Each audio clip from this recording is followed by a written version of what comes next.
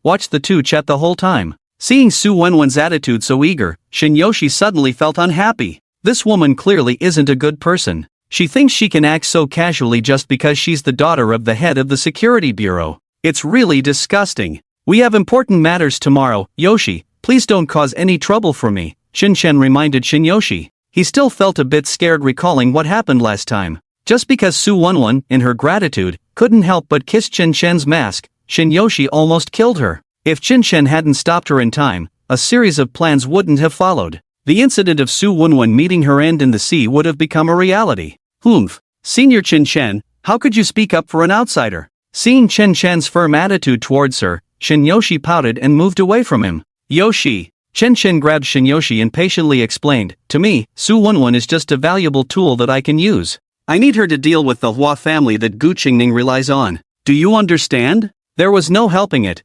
Shinyoshi was a bit of a delicate flower. Shinshen could only be more patient with her. If it were Shin Yuyan, he wouldn't need to explain any of this. She wouldn't even make a fuss over it. But she's a woman. I don't like any woman getting too close to Senior Shinshen. Yoshi, you can think of her as a chess piece in my hand. If I liked her, would I take so long to reply to her messages? And when I help her, it's just bargaining. It's a trade of interests. Fine. Shinyoshi frowned. Although she was still a bit unhappy, she was willing to endure it to help Shinshen deal with the Hua family. Heh, Yoshi is really obedient. Seeing Shinyoshi so compliant, Shinshen couldn't help but pinch her chubby little face. In fact, Shinshen knew that Shinyoshi wasn't really that troublesome, she just wanted more of his attention. After settling Shinyoshi, Shinshen replied to Su Wenwen's message. Snake, how about this? Recently, I want to quickly improve my spiritual power level. After I take on the role of action consultant for this mission, can you have your dad arrange a few suitable ruins for me to level up? Su Wenwen, of course, no problem. This is the treatment that our Jinghai City Security Bureau action consultant should have. Chen Shen's request was not excessive at all, and Su Wenwen naturally wouldn't refuse. The ruins teleportation portals in the city were all managed by the City Security Bureau, so getting their arrangement was much more convenient than buying a teleportation portal from the Hua or Gao families. Especially since last time, Shinyoshi had opened a double magic crystal scroll from a treasure chest in the ruins. If combined with the resources from the Jinghai Security Bureau, Shinshen's level up would go smoothly, and the efficiency would double. Moreover, the Security Bureau's ruin resources were relatively safer. Snake, okay, let's agree on that. Su Wenwen, how about this? I'll give you an address. My dad wants to meet you. Snake, sure, but I don't want anyone other than your dad to know about me being the action consultant. I hope you can keep it a secret for me. Su Wenwen, of course. Yu Yan, stop cooking. Let's go out to eat, someone is treating us. Seeing that the address Su Wenwen provided was a restaurant, Shinshen called Shin Yuyan out from the kitchen. Alright, I just checked the fridge, and there isn't much food anyway, so going out to eat is fine. Shin Yuyan nodded in agreement. In fact, she only went to the kitchen to avoid her sister Shinyoshi's questions and had no intention of actually cooking. Going out to eat suited her just fine. Jinghai City, while not as grand as Magic City, was still a bustling city. Su Wenwen and Chen Shen had agreed to meet at a restaurant located in the most bustling city center of Jinghai City, named Jinghai Pearl. It stood proudly against the skyline, like an invincible giant. Rather than calling it a restaurant, it was more like a towering skyscraper. The private room Su Wenwen had reserved was on the top floor of the Golden Sea Pearl. Upon entering the building, the first thing that caught the eye was the breathtaking panoramic view of the city outside the floor-to-ceiling windows. The glass was polished clean, reflecting dazzling light like a mirror. In the distance, the ocean shimmered with golden light under the sun's afterglow, harmonizing with the nearby cityscape to create a stunning picture.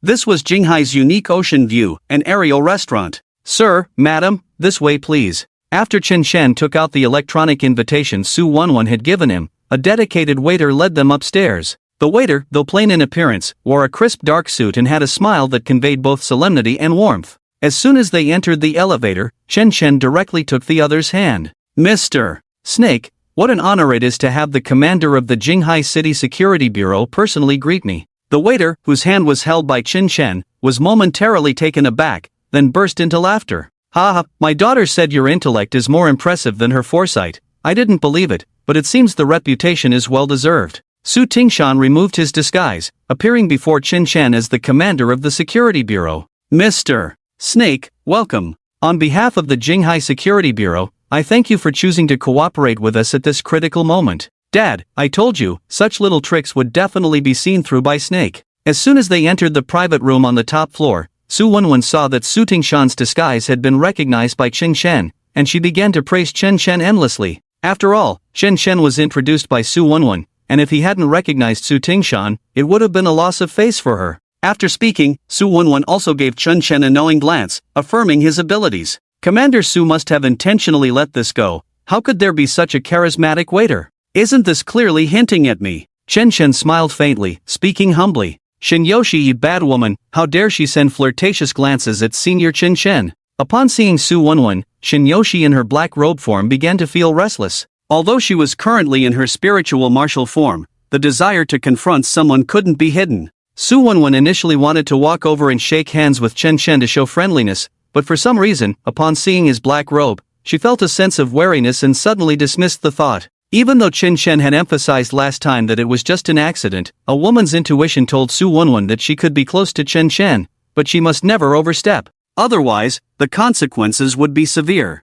Mr. Snake, you are being too modest. To discern my identity from such a brief encounter shows your keen insight. While arranging for the waiter to serve the dishes, Su Tingshan praised Chen Shen. My daughter rarely praises anyone. Ever since she narrowly escaped last time, she has been singing your praises as her savior. Indeed, the waves of the Yangtze River push the waves ahead, and heroes emerge from the youth. You flatter me. Chen Shen glanced at the dishes on the table, all top-quality seafood from Jinghai. It was a pity that Shinyoshi couldn't come out at this moment, otherwise, she would have probably started eating by now. He must remember to pack some for her later. Come, Mr. Snake, let's start with our Jinghai specialty, the Australian lobster. Su Tingshan didn't rush to discuss business but instead introduced Jinghai's signature dishes while secretly observing Chen Shen's actions. Although Su Wenwen held Chen Shen in high regard, it was clear that Su Tingshan remained highly vigilant towards him. Su Wenwen is intelligent, but still young, and is likely to be deceived by others outside.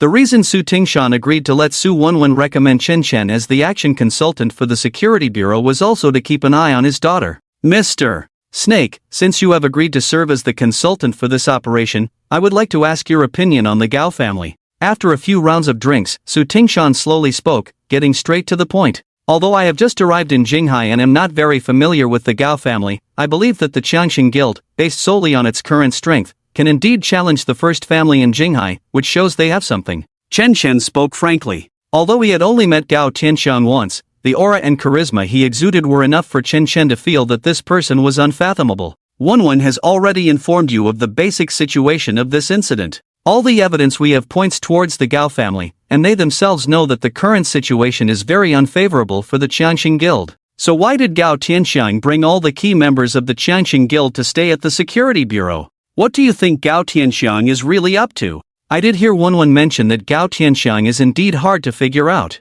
Personally, I think he is trying to prove his innocence, to show that the Qiangxing Guild has nothing to do with this incident. Chen Shen pretended to analyze. This was exactly what he had taught Gao Tianxiang to do, with the main purpose of creating confusion, making it difficult for the security bureau and the Hua family to understand what was going on. So do you think the Gao family is the mastermind behind this? Su Tingshan took the opportunity to probe Chen Shen's thoughts. Well, it's hard to say. The fact that all their key personnel have voluntarily entered the security bureau's site does not mean that the Qiangxing Guild is innocent, and Gao Tianxiang could have arranged everything in advance. This approach even seems a bit counterproductive. Chen Shen certainly could not take a side, maintaining his skeptical attitude towards the Gao family. Mr. Snake, if it's not the Gao family, who else could the kidnappers be? The Hua family. This time, Chen Shen answered decisively. Su Tingshan's question was like an open book exam. Apart from the Gao family, the only other family capable of this was the Hua family. If Chen Shen couldn't even notice this, he wouldn't be qualified to be the action consultant for this mission.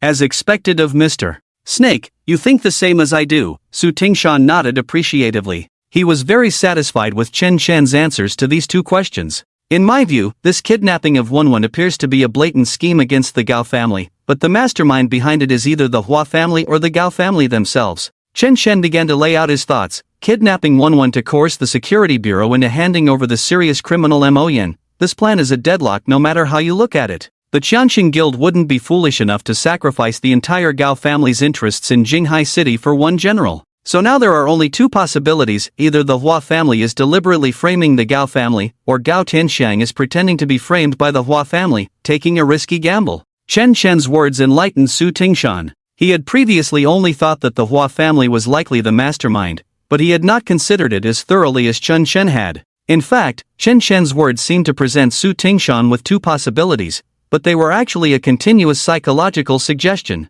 That is, this kidnapping must be related to the Hua family. Once Su Tingshan subconsciously accepted this information, the Hua family would shift from being a subject of suspicion to a suspect. It makes perfect sense. If we act tomorrow, you will disguise yourself as my assistant and stay by my side. At this moment, Su Tingshan had completely acknowledged Chen Shen's abilities. Alright, actually I think that regardless of the outcome, the Gao family and the Hua family will definitely reveal their true colors. Commander Su must already have an idea in his mind. I just need to stand by and quietly watch your command. Chen Shen smiled faintly, then turned to Su Wenwen beside him and said, Wenwen, if there are any easy tasks like this in the future, remember to call me. As long as Mr. Snake is willing, you can come to our security bureau anytime as a guest. Su Wenwen was naturally eager and very welcoming of Chen Shen's arrival. At this moment, the dinner was coming to an end. Su Tingshan stood up and patted Chen Shen on the shoulder. Tonight, we will rest here. Tomorrow, we will take action. This is the confidentiality work of the Security Bureau, and I hope Mr. Snake can understand. Understood. Chen Shen nodded. After all, tomorrow's operation was very important, and as an operational advisor, he should remain within the Security Bureau's sight at all times. Before leaving, Chen Shen packed a lot of seafood from the table according to Shin Yoshi's preferences. While talking to Su Tingshan just now, Chen Shen had been thinking about this, fearing he would forget when leaving later. Otherwise, when he returned, Shin Yoshi, this little glutton, would surely cry. Senior Chen Shen, I knew it. You love Yoshi the most. After returning to the hotel arranged by the Security Bureau, the first thing Chen Shen did was to merge Shin Yuyen into the spirit weapon state, allowing Shin Yoshi to come out and eat the packed seafood. Sigh, for all, sigh. As soon as she arrived, the little glutton Shin Yoshi directly tore apart an Australian lobster with her bare hands, pulling out the plump shrimp meat and dipping it in sauce to enjoy. Eat slowly, Yu Yan and I have already eaten, no one is competing with you. Chen Shen looked at Shin Yoshi's satisfied expression and couldn't help but smile happily. Late at night, the sea breeze gently brushed the dock, carrying the moist saltiness and the scent of the distant ocean, weaving through the empty and silent space. The moonlight, like soft silver gauze, spilled onto the smooth stone path, casting the dock's outline in a hazy glow. In this dim light, every detail of the dock appeared particularly tranquil and solemn, as if time had frozen at this moment, capturing everything in this peaceful deep night. The figures of two elders in black robes appeared especially mysterious under the moonlight. Their robes fluttered gently with the sea breeze, resembling two silent ghosts, with ancient and mysterious patterns embroidered on the black fabric, subtly revealing a deep and dignified aura in the moonlight. Third Miss, your scheme this time is truly brilliant. If we can completely eliminate the Gao family, then our Hua family can truly dominate Qinghai. In front of the two elders, a young girl was gazing at the shimmering sea surface at night. Her red dress glowed like fire under the moonlight, her posture tall and elegant, resembling a blooming flower from the other shore, blossoming alone in the night. The girl was the third miss of the Hua family, Hua Jianzhou. Humph. Our Hua family has always been a unique existence in Qinghai. Starting tomorrow, those clowns will no longer dare to shout in front of us. Hua Jianzhou was very confident in her plan. As long as we eliminate the Gao family, my father's prestige in the Hua family will be even higher. As for Hua Jianli, who will hold the position of family head, is still uncertain. That's right, our third miss is the new generation of talented and resourceful prodigy of the Hua family. What is Hua Jianli? Just someone with a bit of luck who awakened an S-level talent, completely unworthy to compete with you. The two elders behind Hua Jianzhou responded in agreement. In recent years, two prodigies had suddenly emerged among the younger generation of the Hua family. One was the demon hunter Hua Jianli, who possessed S-level talent, and the other was the equally talented spiritual warrior Hua Jianzhou before them. However, two tigers cannot coexist on the same mountain. While it seemed like a double blessing for the Hua family, the two prodigies had been secretly vying for power within the family, both eyeing the position of the next family head. The current Hua family had completely split into two factions. One faction supported the eldest son, Hua Jianli, adhering to an exclusionary mindset, determined not to let an outsider demon hunter become the new family head, known as the conservatives. The other faction supported the third young lady, Hua Jianzhou, believing that as long as she could control the demon hunter, she could inherit the position of family head. Moreover, the third young lady had indeed made significant contributions to the family over the years with her clever mind. They believed that if she inherited the position, she could elevate the Hua family to new heights, known as the Radicals. It was precisely because of the ongoing struggle between the conservatives and radicals that the powerful guild led by the Gao family found room to develop in Jinghai City, gradually growing stronger. Otherwise, with the strength of the Hua family, other small forces would not be able to survive, let alone grow to the point of challenging the Hua family. By the way, Old Wu, tomorrow is the time for the hostage exchange. How is the setup at the base in the forest? Don't worry, third young lady, it's all laid out according to the Gao family's site plan. I've also bribed some of Gao family's underlings. Once the security bureau discovers the lookout tower, they'll definitely wipe out the entire base, and the Gao family won't have a leg to stand on. All the plans were in the hands of the Hua family, clearly aimed at driving the powerful guild out of Jinghai. If this plan succeeded, the radicals' voice within the Hua family would naturally rise even higher. Very well, find a way to kill that guy named Imoyan as well. This guy has assassinated several elders of our Gao family, and Hua Jianli's father has always wanted to eliminate him in the security bureau's prison but has failed. If we succeed, I wonder what those old stubborn ones will have to say. As expected of the third young lady, this plan is something no one would think of. I advise Hua Jianli to take care of himself and withdraw voluntarily, otherwise, with our third young lady's cunning, if it's used against him, he will disappear from the Hua family in no time. Hua Jianjiu glanced at the two elders behind her gaze cold as she said, "It's best that way. Unless absolutely necessary, I don't want to turn my weapons on my own people. Third young lady, once you become the head of the Hua family, you will definitely lead us out of Jinghai and earn greater profits." Ha! Naturally. Hua Jianjiu raised her eyebrows confidently and said, "What is Jinghai? My goal is to lead our Hua family to the entire dragon country. The next target is the demon city. If that brat Hua Jianli is willing to become a general under my command, I will grant him that, then I can hand over the management of the demon city to him. If he is unwilling, then he shouldn't blame me for being ruthless." Hua Jianjiu was ambitious, and though she was a woman, her aspirations were sky-high. Tomorrow would be the most crucial step in her plan to kill 3 birds with 1 stone. Although the key figure Su Wenwen had already perished in the sea, that was not important. Moreover, with Su Wenwen's death, Su Tingshan's fury would only intensify, and the entire Gao family would be buried alongside Su Wenwen. Third young lady, recently, Gao Tenxiang and Gao Tianqing's actions have been somewhat strange. Have they figured out our plan? They even took all the senior Gao officials to the security bureau to surrender. One of the elders behind Hua Jianjiu said with some concern. Recently, the actions of Gao Tianxiang and Gao Tianshang have indeed been somewhat strange. Faced with Hua Jianjiu's scheme, they, who had been at a loss, suddenly made such moves, which is truly baffling. It's useless, no matter how they act, it won't help. This is a blatant scheme, whether they see through it or not, the outcome will be the same. Hua Jianjiu smiled slightly. She was very confident in her plan. A blatant scheme means it's obvious that I'm out to get you, and you know I'm out to get you, but there's nothing you can do about it. That's right, the third Mrs. strategy is unsolvable. Indeed, even if Gao Tenxiang and the others struggle, it will be of no use, a futile effort. The next day, the entire security bureau had now entered a state of level 1 alert. An armored vehicle, fully armed, was parked at the entrance of the security bureau, surrounded by awakened individuals from the bureau. "Old Mo, your brother is quite loyal, making such a big fuss just to get you out."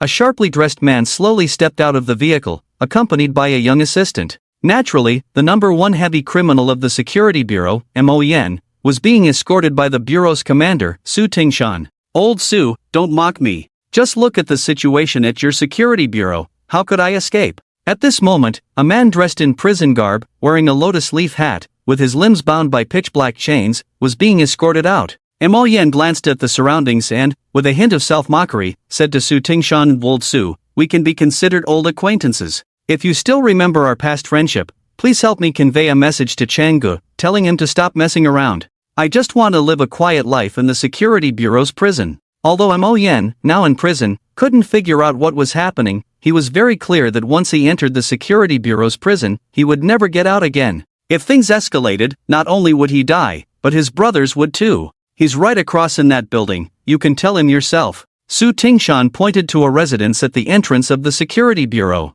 At this moment, Gao Tenxiang and Gao Tianshang were both settled in the residence across the street, standing by the floor-to-ceiling windows, witnessing everything. Moyen slowly raised his head, his eyes revealing a hint of murderous intent. Even with a collar suppressing his spiritual power around his neck, his unique breathing pattern would be recognized by an expert. He was definitely an assassination master. Looking at his elder brother and the younger Shang beside him, Mo Yan's eyes were filled with mixed emotions. Across the dozens of meters, the two sides simply stared at each other in silence, without any words. At this moment, the emotions of the three were very complex, not something that could be easily articulated. Moreover, in such an environment, surrounded by Security Bureau personnel, they could only look at each other in silence. It's him. Gao Tianxiang's eyes narrowed slightly, landing precisely on the assistant beside Su Tingshan. This person was none other than Chen Chen, who had met with them some time ago. No wonder that kid could get such explosive news. Turns out he's Su Tingshan's man.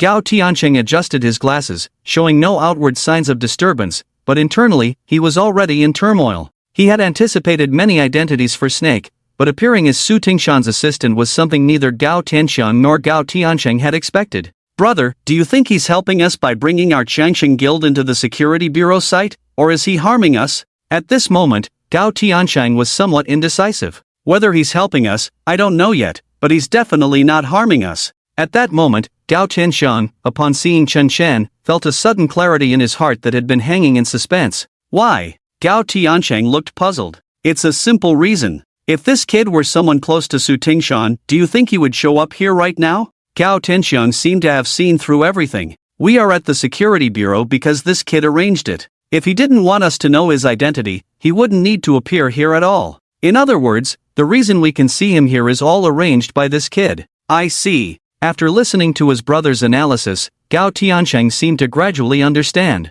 This boy named Snake might not necessarily help them, but he definitely wouldn't harm them. Don't worry, Xiao Shang, I know what I'm doing. Do you think I brought all the combat power of the Gao family here? Gao Tianxiang suddenly gave his brother Gao Tianxiang a meaningful glance. Aren't all the high-level demon hunters from our Changsheng Guild here? Gao Tianxiang was slightly taken aback. He had no idea when his brother had hidden a backup plan. Ha! Your Xiao Long and Xiao Hu are illusions created by your sister-in-law. The real Xiao Long and Xiao Hu have long been arranged by me. Brother! You even kept this from me. Gao Tianxiang's lips curled up slightly. He was very familiar with his sister-in-law Yu's shooting abilities. The illusion was no joke. Returning to Chen Chen's position, he smiled faintly, hoping that Gao Tianxiang and Mo Yan would be satisfied with this unexpected meeting. Old Mo, let's go. Su Tingshan had been observing the exchange of glances between Mo Yan and Gao Tianxiang from the shadows. Seeing that both sides were very calm, he instructed his men to take Mo Yan into the armored vehicle.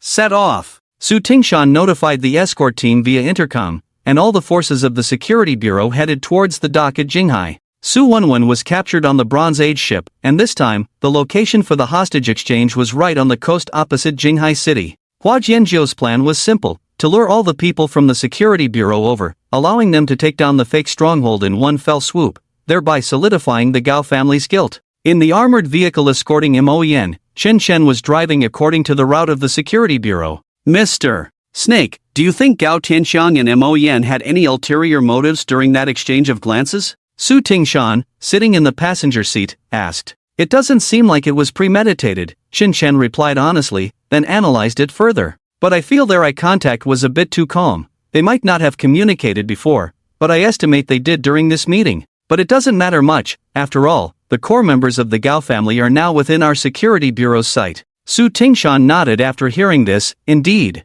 Noon. The sunlight poured down like a golden waterfall, dyeing the entire coast in a brilliant gold.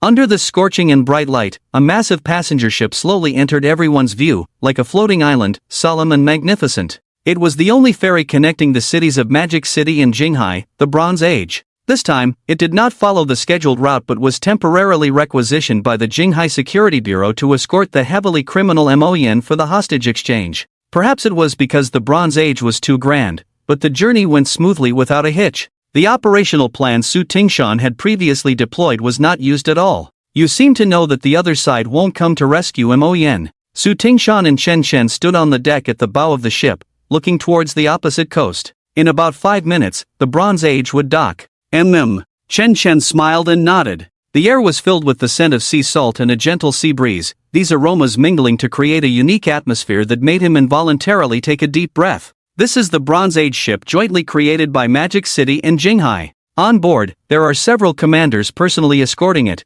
Almost half of the Security Bureau's combat power is on that ship.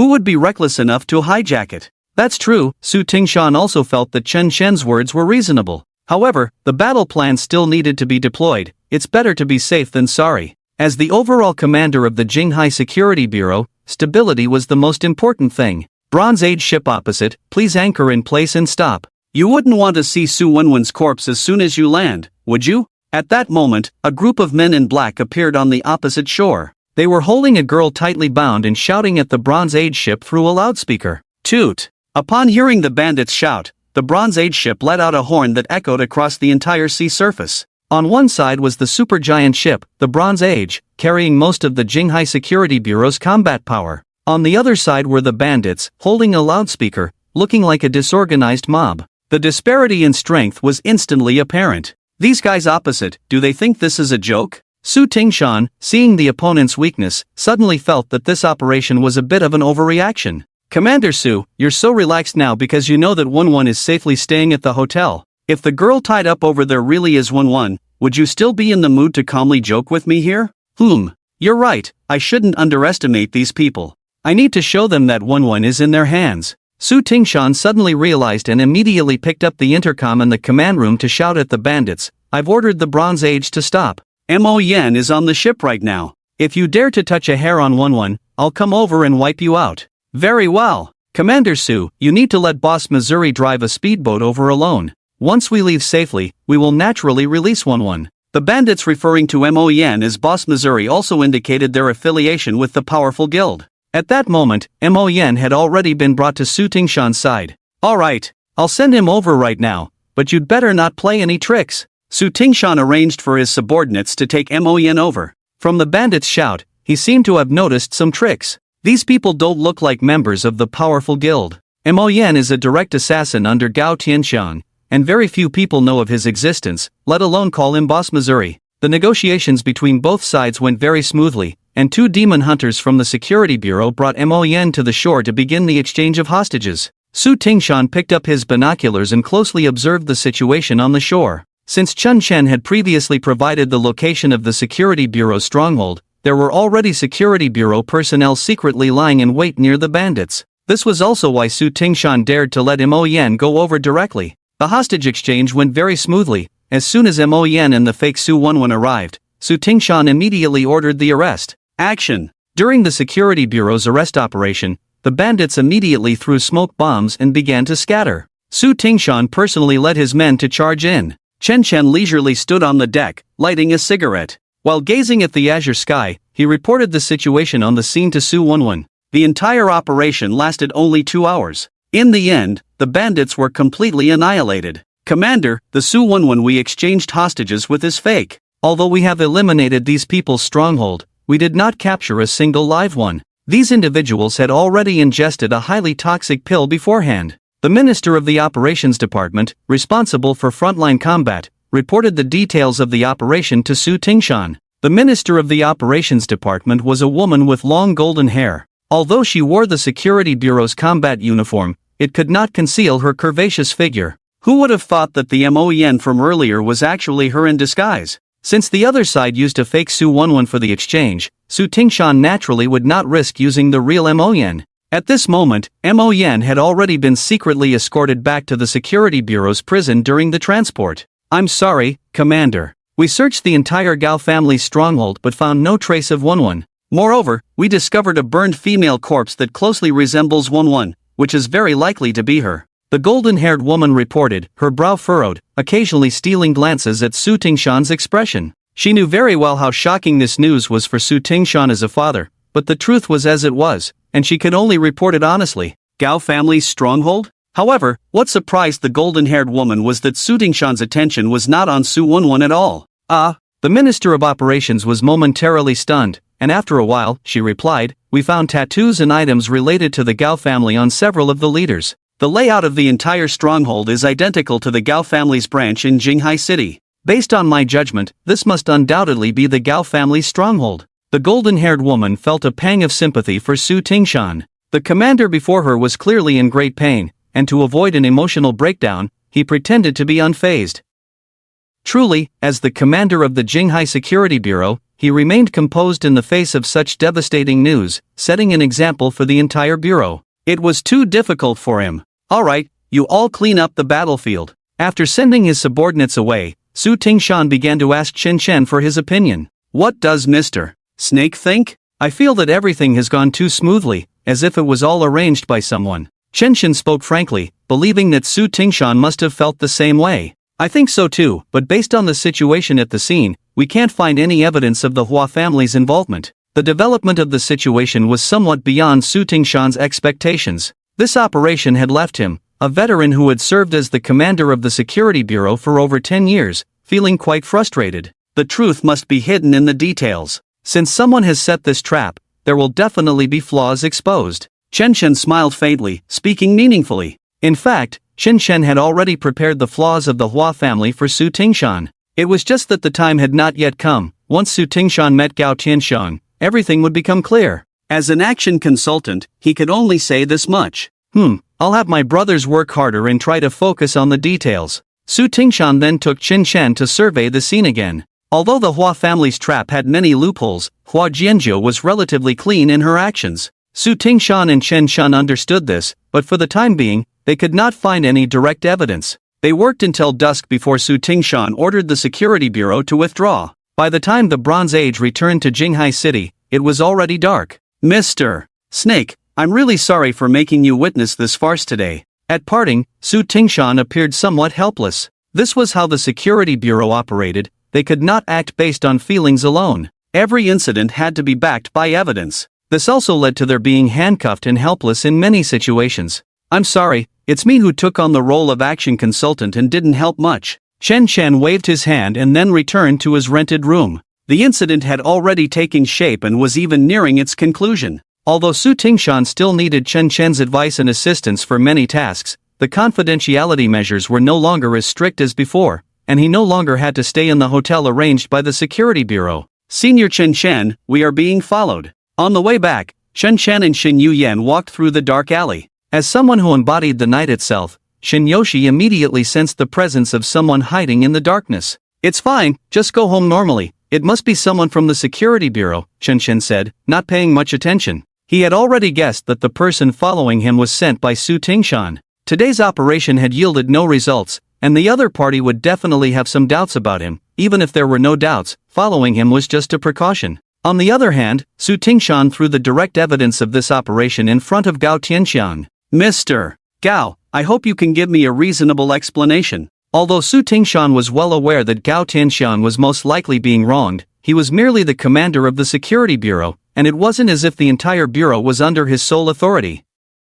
Having evidence but not investigating would lead to gossip. Moreover, Su Tingshan couldn't find a breakthrough with the Hua family for the time being, but the most anxious person was not him, it was the framed Gao Tianxiang. It was better to shift the blame directly onto Gao Tianxiang and let him figure it out himself. "Explanation? What do I need to explain?" Gao Tianxiang was slightly taken aback and said somewhat perplexedly, "Old Su, you saw it too. These days, I've been staying here with Xiao Shang, and Xiao Long and Xiao Hu, all within your security bureau's sight. It's obvious someone is trying to set me up, right? Is there any need for an explanation?" "Gao Tianxiang, my daughter is dead now. You and your people better get the hell out of here, and I give you 3 days to provide an explanation, or your Qiangqing guild will be completely kicked out of Jinghai." Su Tingshan seemed to realize he had been too gentle, so he directly grabbed Gao Tianxiang by the collar, portraying a father who had lost his daughter to the fullest. Seeing the younger brothers around eyeing Su Tingshan warily, Gao Tianxiang quickly spread his hands, signaling everyone not to interfere.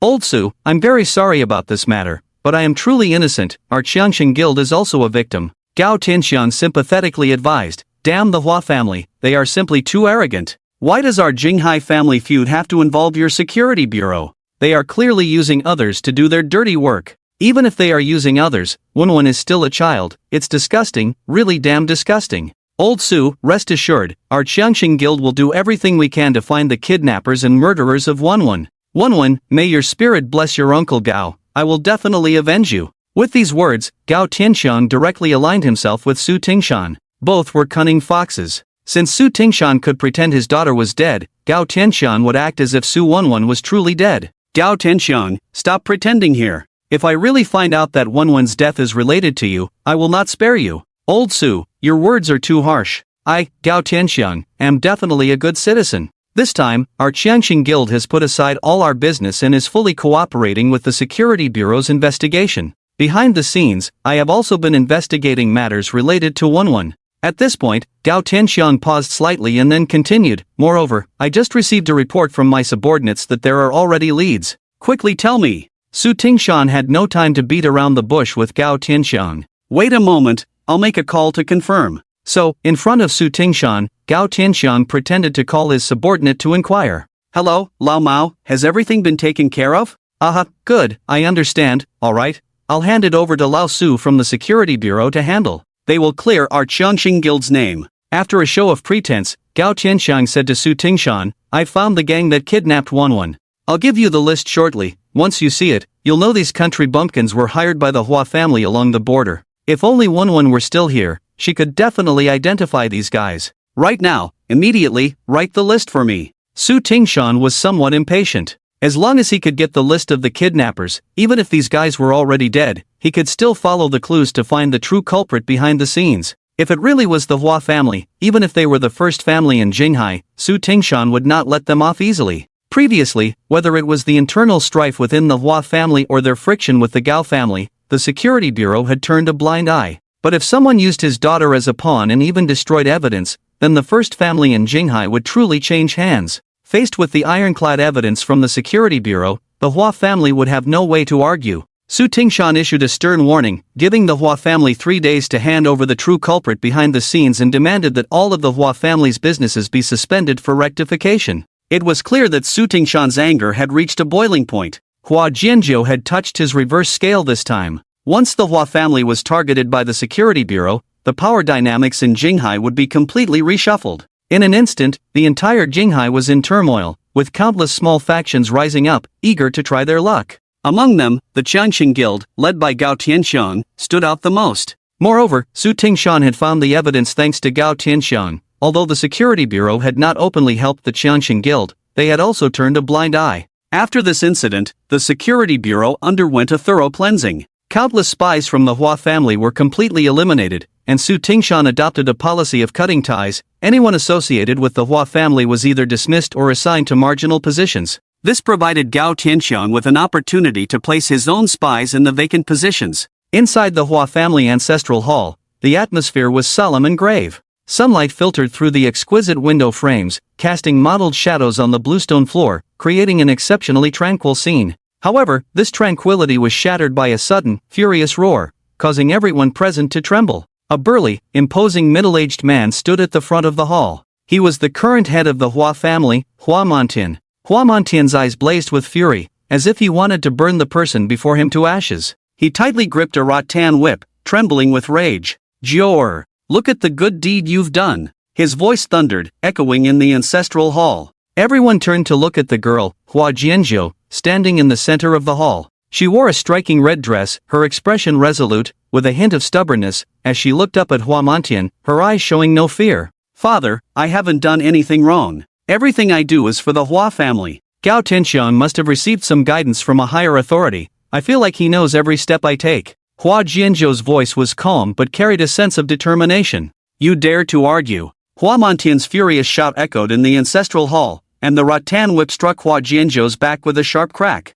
Ah! Hua Jianzhou stumbled forward in pain, but she quickly steadied herself and did not fall. A sharp pain shot through her back, and a streak of blood immediately appeared on her delicate skin. But Hua Jianzhou gritted her teeth and did not make a sound. She knew that at this moment, she could not show weakness, could not back down. Hua Mansion's face was ashen, his eyes filled with dissatisfaction and disappointment. He glanced at the rattan-woven object in his hand, then at Hua Jianzhi's stubborn back, and a sense of helplessness arose in his heart. Although Hua Jianzhi was Hua Mansion's most beloved daughter, the trouble she had caused this time was simply too great. It was all for his daughter, Hua Mansion knew. Su Tingshan would absolutely not let it go without a satisfactory answer. Do you even know what pain is? Hua Mansion's voice carried a hint of coldness. Do you realize how serious your actions are this time? Kidnapping Su Tingshan's daughter, Su Wenwen, is one thing, but you also destroyed the evidence. Do you know how much risk this entails? As the third miss of the Hua family, how can I trust you with the future of the family when you act so impulsively?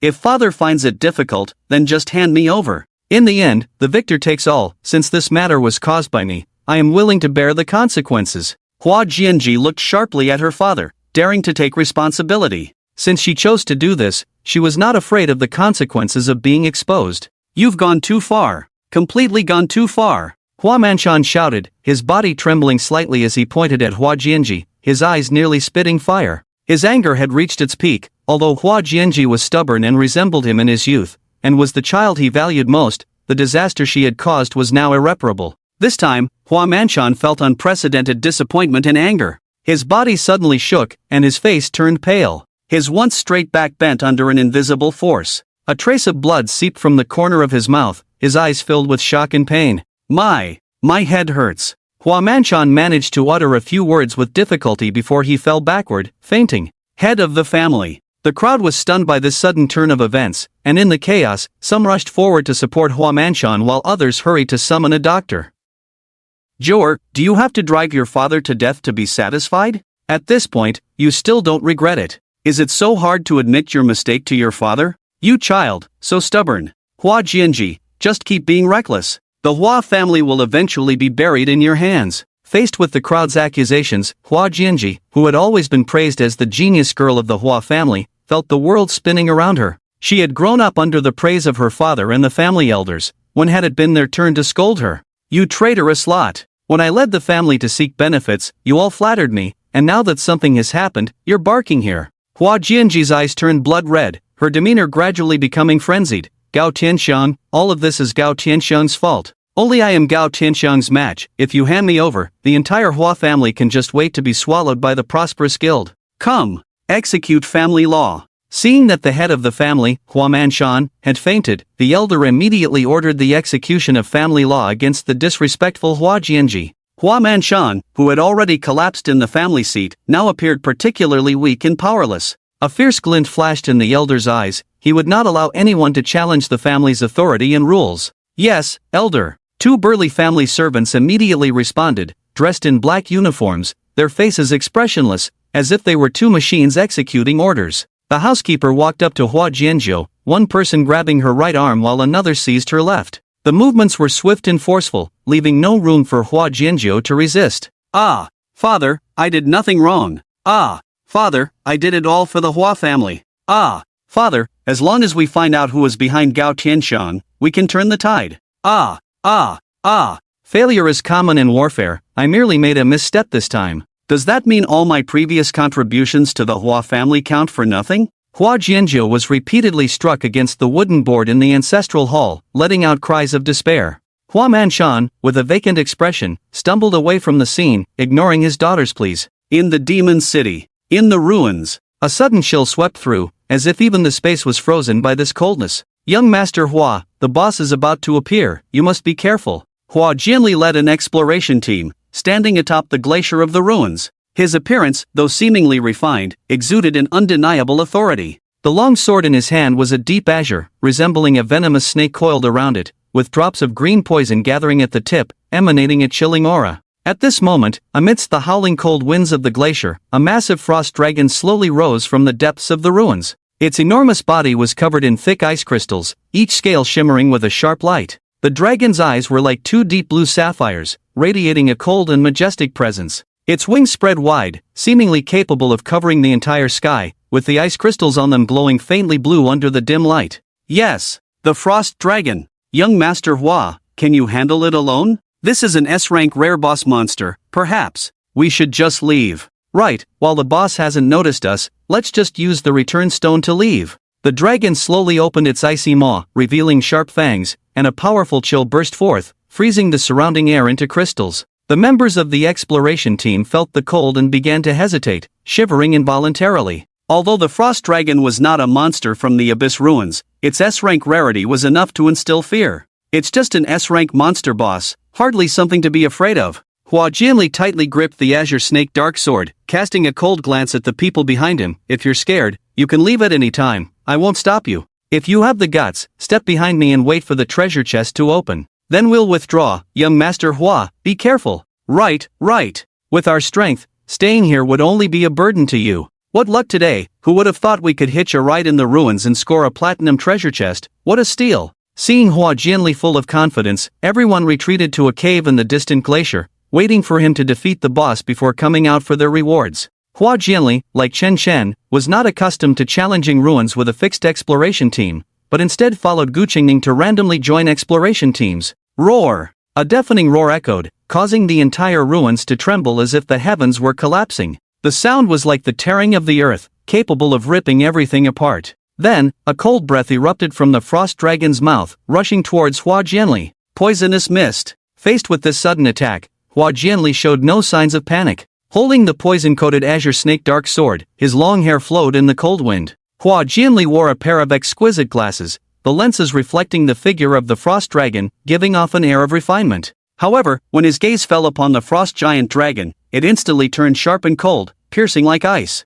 He smiled lightly, wielding the azure serpent dark sword in his hand, and a wave of poisonous miasma spread out in an instant. This miasma was a deep green, exuding a strong foul odor, dissolving upon contact, as if it could corrode everything. The icy breath of the frost giant dragon clashed violently with the miasma in the air, producing a harsh grinding sound. The bone-chilling icy breath attempted to freeze the miasma, but the miasma stubbornly resisted, continuously eroding the power of the icy breath. Ultimately, with a loud roar, the icy breath was completely countered by the miasma, dissipating into the air. As a Platinum Tier 5 powerhouse, not only did he possess an SS-level talent, but he also wielded an S-level spirit weapon. Hua Jianli didn't need any flashy maneuvers, relying solely on his raw strength, he withstood the frost giant dragon's attack. Hell Acid Rain. Hua Jianli pointed his sword at the sky. Suddenly, a green cloud appeared above the frost giant dragon, emanating a strange aura. Under Hua Jianli's control, the green cloud began to condense into burning raindrops,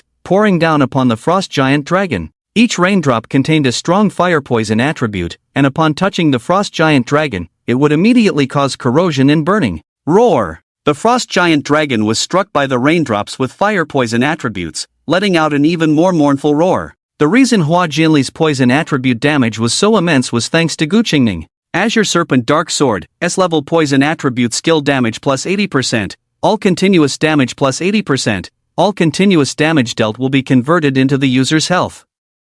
Gu Qingning's attributes not only significantly increased poison attribute damage but also provided a healing effect, making it extremely powerful. Moreover, the burning from the fire attribute was also continuous damage, which could be enhanced by the Azure Serpent Dark Sword. This meant that Hua Jianli's Hell Acid Rain could benefit from Gu Qingning's double bonus, and the frost giant dragon would only suffer a slow death in such an environment while fighting Hua Jianli. Furthermore, fire and ice were opposing attributes. Immediately, with a series of sharp sword energies in hand, Hua Jianli engaged in close combat with the frost giant dragon. The frost giant dragon, now afflicted by fire poison, had lost its initial vigor, and after several minutes of battle, it finally fell amidst the poisonous rain. The frost giant dragon has been defeated. As expected of young Master Hua, no need for support or a frontline tank to take damage, he soloed the boss. This is fantastic, we can also get a share today. It really proves that old saying, good fighting is not as good positioning. This is the first time I've cleared a relic so easily. As the giant dragon crashed to the ground, the relic's teleportation portal opened, and the exploration team, which had been hiding in the glacier, hurried over, ready to open a wave of completion chests. Hahaha, I got a B-level equipment. Damn! Is luck this good? Bro! Crap, another magic crystal stone, why is my luck so bad? Stop complaining, isn't free stuff good? We didn't put in any effort, just consider it a pickup. Everyone opened their completion chests, some found invaluable equipment, while others received just a few thousand magic crystal stones. But regardless of the rewards, for the extremely challenging platinum relic, they were all quite good. You even got a piece of equipment. You guys are lucky, huh? It was worth bringing you along. Hua Jianli walked up to everyone, looking at the treasures they had opened, and a hint of coldness suddenly flashed in his eyes. Poison Devour. In front of the brilliantly shining chests, a cold light flickered in Hua Jianli's eyes as he suddenly struck, instantly killing the other team members nearby. At this moment, the members of the exploration team, who had been immersed in the joy of success, were all faces of shock and confusion. Their bodies were stiff, their eyes wide open, clearly unable to accept this cruel reality. Ah, why? Hua Xiao? One person let out a desperate scream. Damn it, this poison's damage is too high. Another person fell into a pool of blood, experiencing for the first time such high poison damage. This was not just continuous damage, it was outright explosive damage. No way, even a third-grade detox pill can't purify this poison. Another person writhed in pain on the ground, his detox pill having no effect on this toxic gas. Hua Xiao, we are just a bunch of ordinary demon hunters, why did you have to resort to such poison? The last person looked at Hua Jianli, his eyes filled with despair and confusion. However, Hua Jianli merely cast them a cold glance, then turned indifferently to walk towards their treasure chest and spatial ring. Ha! You are just toys to pass my boring time. Hua Jianli sneered. He had never intended to leave any survivors. Although these items meant nothing to him, they could be tossed into the family warehouse for other awakened members of the Hua family to use. After all, Hua Jianzhou's influence in the Hua family was too high right now. If he didn't do something, he would be completely overshadowed by that woman. After taking all the items and rewards, Hua Jianli finally left the ruins with satisfaction. Young master, hurry back to Jinghai City, something big has happened in the Hua family. As soon as Hua Jianli emerged from the ruins, an elder of the Hua family, who had been waiting for a long time, immediately reported. What happened? Upon hearing this news, Hua Jianli's expression became serious. After battling in the ruins for several days and nights, he was still unaware of the recent events in Jinghai. Hearing that something had happened to the family, Hua Jianli felt a wave of worry, thinking, could it be that Hua Jianzhou has caused another big commotion? If Hua Jianzhou makes another outstanding contribution to the Hua family, he, the apparent heir, could very well be removed at any time. The situation is like this. The family elder reported truthfully. What? Upon hearing that the Hua family's assets were being swallowed up due to Hua Jianzhou's recklessness, Hua Jianli did not show any signs of worry. Instead, he burst into wild laughter. Hua Zhuo, you finally got yourself into trouble. Well done. She actually killed Su Tingshan's daughter, Su Wenwen. I wonder how father will cover for her this time. Although this incident dealt a heavy blow to the Hua family, it was indeed a good thing for Hua Jianli. After all, a dead camel is bigger than a horse. Although the Hua family was under the watchful eye of the security bureau, they would not fall from the pedestal of the first family. In contrast, Hua Jianzhou, who had caused such a commotion, would definitely face severe punishment this time. If Su Tingshan held on to this matter, Hua Jianli could even take the opportunity to eliminate this competitor. Husband, let's return to Jinghai right now and add fuel to the fire for Su Tingshan. Let the security bureau completely take care of Hua Zhuo. Gu Qingning also laughed uncontrollably upon hearing this news. For her, the interests of the Hua family were not important at all. What mattered was that the Hua Jianli she relied on must become the next family head. If Hua Jianzhou successfully ascended to the position of family head, she would definitely find ways to target Hua Jianli. At that time, staying by Hua Jianli's side would be dangerous. If that day really came, Gu Qingning would not hesitate to leave this useless Hua Jianli. That's right, Su Tingshan still doesn't know that this incident was caused by Hua Jianzhou. Father has always favored Hua Zhuo, so he will definitely find a way to protect her. Hua Jianli's gaze gradually turned cold, revealing a hint of ruthlessness. Elder, you must let the news out now, so that Su Tingshan knows that this incident was entirely orchestrated by Hua Jianzhou. Remember, it must be done beautifully, leaving no trace. We cannot let father know that the news came from us. Understood, young master. The elder slightly bowed, and before his words fell, his figure transformed into a fleeting shadow, quickly disappearing from Hua Jianli's sight. I didn't expect the internal strife of the Hua family to be so thrilling. In these days, although Chen Chen had not stepped out of the house, he was well informed. Su Wenwen from the Jinghai Security Bureau had been passing him messages, while Gao Tianxiang had been secretly communicating with him.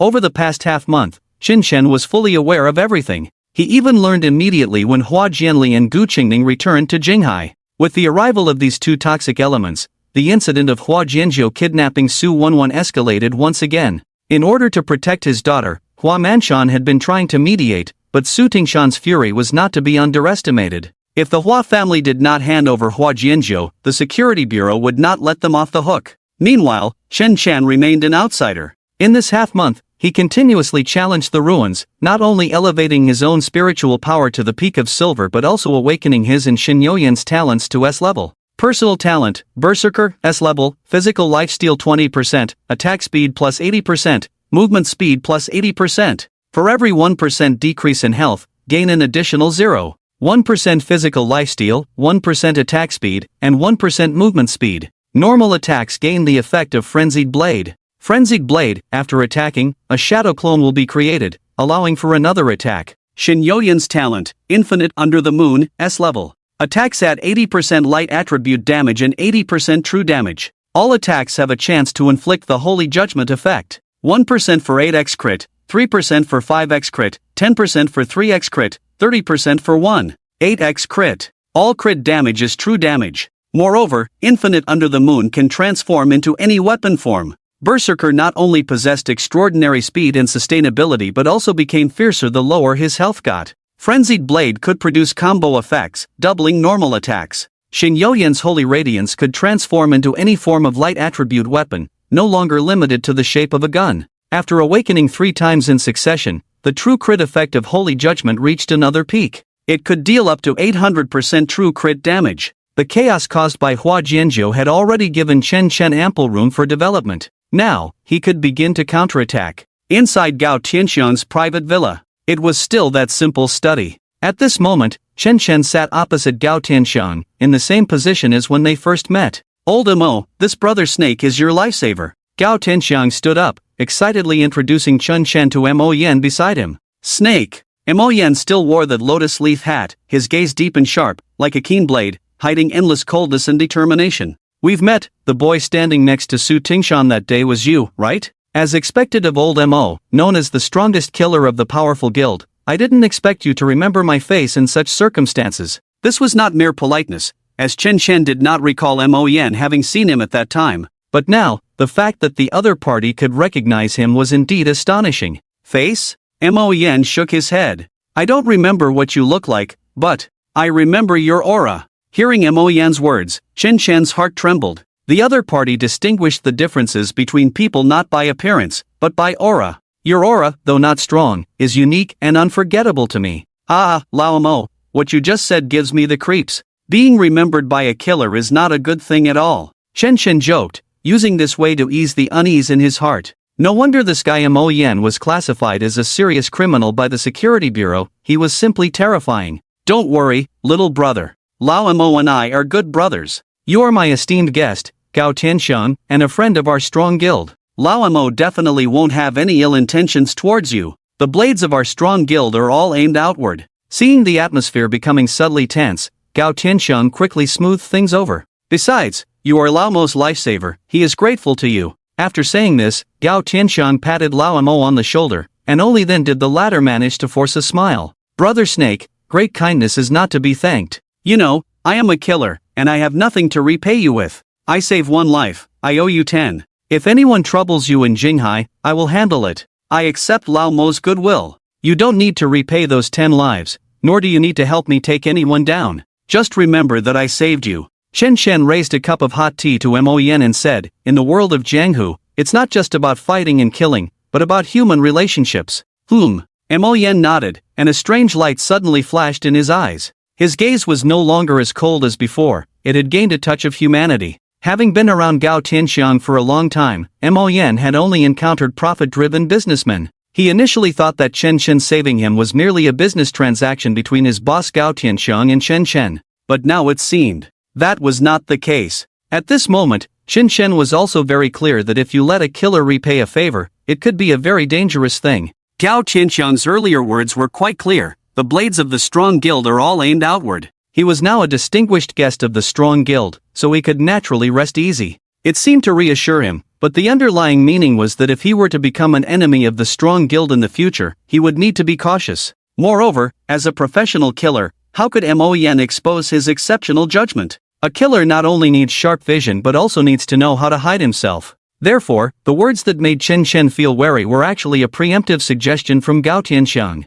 This old fox has some tricks up his sleeve. Little brother, this time, you not only helped our strong guild resolve a crisis but also helped me, Gao Tianxiang, see so many assets from the Hua family. Most importantly, you helped us rescue Lao Mo. Tell me, how should I repay you? Gao Tianxiang said gratefully. Although he was cunning, this time, Gao Tianxiang truly admired Chen Chen. He had been in a fierce struggle with the Hua family in Jinghai City for over a decade, always being completely crushed by them. But Chen Chen's appearance had completely broken this situation. Especially with the matter of Lao Mo, Chen Chen handled it beautifully. Su Tingshan thought he could use a fake Mo Yan to exchange for a fake Su Wenwen, and he executed it flawlessly. However, Chen Chen had already seen through Su Tingshan's plan when he discovered the 2 identical armored vehicles. During his interactions with Su Tingshan, Chen Chen secretly copied Su Tingshan's genetic sequence using his cloning ability, all while the security bureau was almost fully mobilized. Chen Chen used the fake Su Tingshan to coordinate with Gao Tianxiang's subordinates, Wang Xiaolong and Wang Xiuhu, to pull off a switcheroo with Mo Yan in prison.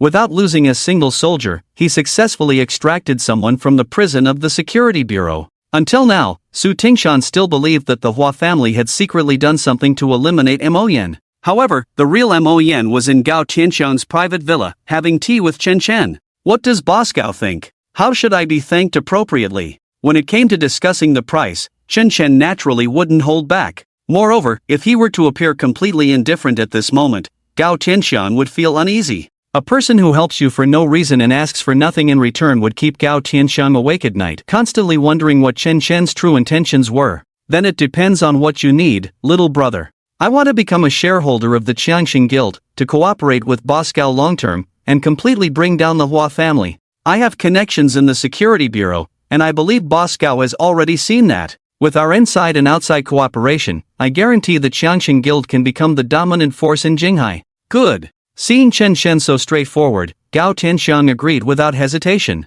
He wasn't afraid of Chen Chen being greedy, he was afraid of Chen Chen wanting nothing at all. Most of the shares of the Qiangxing Guild are in my and your sister-in-law's hands. I have 50%, she has 40%, and the remaining 10% belongs to other shareholders. Just tell me how much you want. Gao Tianxiang was quite direct. Although he was cunning, he genuinely wanted to cooperate with Chen Chen. After all, if it weren't for Chen Chen's appearance, the Qiangxing Guild would have been in a very dangerous situation. Now, the entire industry of the Qiangxing Guild had doubled, all thanks to Chen Chen. As for me, I have no money and no connections. Boss Gao, just give me the percentage of shares you think my contributions to the Qiangxing Guild are worth. Chen Chen didn't like to ask for an exorbitant price, he also wanted to see Gao Tianxiang's sincerity. His goal was to bring down the Hua family, and in Jinghai, there were many potential partners, not just Gao Tianxiang. I'll offer 20%, your sister-in-law will offer 10%, a total of 30% of the shares, how about that? Gao Tianxiang placed the already drafted contract in front of Chen Chen, showing ample sincerity.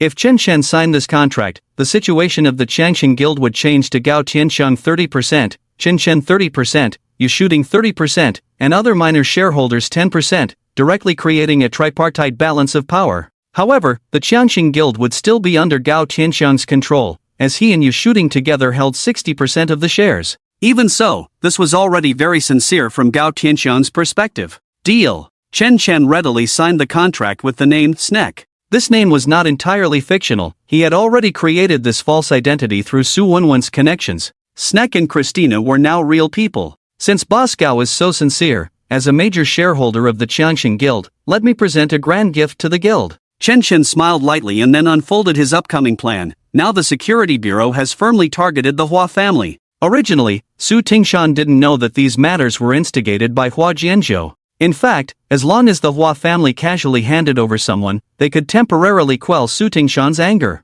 But at this moment, the Hua family's eldest son, Hua Jianli, just happened to return and directly sold out Hua Jianzhou, clearly intending to completely eliminate his competition. However, the old man of the Hua family is indeed stable. Even though Su Tingshan is furious, he refuses to hand anyone over. At this time, the Hua family will definitely arrange for Hua Jianzhou to escape. We need to find her and take her out. After hearing Chen Chen's plan, Gao Tianxiang couldn't help but frown slightly. You mean to let old Mo take action and directly eliminate Hua Jianzhou? Gao Tianxiang did not agree with Chen Chen's idea. For the Qiangxing Guild, directly eliminating Hua Jianzhou is not a wise move. The longer this matter drags on, the more furious Su Tingshan will become, allowing the Qiangxing Guild to gain more benefits in Jinghai City. Killing Hua Jianzhou serves no purpose. After all, if she dies, the only remaining prodigy of the Hua family will be Hua Jianli. Without internal strife, the Hua family will unite, making them even harder to deal with. Even if Hua Jianzhou runs away, she will definitely have many elders from the Hua family protecting her.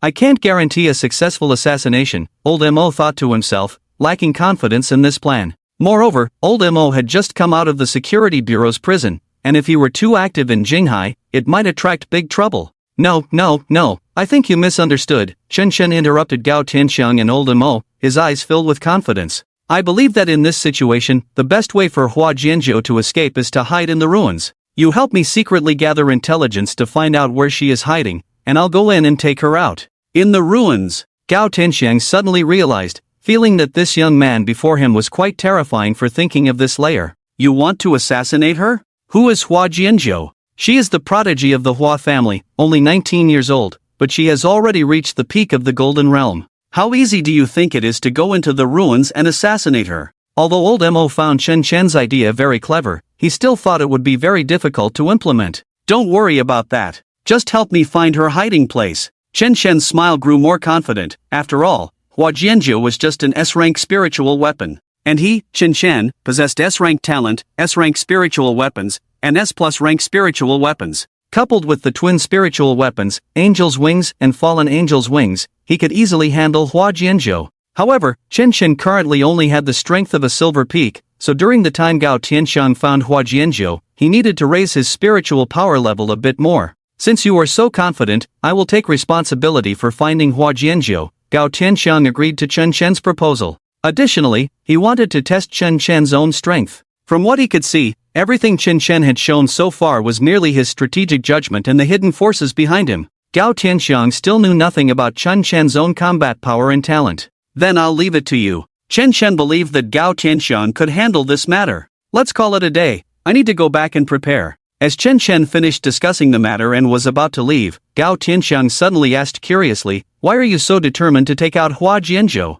Actually, whether or not she is killed is not important for the entire Qianqing Guild. Boss Gao, who do you think would be the biggest suspect if Hua Jianzhou were to die at this time? Gao Tianxiang pondered for a moment. Hua Jianli. Exactly. Chen Chen's gaze sharpened, a hint of coldness flashing in his eyes. I said before, I want to elevate the Qianqing Guild to the top position in Jinghai. Whether Hua Jianzhou lives or dies is irrelevant. My real goal is to bring down the entire Hua family. Brilliant. Absolutely brilliant. Little brother, I'll be waiting outside for your good news. After understanding Chen Chen's thoughts, Gao Tianxiang was completely shocked by his reasoning. Indeed, whether Hua Jianzhou lived or died had no direct impact on the Qianqing Guild. But if this dirty water splashed onto Hua Jianli, the effect would be particularly satisfying. Just imagine, two heirs of a family, one secretly murdered, and the other deeply suspected by the family head. At that time, the entire Hua family would be like a pile of loose sand. Even without the strong guild's intervention, a single touch would shatter it. Boss Gao, I hope we have a pleasant cooperation. Chen Chen enjoyed working with someone like Gao Tianxiang. As long as he made a move, the other party would understand. Little brother, calling me Boss Gao now feels too distant. Gao Tianxiang was well aware of the terror that this young man possessed. He only wanted to be friends with Chen Chen and never wished to have such an enemy. Brother Gao. Then I'll take my leave. Take care, little brother. Gao Tianxiang personally escorted Chen Chen to the door and even called old Mo to Chen Chen's side. Little brother, didn't you say you had no one around? Old Mo is now your personal bodyguard. You can command him as you wish. Thank you, brother Gao. Chen Chen did not refuse. He indeed had no high-level demon hunters for protection, and old Mo was certainly capable of this job. Old Mo, just protect my safety while following me. No need to act unless absolutely necessary. Understood. With that, old Mo's figure transformed into a shadow, merging into Chen Chen's own shadow. Truly, the strongest assassin of the strong guild, this ability to conceal oneself was indeed impressive. Chen Chen wanted to hunt down Hua Jianzhou in the ruins, and his primary task was to elevate his own realm to gold. Otherwise, it would be quite difficult to take down an S-class spirit weapon at the peak of gold. During the past half-month of enhancing his strength, Chen Chen felt that the soul imprisoned by Shinyoshi was already falling behind the pace. Although the Shadow-Maid's spiritual power was the same as Chen Chen's, the talents of people like Luoji and others were simply too lagging. He had to find a way to refresh his batch of shadow servants. Let's start with the people from the Hua family. Chen Chen obtained a list from Gao Tianxiang, detailing the talents of the Hua family's demon hunters. Just these few, their talent seems quite good. After selecting his targets from the list, Chen Chen prepared to take action. Snake, let me handle this. Old Mo, hidden in Chen Chen's shadow, suddenly spoke. Although his body was concealed within Chen Chen's shadow, he could see the people on the list clearly. They were all prominent figures from the Hua family, and assassinating them carried certain risks. No need, old Mo, focus your energy on protecting me. Let me personally take care of these guys. Chen Chen felt as if he were conversing with his own shadow. This sensation was quite peculiar. Currently, the city of Jinghai was rife with undercurrents and constant strife. As long as Hua Manshan did not hand over Hua Jianzhou, the security bureau would not relent. The longer the time dragged on, the more advantageous it became for the strong guild. In the dimly lit dock, The night was as dark as ink. Sporadic flames and the sounds of fierce fighting shattered the silence. The Strong Guild and the Hua family's demon hunters were locked in a life-and-death battle, their figures moving rapidly in the flickering firelight, weapons gleaming with a cold light. Damn it, do these guys from the Strong Guild really think they are the #1 family in Jinghai? Humph. If it weren't for the security bureau favoring these guys and frequently clearing our businesses, I could wipe them out in no time. Charge. Annihilate these guys. Brother Tua, but the family head has said to take it easy. We can't clash with the Strong Guild unless absolutely necessary. These little bastards are already shitting on our heads, and it's not absolutely necessary yet? Everyone, charge. If anything goes wrong, I'll take the blame. Right. Brother Tua is right. What are we afraid of? Let's take them down first and talk later. Just because the tiger doesn't show its power, do they think we're Hello Kitty? Having been harassed by the Strong Guild for so long, the people of the Hua family were already furious to the extreme. Although the Hua family was currently under the pressure of Su Ting Mountain, trying to keep their members restrained, they could no longer hold back, charging furiously towards the enemy lines. The air was thick with the smell of gunpowder and rust, each clash of swords accompanied by sparks flying and the crisp sound of metal striking metal. The demon hunters moved swiftly and ruthlessly, leaving splatters of blood on the dock's wooden planks, a testament to the battle and a mark of lives lost. In this chaotic battlefield, every breath could be the last sigh, and every swing of a weapon could determine life or death. Besides the sounds of combat, the low howling of the sea breeze could be heard, as if mourning the endless slaughter. Sai Huatua. Chen Shen pulled out a list, focusing on the leader of the Hua family amidst the melee. Sai Huatua's hair was slightly graying, casually tied back, and his spirit weapon was a bundle of countless slender silver needles. These silver needles danced in his hands as if alive, capable of stopping the bleeding and healing the severely injured demon hunters in time, while also stimulating the potential of his own side's hunters, allowing them to unleash greater power in battle. Under Sai Huatua's leadership, the Hua family gradually gained a favorable position at the dock. He stood high above, his gaze piercing, observing every subtle change on the battlefield. The silver needles moved according to his will, continuously providing buffs to the Hua family's demon hunters, stabilizing their morale like the stabilizing needle of the sea. It seems the outcome of this battle lies in this man's hands. Chen Chen analyzed the situation while observing from the shadows. Although the Hua family had fewer demon hunters at the dock for various reasons compared to the Prosperous Guild, under Sai Huatua's enhancements, the Prosperous Guild found themselves at a disadvantage. If they could not quickly deal with Sai Huatua, they were very likely to be defeated in this battle. Brother Dao, the brothers can't hold on much longer. What should we do? You, and you come with me. Do you see that person standing on the container? Take him down, or else we will undoubtedly lose. At this moment, Wang Xiaolong, the leader of the Prosperous Guild, also realized this. Wang Xiaolong, known as Brother Dao, along with his brother Wang Xiaovu, was a right-hand man to Gao Tianxiang. A prominent scar ran diagonally from below his left eye to his right cheek, like a lightning bolt cutting through the night sky, adding a touch of ferocity and mystery to his face. The edges of the scar had long healed, but the harshness and determination it contained were still palpable. This scar was not only a testament to his past but also a symbol of his identity, earning him the nickname Brother Dao within the guild. Brothers, go around and let's take down Sai Huatua together. Wang Xiaolong's eyes sparkled with determination. He knew clearly that to achieve victory in this battle, the primary task was to eliminate the doctor known as Sai Huatua. Sai Huatua's healing ability was extremely strong, allowing the enemy's demon hunters to continuously recover from their injuries, becoming an insurmountable obstacle. Wang Xiaolong quickly assembled a capable death squad, each member willing to sacrifice for victory. They tightly surrounded Wang Xiaolong, charging into the enemy ranks like a sharp arrow, directly aiming for Sai Huatua's position. Shockwave. Wang Xiaolong gripped the shimmering, mysterious dragon pattern token in his hand, containing endless power. He took a deep breath, the energy within him began to circulate rapidly. Gathering all his strength, he prepared to unleash a powerful shockwave. Suddenly, Wang Xiaolong raised the dragon token high above his head, channeling all his power into his palm. A dazzling wave of energy erupted from his palm, like a raging fire dragon, roaring towards the demon hunters guarding Sai Huatua. The demon hunters guarding Sai Huatua were all defensive-type awakened ones. Upon discovering Wang Xiaolong, they immediately formed a shield formation around Sai Huatua. Although Wang Xiaolong was a platinum-level demon hunter, he still found it impossible to break through the shield formation formed by dozens of people. Boom! His shockwave struck the shield formation, creating a violent explosion that caused the formation to begin to loosen, but he could not break through. Wang Xiaolong, I knew you would come. Sorry, you've fallen into my trap. Sai Huatua was not surprised to see Wang Xiaolong charging from behind. He had long anticipated that Wang Xiaolong would attempt to ambush him. In addition to the defensive type awakened ones forming the shield formation, several combat type awakened ones were lying in ambush nearby.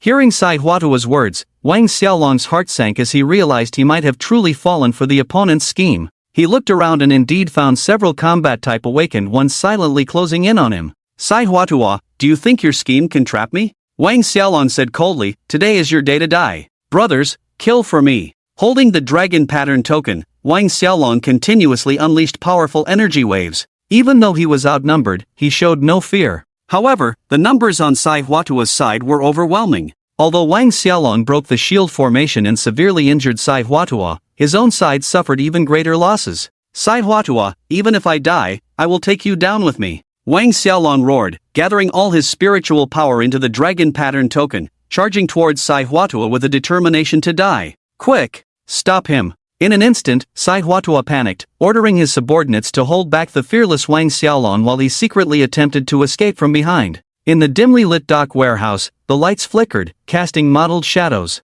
The air was thick with the smell of dampness and rust. Sai Huatua, a small leader of the renowned Hua family, was now fleeing like a lost dog. His face was pale, his eyes filled with fear and despair, his clothes soaked with sweat, clinging to his frail body. Sai Huatua kept looking back, and each time he saw Wang Xiaolong's cold, merciless gaze, fear surged in his heart like a tide. It's over, this is a dead end. Sai Huatua despaired as he looked at the passage blocked by debris, his face ashen. Behind him was the bloodthirsty Wang Xiaolong, a healing-type demon hunter, who was utterly powerless to resist. But it seemed that fate was on Sai Huatua's side. At this critical moment, the heavily injured Wang Xiaolong suddenly felt a wave of dizziness and weakness. His body could no longer support him, and after swaying a few times, he fell heavily to the ground. Ha ha ha ha ha, Wang Xiaolong, oh Wang Xiaolong, why did you have to do this? Seeing his opponent fall, Sai Huatua burst into wild laughter, the veins on his frail face bulging. But as he laughed, Sai Huatua's expression suddenly froze. He felt a sharp pain in his abdomen as a dazzling long sword pierced through him. Hi, hello. Following the voice, Sai Huatua slowly turned his head to see a young man in a black cloak who had appeared behind him without him noticing. Who are you? We have no grievances, why do you want to kill me? Tear. Chen Shen pulled out the light sword that had pierced through Sai Huatua's body. This was a weapon that could take any form, created by Xing Yuyan under the moonlight. Staggering a few steps after being severely injured, Sai Huatua fell into a pool of blood. Chen Shen smiled faintly, I forgot to introduce myself, I am the new major shareholder of the prosperous guild, Snake. Snake. I haven't heard of it. Blood gushed from Sai Huatua's mouth, and he was on the brink of death. I understand now, the family head said. Someone has been pulling strings behind the strong prosperity guild. It turns out, it's you yellow-haired brat. Recently, the actions of the Strong Prosperity Guild had been very unusual, and Hua Manshan had been suspicious all along, wondering if there was someone guiding Gao Tianxiang from behind.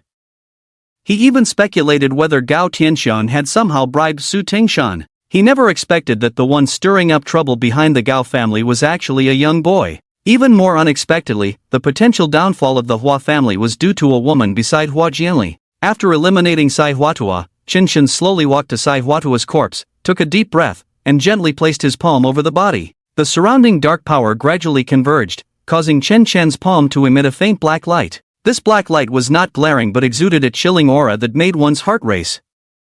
Under the influence of this power, Sai Huatua's corpse began to gradually blur. Bit by bit, every inch of skin, every bone, even the blood and organs within, were being eroded and devoured by this dark power. The entire process resembled a slowly unfolding painting, filled with an eerie and mysterious atmosphere. Eventually, Sai Huatua's body completely transformed into a thick black liquid. The black liquid did not dissipate but began to swirl rapidly, as if something was gestating within. In an instant, that mass of black liquid began to take shape, and a brand new Sai Huatua gradually emerged from it. His face was identical to the original Sai Huatua, but without contours and entirely black, radiating a dense aura of darkness. Sai Huatua was no longer the living person he once was but had become a shadow servant in Chen Shen's hands. Congratulations, host, the soul of the shadow servant has been successfully imprisoned. Sai Huatua. Talent, A-class, miraculous recovery. Healing amount plus 70%, duration of buff attributes plus 70%.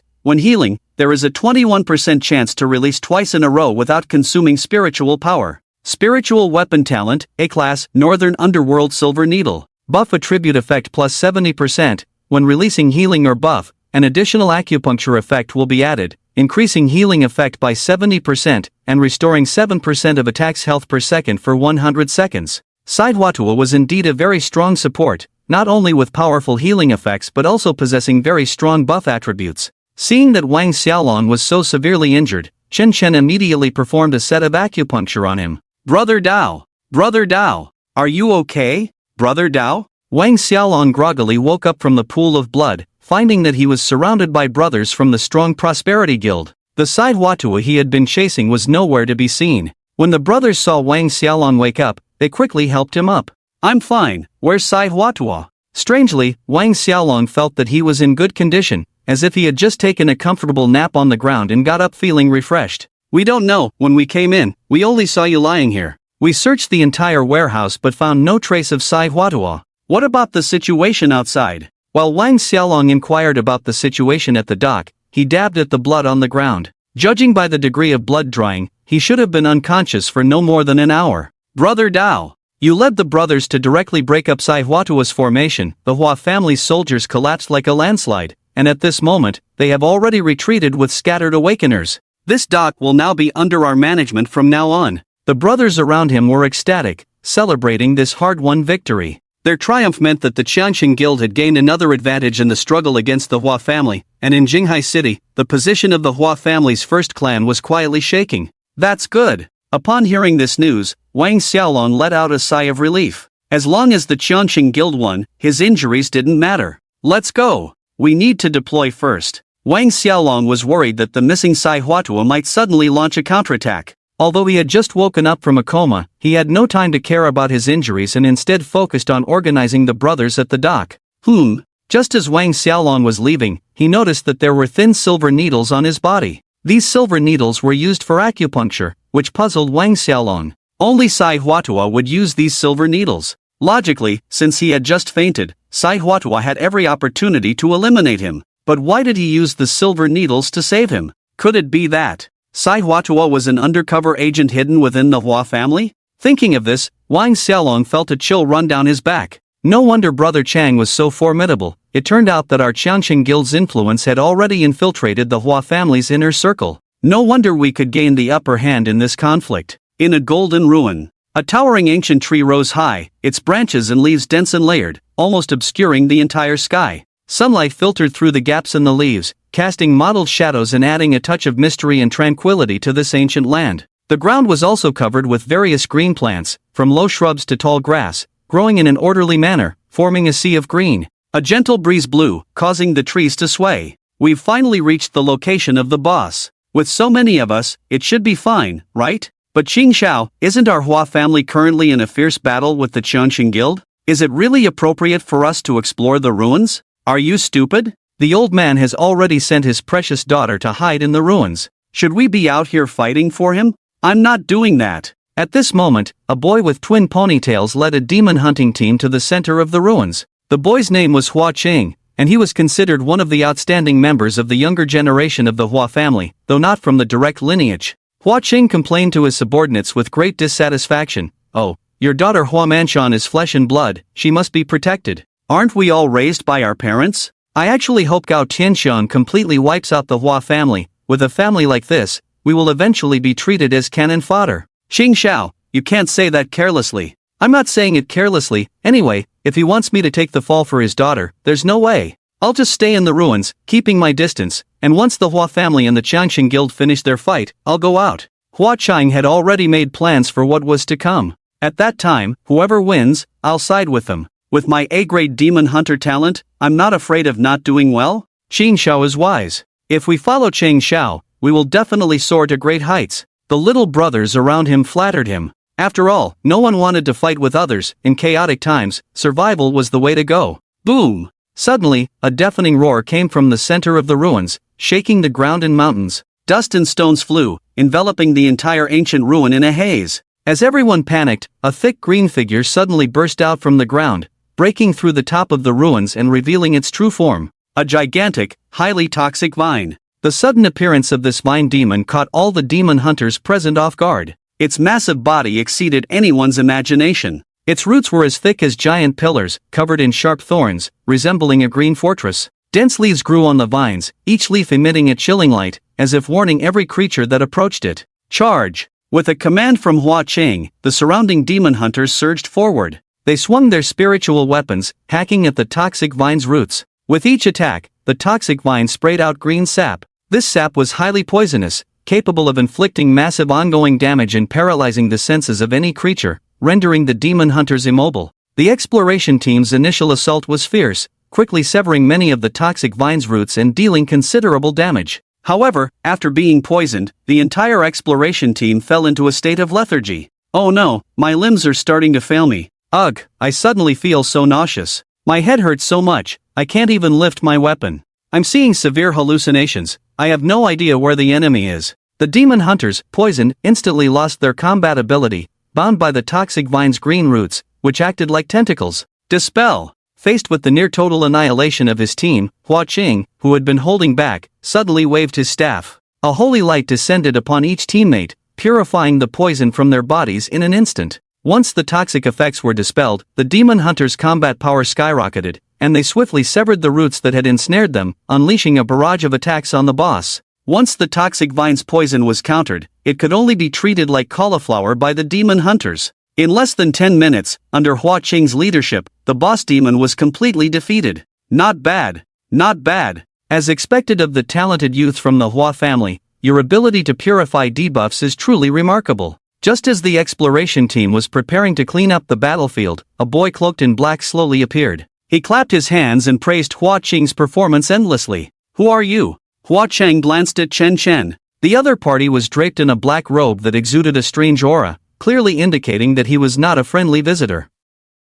However, Hua Qing was not overly concerned. After all, this was a relic of the Golden Realm, and only demon hunters of the Golden Realm or below could enter. With just one person on the other side and a team of demon hunters here, there was no reason to be afraid. Who I am is not important, you just need to know that I greatly admire your abilities. Chen Chen smiled faintly, very satisfied with Hua Qing's purification effect. After Gu Qingning awakened, the Qing Snake Underworld Sword was enhanced for poison attribute damage and ongoing damage. If he had a shadow servant that could purify these effects, it would be perfect. You are a fan of mine? A narcissistic smile appeared on Hua Qing's face, and he generously said, since you're a fan, you should have come out earlier. I could have let you share a completion treasure chest. No need for the completion treasure chest, I want to borrow something from you. What is it? Your soul, the kind I won't return. As he spoke, Chen Chen conjured a radiant bow and arrow in his hand. After Xin Yuyan awakened to S rank, the Moonlight Infinite had the ability to transform into any form.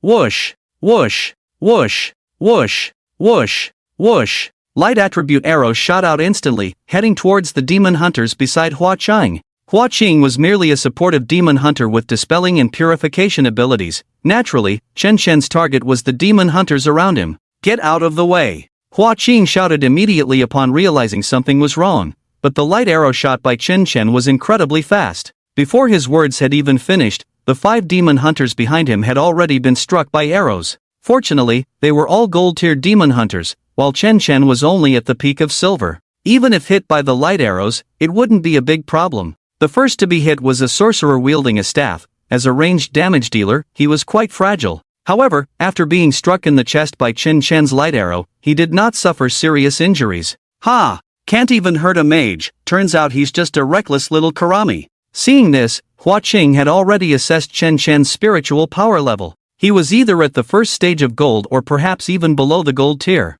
Just moments ago, he had been intimidated by Chen Chen's aura, especially since the Stronghold Guild and the Hua family were currently in a fierce conflict. He thought the other party was a master sent by the Stronghold Guild to assassinate him in the ruins. Now it seemed that the opponent was just a naive rookie. Next to be hit were 2 warriors, and as Hua Qing expected, under the heavy armor's defense, Chen Chen's light arrows caused little damage. This completely put Hua Qing at ease. Following that, a tank demon hunter holding a large shield was struck by a light arrow. If it couldn't kill a mage and the warriors could easily withstand the attack, one could imagine how little damage it would do to a tank. Boom! However, what Hua Qing and the others never expected was that while Chen Chen's light arrow did not inflict much damage on the tank demon hunter, it triggered Xin Youyan's holy judgment effect. A dazzling light suddenly tore through the sky, and a massive holy sword fell like a meteor, striking down fiercely onto the tank demon hunter's head.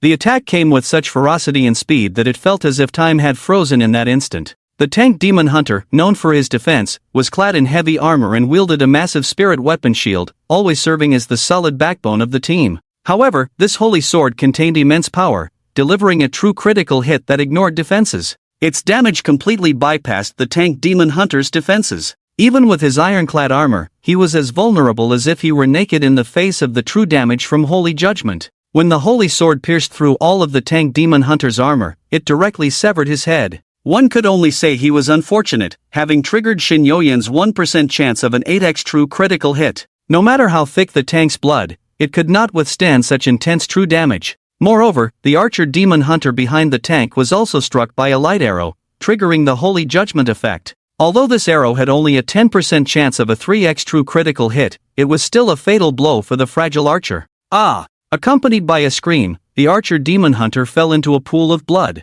The only downside was that the opponent died too suddenly. He hadn't even developed any killing intent towards Chen Chen before he was gone, so there was no way to absorb his lifespan. However, his main task now was to acquire new shadow servants. As for lifespan, he would think of a way to absorb it later.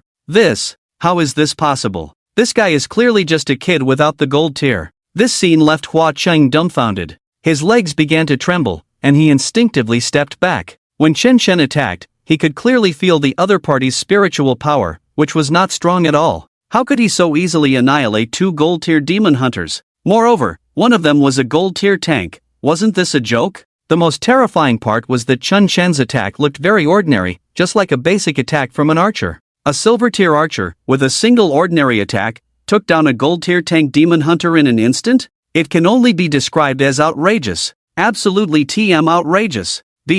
Brother, I didn't recognize the mountain. You must be from the Prosperous Guild, right? Seeing how fierce the other party was, Hua Cheng immediately knelt down on the spot. You heard what I said just now, right? Although my surname is Hua, I've long disapproved of Hua Mansion's methods. I've actually wanted to join your Prosperous Guild for a while. How about this? I'll give you some heavy intelligence as a stepping stone for my entry into the Prosperous Guild. Chen Chen initially thought that as a peak silver tier demon hunter, he would have to face an entire elite exploration team of gold tier. Not to mention a fierce battle, at least they would exchange a few blows, right? Who would have thought that as soon as he raised his hand, the other party just knelt down? Shinyoshi, Senior Chen Chen, this guy is clearly a fence-sitter, you must not fall for his tricks. Chen Chen's tacit understanding with Shin Yuyan and Shinyoshi had reached 70%. Besides both ascending to the 700th level in the Divine Ascension and Abyssal Corruption, they had also unlocked the Mind Dialogue feature. This meant that in the future, Shin Yuyan and Shinyoshi could communicate directly with Chen Chen through the Starry Sea without worrying about their conversations being overheard, thus exposing their identities. Chen Chen, don't worry, I don't even look at trash like this. What heavy intelligence. Tell me. Although he looked down on the person, he could still listen to the intelligence first.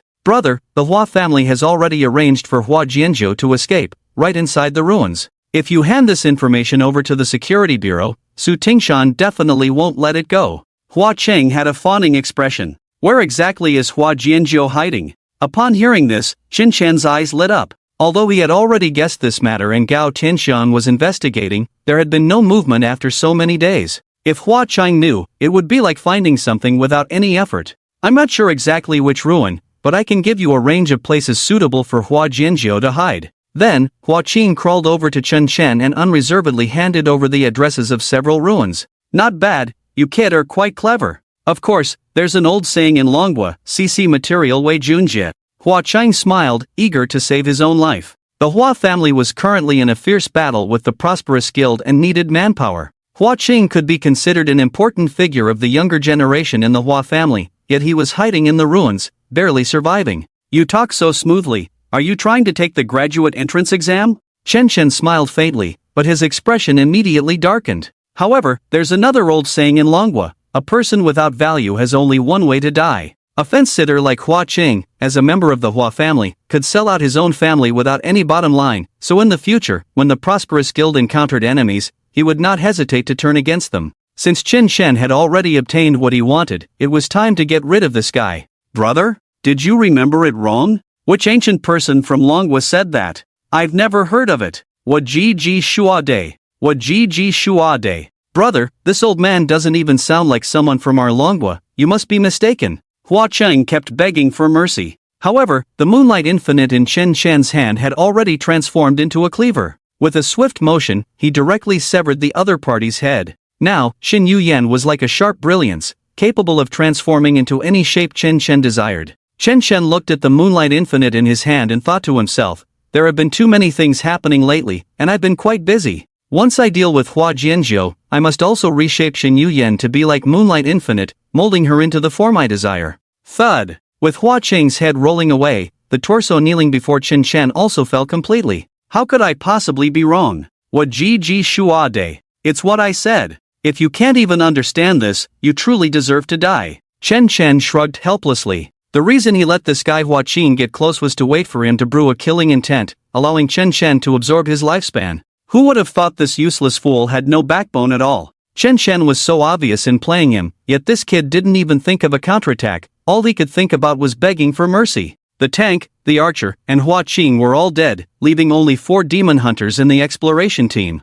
Although Hua Qing was a useless coward, the demon hunters under him were somewhat different. They were the worst of the worst. Big brother, we are just mercenaries hired by Hua Qing. Right.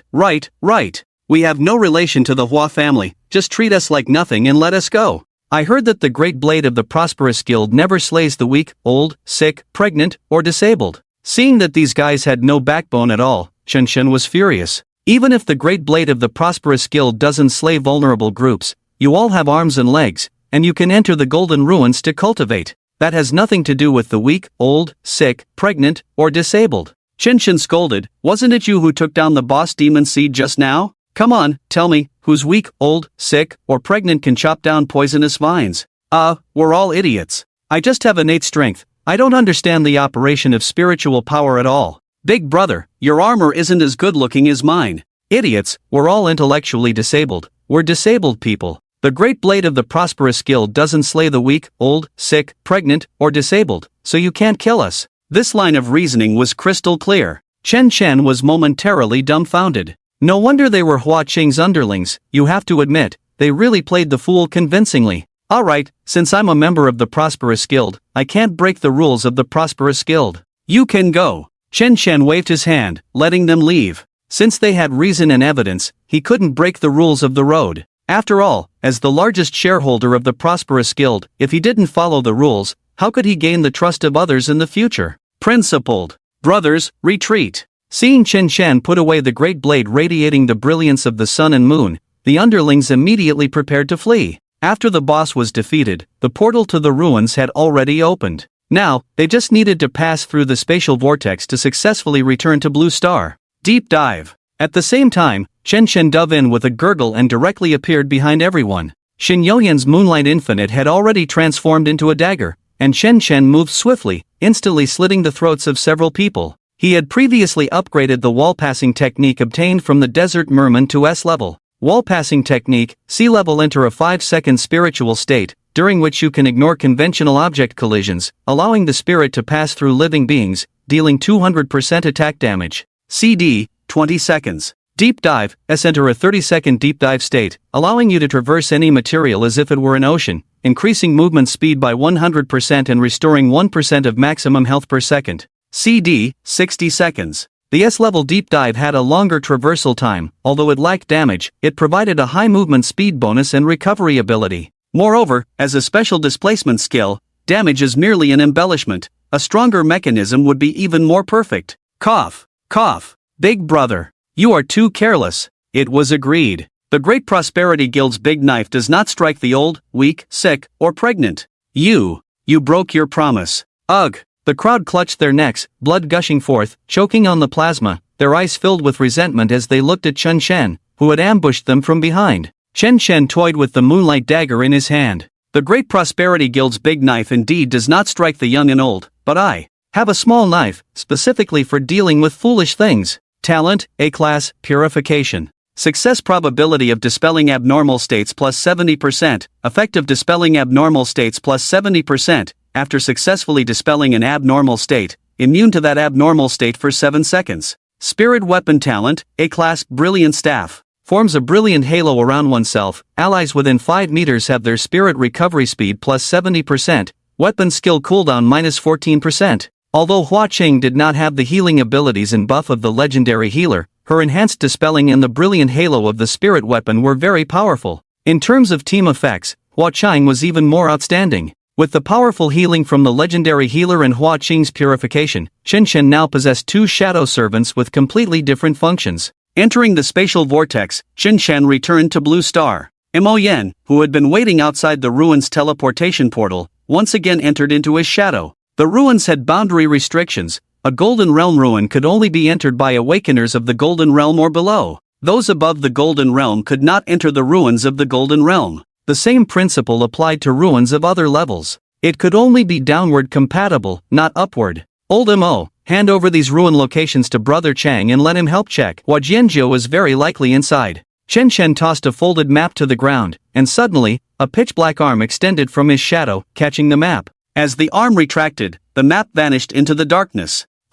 After receiving the item, Old Mo simply responded, then fell silent. In fact, Chen Chen understood that Gao Tianxiang had Old Mo follow him partly to keep an eye on him. Over the past 2 days, Chen Chen's actions had been under Gao Tianxiang's watchful eye. He not only eliminated the legendary healer but also saved the severely injured Wang Xiaolong, and now he had taken down the timid Hua Qing in the ruins. The ruthlessness of his methods was evident to Old Mo. In Gao Tianxiang's eyes, Chen Chen was not only a super big shot who could navigate both the underworld and the legitimate world, with an immeasurable power background, but also a gifted prodigy. Especially the bizarre shadow servant, Old Mo had witnessed the legendary healer's body being completely devoured by dark power. Moreover, the shadow that formed the legendary healer possessed the same talents and abilities as in life, and even accurately replicated the spirit weapon. This strange and unique ability was something Old Mo had never seen in his life. Although Chen Chen was currently only at the peak of the Silver Realm, as a professional killer, Old Mo was well aware that someone like Chen Chen would undoubtedly become a rare powerhouse in this world in the future.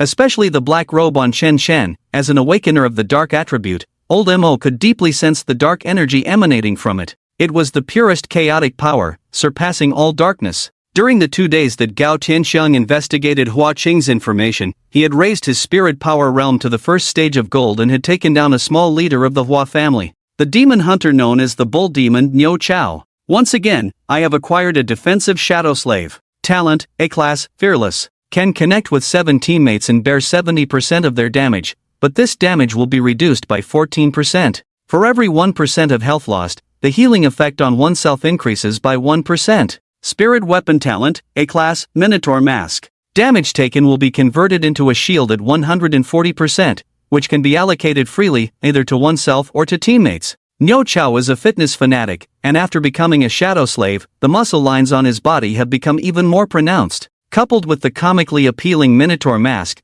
he exudes a strong sense of security. His abilities are also incredibly powerful, sharing damage, reducing damage taken, providing healing, and creating group shields. He is practically a super strong frontline tank. With the trio of Sai Huatua, Hua Cheng, and Niu Chao gathered, Chen Chen's plan to assassinate Hua Jianzhou is basically ready to be implemented. Although Shin Yoshi's Imperial Demon Armor can already control 4 shadow servants, Chen Chen has only managed to control 3 so far. However, he has long had a target for the last selection. That is the new generation prodigy of the Hua family, the heir to the Hua family, which is Hua Jianzhou herself. Moreover, Gao Tianxiang has lived up to expectations and successfully tracked down Hua Jianzhou's location. At this moment, she is comfortably vacationing by the seaside. Golden ruins, golden beach. In the ruins, sunlight pours down like golden sand, draping this ancient land in a layer of dazzling brilliance. The sand is fine and soft, shimmering with an enticing luster under the sunlight.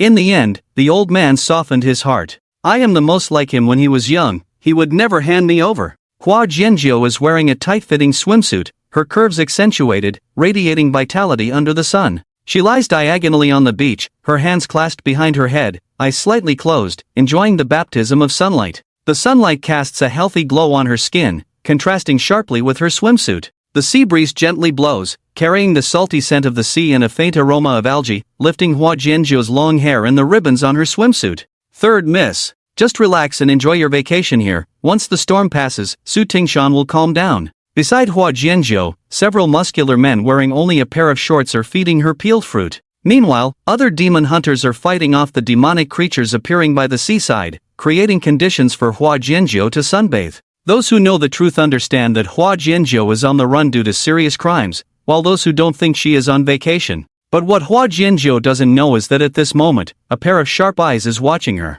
What kind of abilities does the young prodigy of the Hua family, an S-class spirit weapon, possess? Chen Shen's lips curled slightly. It's truly something to look forward to. Senior Chen Shen, no peeking. Just as Chen Shen was sizing up Hua Jianzhou, the edge of a black robe blocked his view. Since Hua Jianzhou was in a swimsuit and had a good figure, Shin Yoshi began to feel jealous. Chen Shen gently stroked the restless black robe. Yoshi, don't be mischievous. Our opponent this time is an S-class talent awakener, we must not be careless. Well, fine then. Although somewhat reluctant, Shin Yoshi understood that what lay ahead would likely be a tough battle, so she couldn't afford to be willful. The hunt begins. Dive deep. Chen Shen plunged into the water, directly submerging into the beach. Once in a deep dive state, everything in this world can be perceived by Chen Shen as the ocean, allowing him to swim freely within it. The fruit peeled by brother along is the best. Tonight, I won't flip the cards, it'll just be you. At this moment, Hua Jianzhou was still flirting with the muscular men beside her who were peeling fruit for her,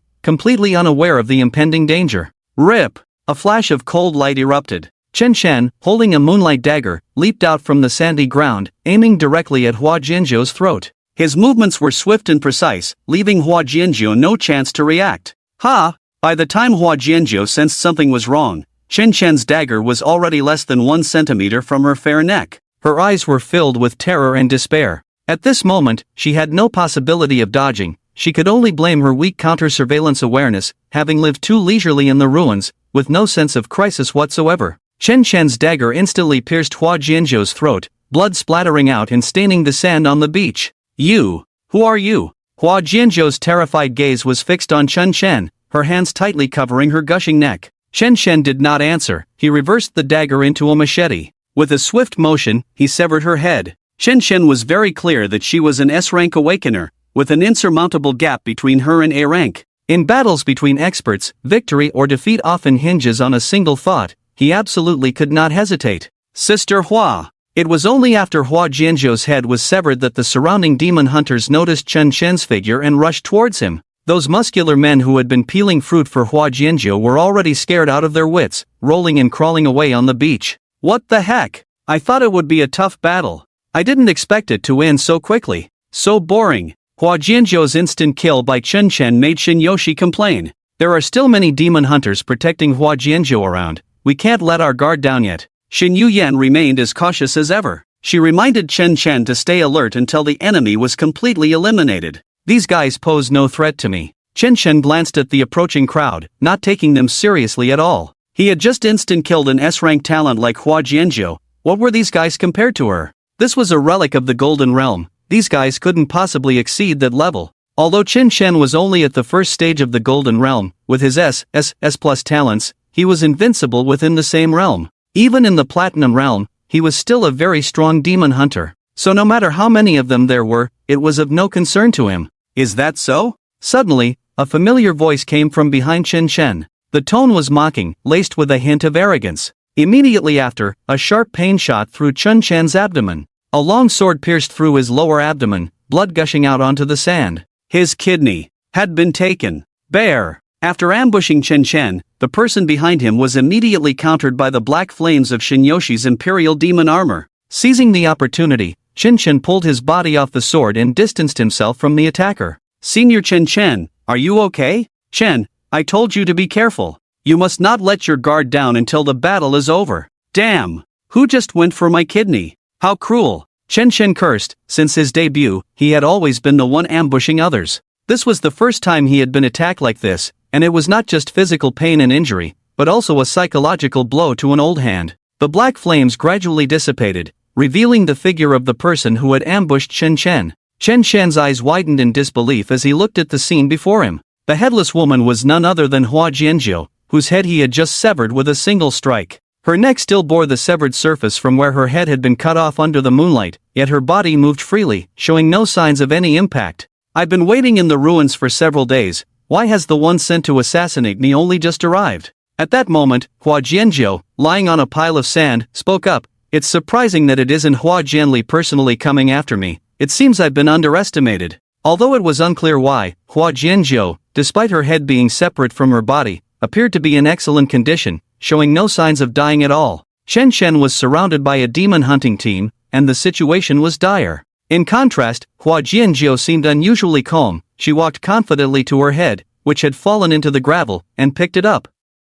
She casually shook the sand off her head as if it were a ball, then reattached it to her neck. The sight was reminiscent of a wind-up doll, extremely bizarre. The reason Chen Shen had been pierced in the kidney by the opponent's sword was precisely because Hua Jianzhou's head was not beside him but rather on the sand dune behind him. From the sound alone, Chen Shen had thought the speaker was far away, not realizing that when Hua Jianzhou spoke, her body was already close to him. Senior Chen Shen, this woman's body is like a puppet, so cool. Shen, this must be Hua Jianzhou's ability.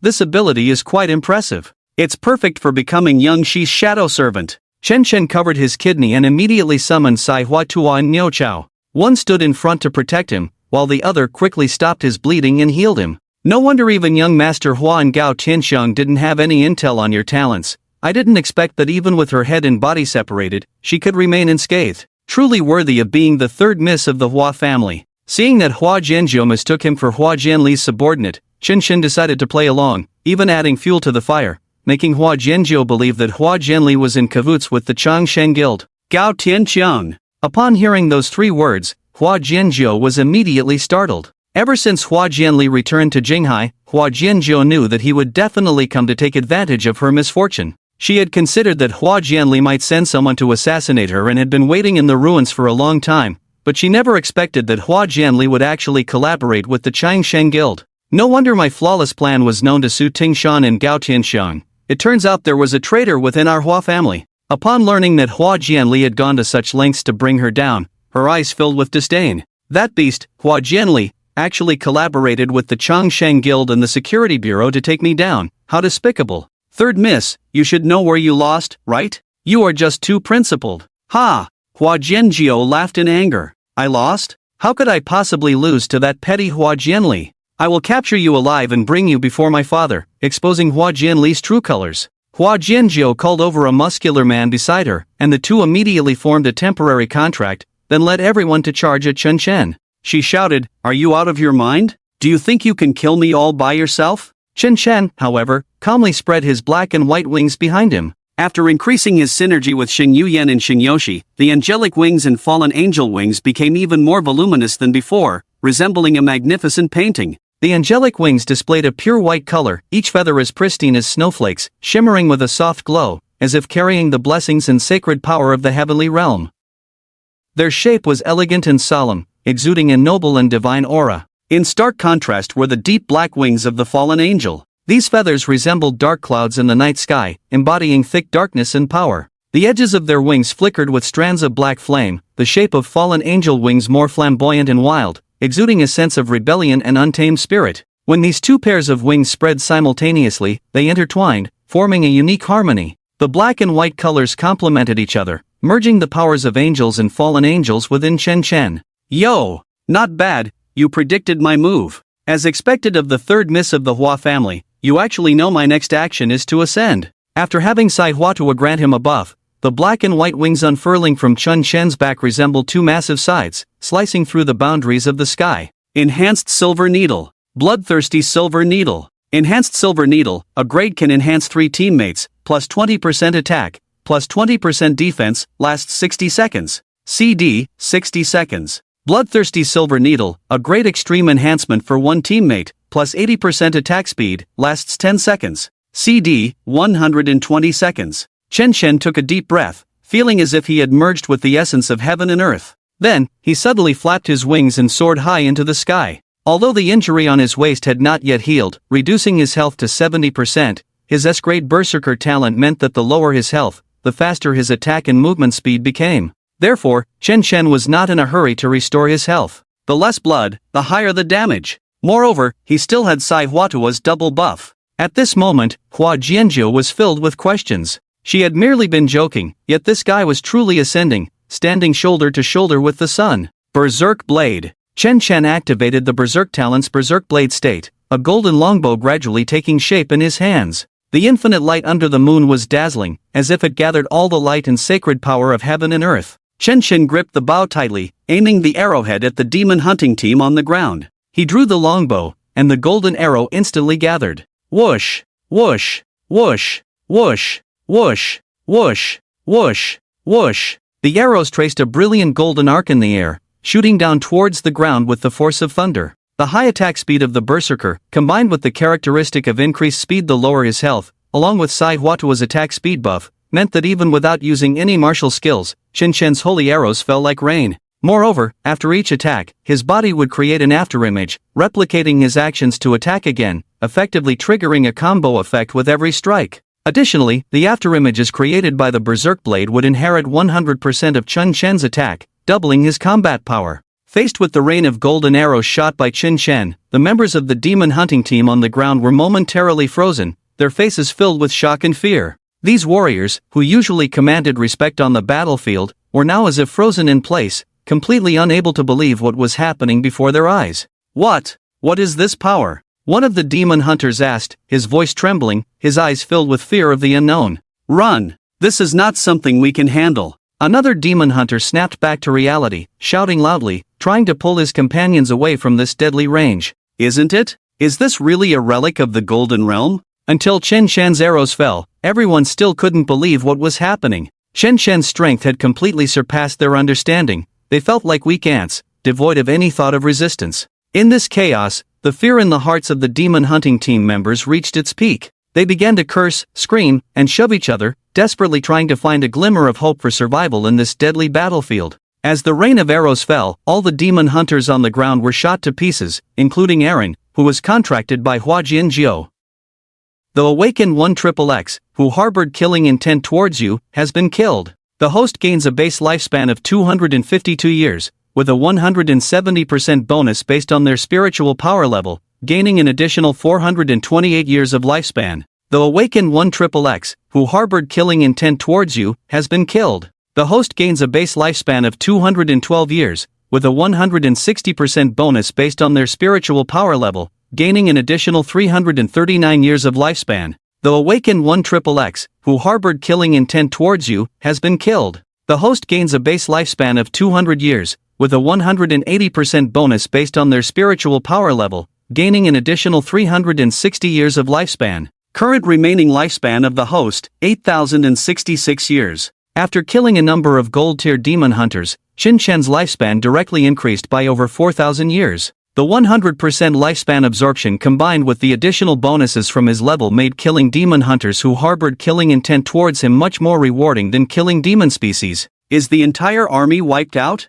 Seeing that there was no movement on the beach, Chen Chen slowly descended to a lower altitude. However, he did not let his guard down, because among all the names on the lifespan absorption list, there was no mention of Hua Jinjiu. This indicated that the other party was not dead yet. Stop pretending. I know you're still alive. Chen Chen glanced at the muscular Aaron, contracted by Hua Jianjiu. Even though the other party was filled with his light arrows, he could still clearly sense the life force of the other. Realizing that his disguise had been seen through, Aaron's hand instinctively moved slightly. Aaron, don't move, this guy is testing us. At this moment, Hua Jianjiu, transformed into a spirit weapon state, had become an earring hanging from Aaron's ear. Rebirth Cross Pendant, S-rank attack power plus 80%, vitality plus 80%, has a 100% chance to resurrect after the host and contracted demon hunter are killed, and upon resurrection, all attributes are enhanced by plus 20%, stackable, lasting 60 seconds, cannot be cleared. Each resurrection halves the chance of the next resurrection.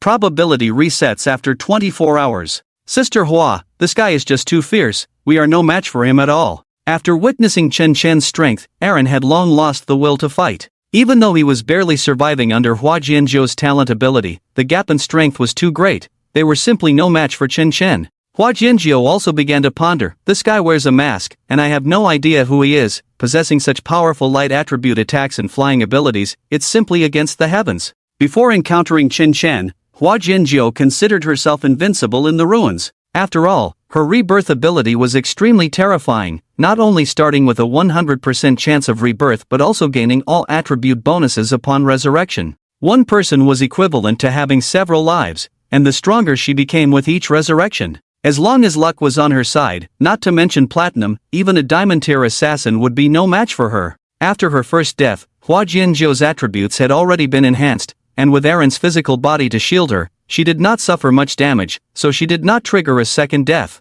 However, Aaron had died once. Now, both Hua Jianzhou and her contracted partner had each died once. The probability of their next resurrection would be halved, meaning if they were killed by Qin Shen again, they would only have a 50% chance of resurrecting. Sister Hua, we should think of a way to retreat quickly. No, we have now gained a 20% boost to all attributes. As soon as that kid gets close, you can unleash your ultimate move to take him down. Even if you get killed, it doesn't matter, I have a 100% resurrection ability, and after being revived, I can gain an additional 20% to all attributes, which can stack infinitely. The more you die, the stronger you become. He is no match for us. Hua Jianzhou's ability has always been a mystery even within the Hua family. Apart from herself, only the family head, Hua Manshan, knows. So, Along, like Chen Shen, is witnessing Hua Jianzhou's power for the first time. Although the situation is quite dangerous, Hua Jianzhou is not intimidated. She can deceive Along into fighting for her. As long as Along has good luck and triggers resurrection consecutively, with the high boost to all attributes, even if the opponent is strong, she can still take him down. Sister Hua, your ability is so powerful, why didn't you say so earlier? With Hua Jianzhou's reassurance, Along instantly became fearless. After all, he had just seen Hua Jianzhou's head get chopped off and she was fine, and he himself had been revived by her. He could clearly feel that 20% boost to all attributes. All attributes include life, attack, defense, attack speed, and movement speed, which is equivalent to a 100% boost to a single attribute. If he dies again, that's another 100% boost. It's simply terrifying. Of course, the premise is that Along has enough luck. Whoosh! Seeing that Along on the ground was unresponsive, Chen Shen shot another light arrow, targeting the cross pendant on his ear. Roar! Along suddenly threw his head back, letting out a deafening roar from deep within his throat. The roar was like an ancient beast awakening, shaking the heart and even causing the sky to tremble.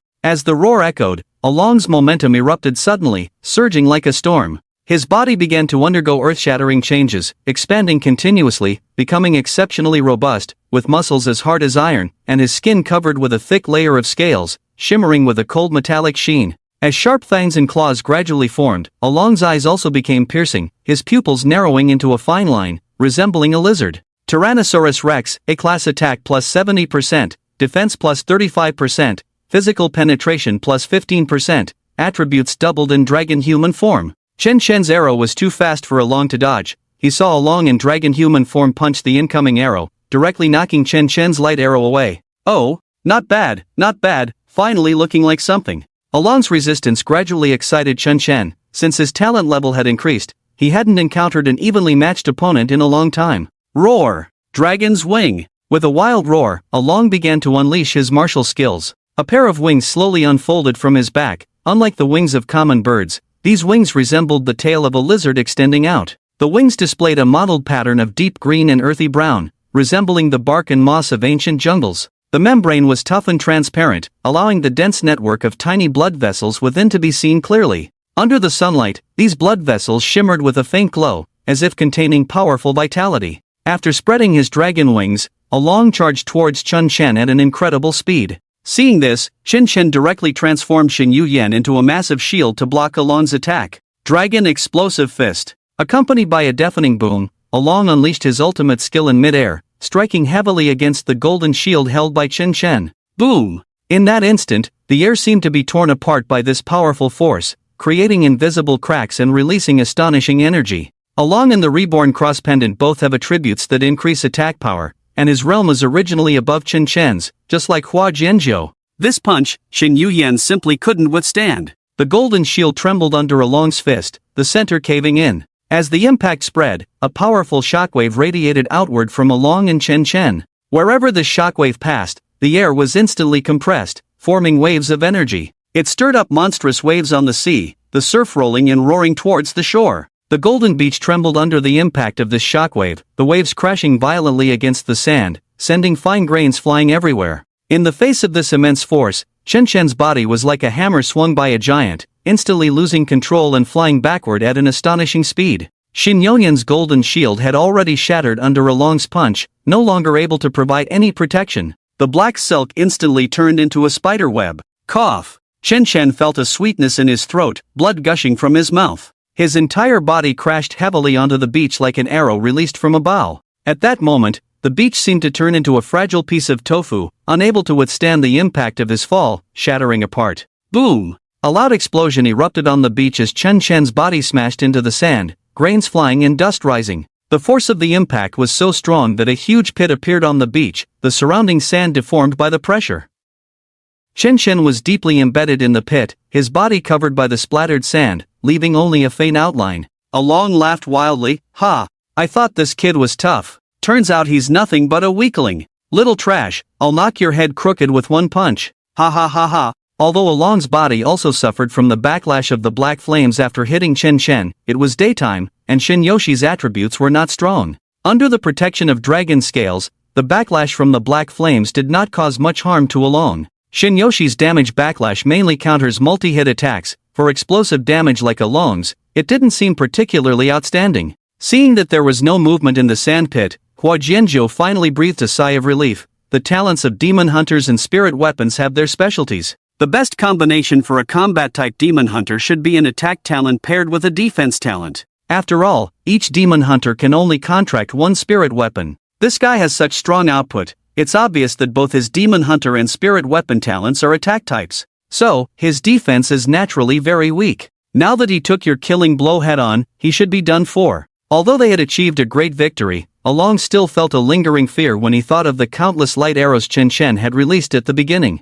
He let out a long breath, relieved. Fortunately, this kid was careless. If he had stayed up high and not come down, we really wouldn't have been able to do anything about him. After all, my flying martial arts can't reach that height. Hua Jianzhou added, he's just foolish, clearly a combination of attack talent plus attack talent, and he turned his spirit weapon into a shield, taking our attacks head-on. If he had just retreated to dodge, we would have been in danger. I thought we would have to rely on Sister Hua's infinite rebirth to win, but hey, I was completely overthinking it. Keep my rebirth ability out of your mouth from now on. Besides you, only my father knows about this, got it? Got it. Along immediately slapped himself twice, ingratiatingly saying, "Don't worry, Sister Hua, I will keep this matter under wraps and absolutely won't let you down." The two seemed to have forgotten about Chen Chen, who was buried deep in the sandpit. After all, both sides were well aware of the power of that last strike. A demon hunter at the Golden Realm level could not possibly withstand it without an S-level or higher defensive spirit weapon. Although Chen Chen's spirit weapon could transform and appeared very practical, it was clearly not a defensive type. Therefore, Hua Jianzhou had long since concluded that the opponent was dead. While the two were chatting, a hand suddenly emerged from the sandpit, like a zombie rising from the grave. Chen Chen crawled out of the pit. Cough, cough, cough. As soon as he emerged, Chen Chen awkwardly coughed up several mouthfuls of blood and quickly called for Sai Huatua to come and heal him. Ha, that really hurt. Chen Chen chuckled. Although that punch nearly shattered him, the greater the opponent's power, the more excited he became. Because this proved that he was about to gain a powerful shadow servant. How is this possible? You took my dragon explosive fist head-on and are still alive? Hua Jianzhou looked at Chen Chen in the sandpit, her face filled with disbelief. In fact, Chen Chen was still alive, and he had long since given that information. After all, Sai Huatua and Niu Chao were units he summoned. As long as these two shadow servants did not disappear, it meant Chen Chen was definitely not dead. Sister Hua, what should we do now? Take advantage of his injury and go for the kill. Although Chen Chen was not dead, he was severely injured. Hua Jianzhou decided to press the attack and finish him off. Understood. After learning that Hua Jianzhou had the ability to resurrect infinitely, Along lost all fear of any power. After all, he was immortal and had nothing to fear. In his dragon form, his claws attacked, and Chen Chen quickly had Niu Chao use the Fearless talent to connect with him. Fearless, a level able to connect with 7 teammates and bear 70% of their damage, but this damage will be reduced by 14%. For every 1% decrease in health, the healing effect on oneself increases by plus 1%. This way, 70% of the damage Chen Chen received would be transferred to the shadow servant beside him. Although under the Berserker talent, the less health Chen Chen had, the stronger his combat power became. Along and Hua Jianzhou's combination was extremely aggressive. To avoid being killed outright, it was better to let Niu Chao share some of the damage. The two sides engaged in close combat. Although Along's attack power was strong and had a penetrating effect, Chen Chen's attack speed and movement speed were very fast even when he was low on health. Even in dragon form, Along could not touch him at all. At this moment, the Moonlight Infinite in Chen Shen's hand had transformed into dual blades, constantly maneuvering and slashing fiercely at Along's scales. In the state of frenzied blade, every attack from Chen Shen created a series of afterimages. Along missed hitting Chen Shen and instead received dozens of cuts. In close combat, Along was simply no match for him. The moment the scales were pierced, blood splattered like fine rain. This bright red liquid shimmered with an eerie glow in the night sky, as if containing some mysterious power. As time passed, this blood gradually coalesced into a small red ball, slowly hovering in the air. This small ball seemed to be searching for something. It gently flew to Chen Shen's side and then, in an incredible manner, injected itself into Chen Shen's body. Chen Shen felt a warm current spreading within him, accompanied by a powerful force. The wounds on his body began to heal at a visibly rapid pace. The originally deep wounds gradually became blurred, and the pain quickly faded. The S-level Berserker talent also possessed a powerful physical lifesteal effect, and the lower Chen Shen's health, the stronger this effect became. As the two effects balanced each other, Chen Shen's injuries were nearly healed, while Along became the one who was severely injured. Moreover, as time passed in the battle, the full attribute bonus from Hua Jianzhou's resurrection also disappeared. Along's attributes were once again weakened, leaving him vulnerable to Chen Shen's relentless attacks. However, Along showed no signs of fear, charging directly at Chen Shen's dual blades and afterimages, refusing to dodge or evade. This reckless style of play, where he was essentially throwing his life away, meant that even with Chen Shen's speed, he would occasionally land hits on him. In his dragon form, Along's claws not only had immense attack power but also impressive penetration effects, dealing significant damage to Chen Shen with each strike. Yet, this was all within Chen Shen's expectations. By doing so, he could keep his blood limit below 50%, maximizing the potential of his Berserker talent. Moreover, as both sides continued to clash, Xin Youyan's ascension stacks had accumulated to over 100 layers, and more than 10 heavenly will swords had appeared behind Chen Shen. Xin Youyan, compatibility 70%, when attacking and hitting an enemy, gain 1 layer of ascension stacks effect, lasting 5 seconds. Each layer of ascension stacks increases attack speed by 1%, stacking up to a maximum of 700 layers. Ascension stacks cannot be cleared. After reaching 100 layers of ascension stacks, for every 10 layers consumed, summon 1 heavenly wheel sword, which deals 100% true damage and ignores all blocks. With the increase in compatibility, the ascension stacks effect could reach a maximum of 700 layers, summoning 70 heavenly wheel swords. Coupled with Xin Youyan's Holy Judgment's true critical hit effect, once fully stacked, Chen Shen would become an invincible presence. However, the downside of the ascension stacks was that the effect only lasted for 5 seconds. If interrupted, the layers of heavenly will swords would dissipate rapidly. Along's reckless playstyle was essentially providing Chen Shen with a buff like a wooden dummy. RIP! Under Chen Shen's fierce assault, Along was directly bisected. His body bent forward like a broken bamboo, ultimately collapsing heavily into a pool of blood. Blood splattered through the air, staining everything around, and Along's body twitched slightly in the blood, appearing exceptionally tragic. However, under Chen Shen's gaze, Along's waist began to writhe, as if the crushed clay was being reshaped. The Rebirth Cross Pendant triggered resurrection. All attributes increased by 20%, having resurrected twice, the next resurrection probability is 25%. Along's severed muscles and blood vessels healed at a visible speed, and in the blink of an eye, he returned to his original state. Fully resurrected again? Chen Shen frowned slightly. To be honest, Along's full resurrection surprised him. He was unaware of the detailed attributes of the Rebirth Cross Pendant and began to ponder what exactly triggered Hua Jianzhou's abilities. Meanwhile, Hua Jianzhou was feeling the same way as Chen Shen. She never expected Chen Shen to be so persistent. In close combat, Along had no chance of winning. If this continued, even with his immortality, he would still be no match for Chen Shen. Heavenly Wheel Sword. For a moment, Chen Shen couldn't think of how Hua Jianzhou's resurrection was triggered, so he decided to kill him again. Chen Shen moved, unleashing the ultimate technique of ascension stacks, and the more than 10 heavenly will swords behind him formed a steel wing that instantly unfolded. The sword hilts glimmered like dense arrows, weaving into an incredibly sharp sword net. The heavenly will sword shot towards the just resurrected Along, the sword light flashing as if it were slicing the surrounding light into fragments, filling the air with a strong sense of slaughter. The sword net poured down like a torrential rain, with each sword hilt containing astonishing power. While continuously dealing massive damage to Along, it also triggered various multipliers of Holy Judgment. As beams of Holy Judgment fell, the recently resurrected Along once again collapsed into a pool of blood. Ah ha ha ha ha. However, Along made a comeback, like an unkillable cockroach, fully revived once again. The rebirth cross pendant triggered resurrection. All attributes increased by 20%, having revived 3 times, the probability of the next resurrection is 12.5%. To be fair, Along's luck is truly off the charts. A 1 in 4 chance, and he hit the jackpot again. Moreover, having revived twice in a row, the all attribute increase from the rebirth cross pendant stacked together, and this all attribute enhancement is not additive but multiplicative. 2 times 20% equals 44%. Hey, don't you understand yet? I'm invincible, stop your futile struggles and surrender quickly. Along laughed wildly. In his dragon form, he exuded a beastly cruelty and wildness, his sharp teeth like blades, filled with provocation. The main reason was the lies of Hua Jianzhou, which gave Along boundless confidence. The current Along was even more arrogant than Chen Chen. He had become immortal, if he didn't act arrogantly, who would? In contrast, Chen Chen appeared somewhat wary, as his opponent revived fully time and again, with each resurrection enhancing attributes,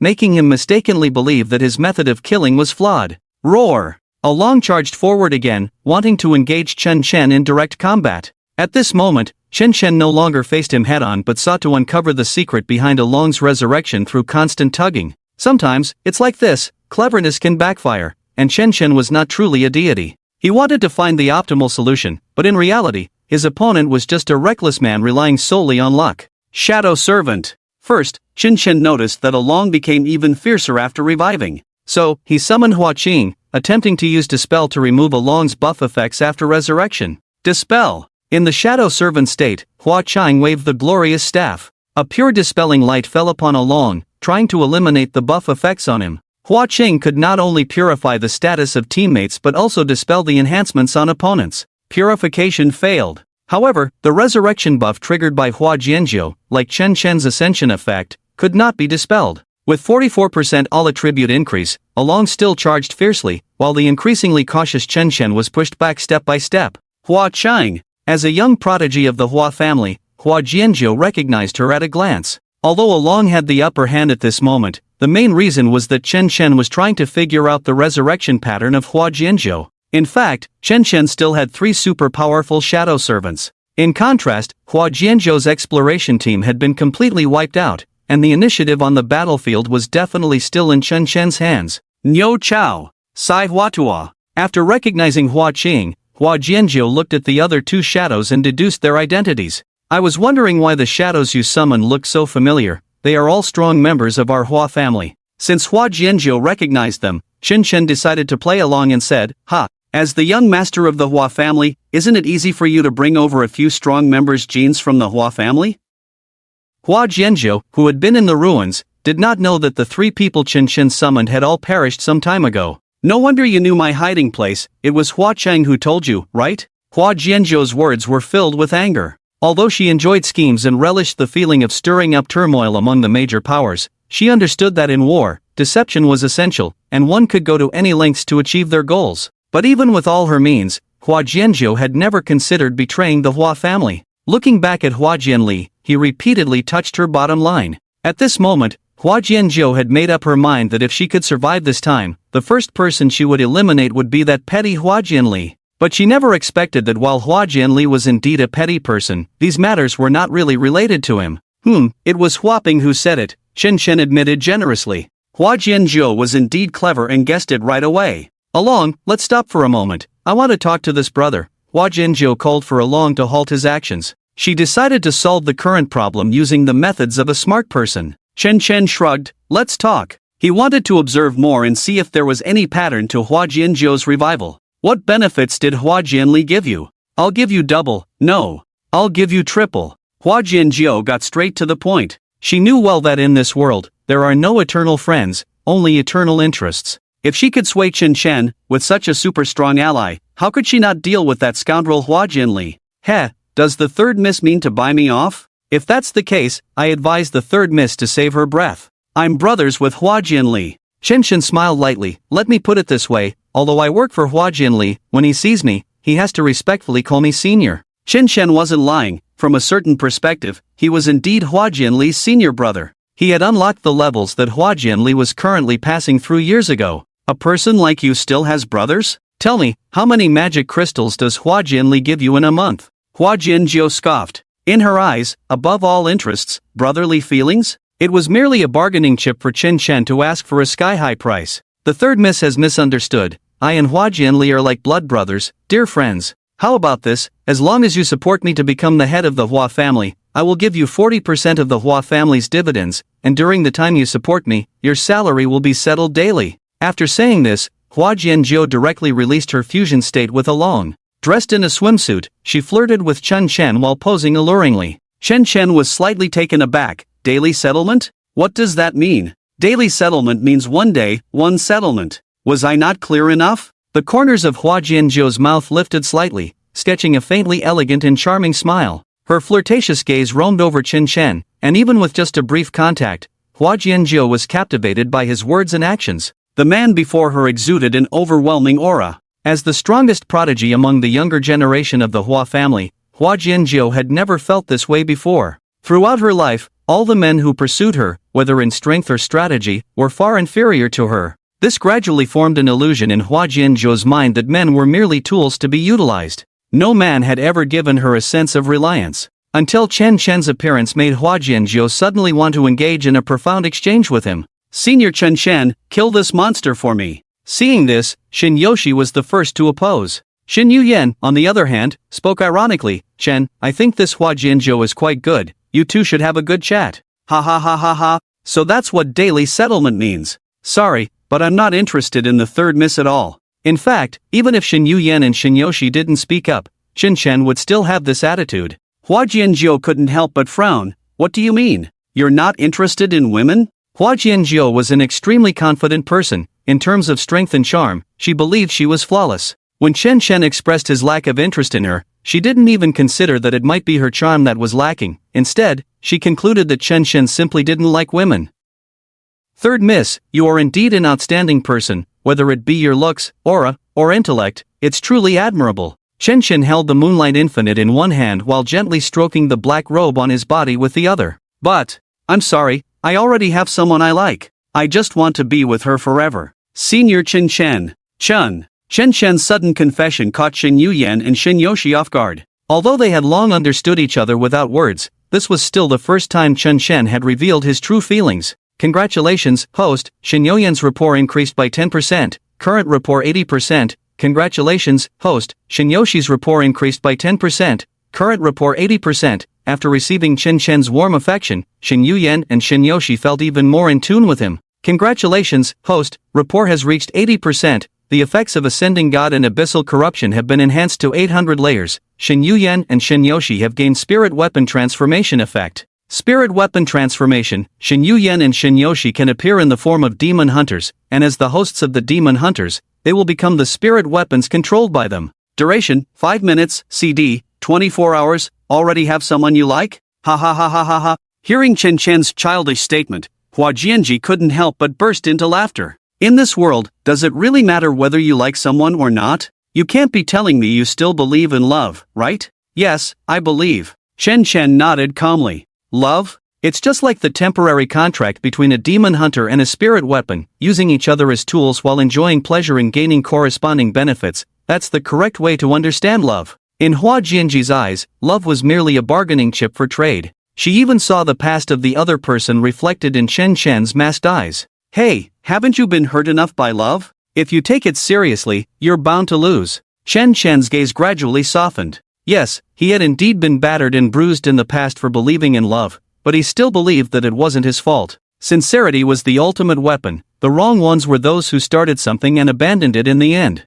Believing in love is like having the big and small kings in a deck of cards. If you play one card, it's a joker, but if you combine two, that's a royal flush. Chen Chen's smile grew more confident. If you play 3 cards together, then that's an invincible existence. Ahahaha, have you ever played poker? How could there possibly be 3 kings in a deck? Hua Jianji laughed heartily at Chen Chen's nonsense. But Chen Chen wasn't talking nonsense. Indeed, in a regular deck of cards, there were only 2 kings. However, Chen Chen was the only man in Blue Star with dual spirit weapons. In his deck, there were truly 3 kings. I say there are, so there are. Chen Chen smiled lightly. Spirit weapon transformation. In an instant, as the spiritual energy surged, a sphere of light emerged from Chen Chen's body. The sphere was wrapped in a dazzling array of colors, flowing along the contours of his body like a rainbow. Suddenly, the flowing light changed rapidly, the sphere twisted and stretched, ultimately splitting into two, forming two identical halos. These two figures overlapped, separated by a transparent light membrane, each glowing, perfectly symmetrical like a mirror image. The brilliant sphere resembled two glowing nurseries, nurturing radiant life. Two spheres of light began to stretch and sink, gradually revealing the form of a human girl. Their arms were slender and soft, like newly sprouted buds, brimming with the vitality of life and the delicate beauty of youth. Each finger was meticulously crafted, resembling a sculptor's masterpiece, exuding elegance and grace. The smooth, beautiful legs extended in harmony with the movement of the fingers, slow and graceful, like a lazy yet agile kitten strolling on a rooftop. The exquisite and translucent figure, with its alluring curves, seemed to define the very meaning of perfection. Hua Jianzhou watched as Shen Yuyan and Shen Yoshi gradually emerged from the spheres of light, her entire being frozen in place. The two sisters were breathtakingly beautiful, instantly shattering her confidence. As the halo faded, Shen Yuyan's silver hair, reminiscent of the Ice Age, and Shen Yoshi's pure black hair flowed freely, their charm reaching its peak. Even Along, who stood beside Hua Jianzhou, was left dumbfounded. To have one such perfect girl appear was already overwhelming, but now there were two. Who could withstand this? Shen Yuyan and Shen Yoshi's appearances were even more exquisite than a painting. One was angelically elegant and pure, while the other was adorably charming like a little devil. Both were clad in the imperial demon armor, wielding the Moonlight Infinite, possessing the talent of a berserker, and capable of inheriting all of Chen Chen's martial skills. This was the effect of the eternal contract, achieved after reaching an 80% compatibility. Although the spirit weapon transformation lasted only 5 minutes, what stood before Hua Jianzhou at this moment were indeed 3 trump cards. Spirit weapon transformation. Hua Jianzhou was utterly stunned by Chen Chen's maneuver. It was known that spirit weapon transformation required a compatibility of 80%, meaning that to achieve such spiritual power, one must at least have a vow contract and fully maximize compatibility. In this fast food era of demon hunters and spirit weapon matchmaking, everyone revered the freedom of temporary contracts. Even the attribute of compatibility had long been forgotten by people.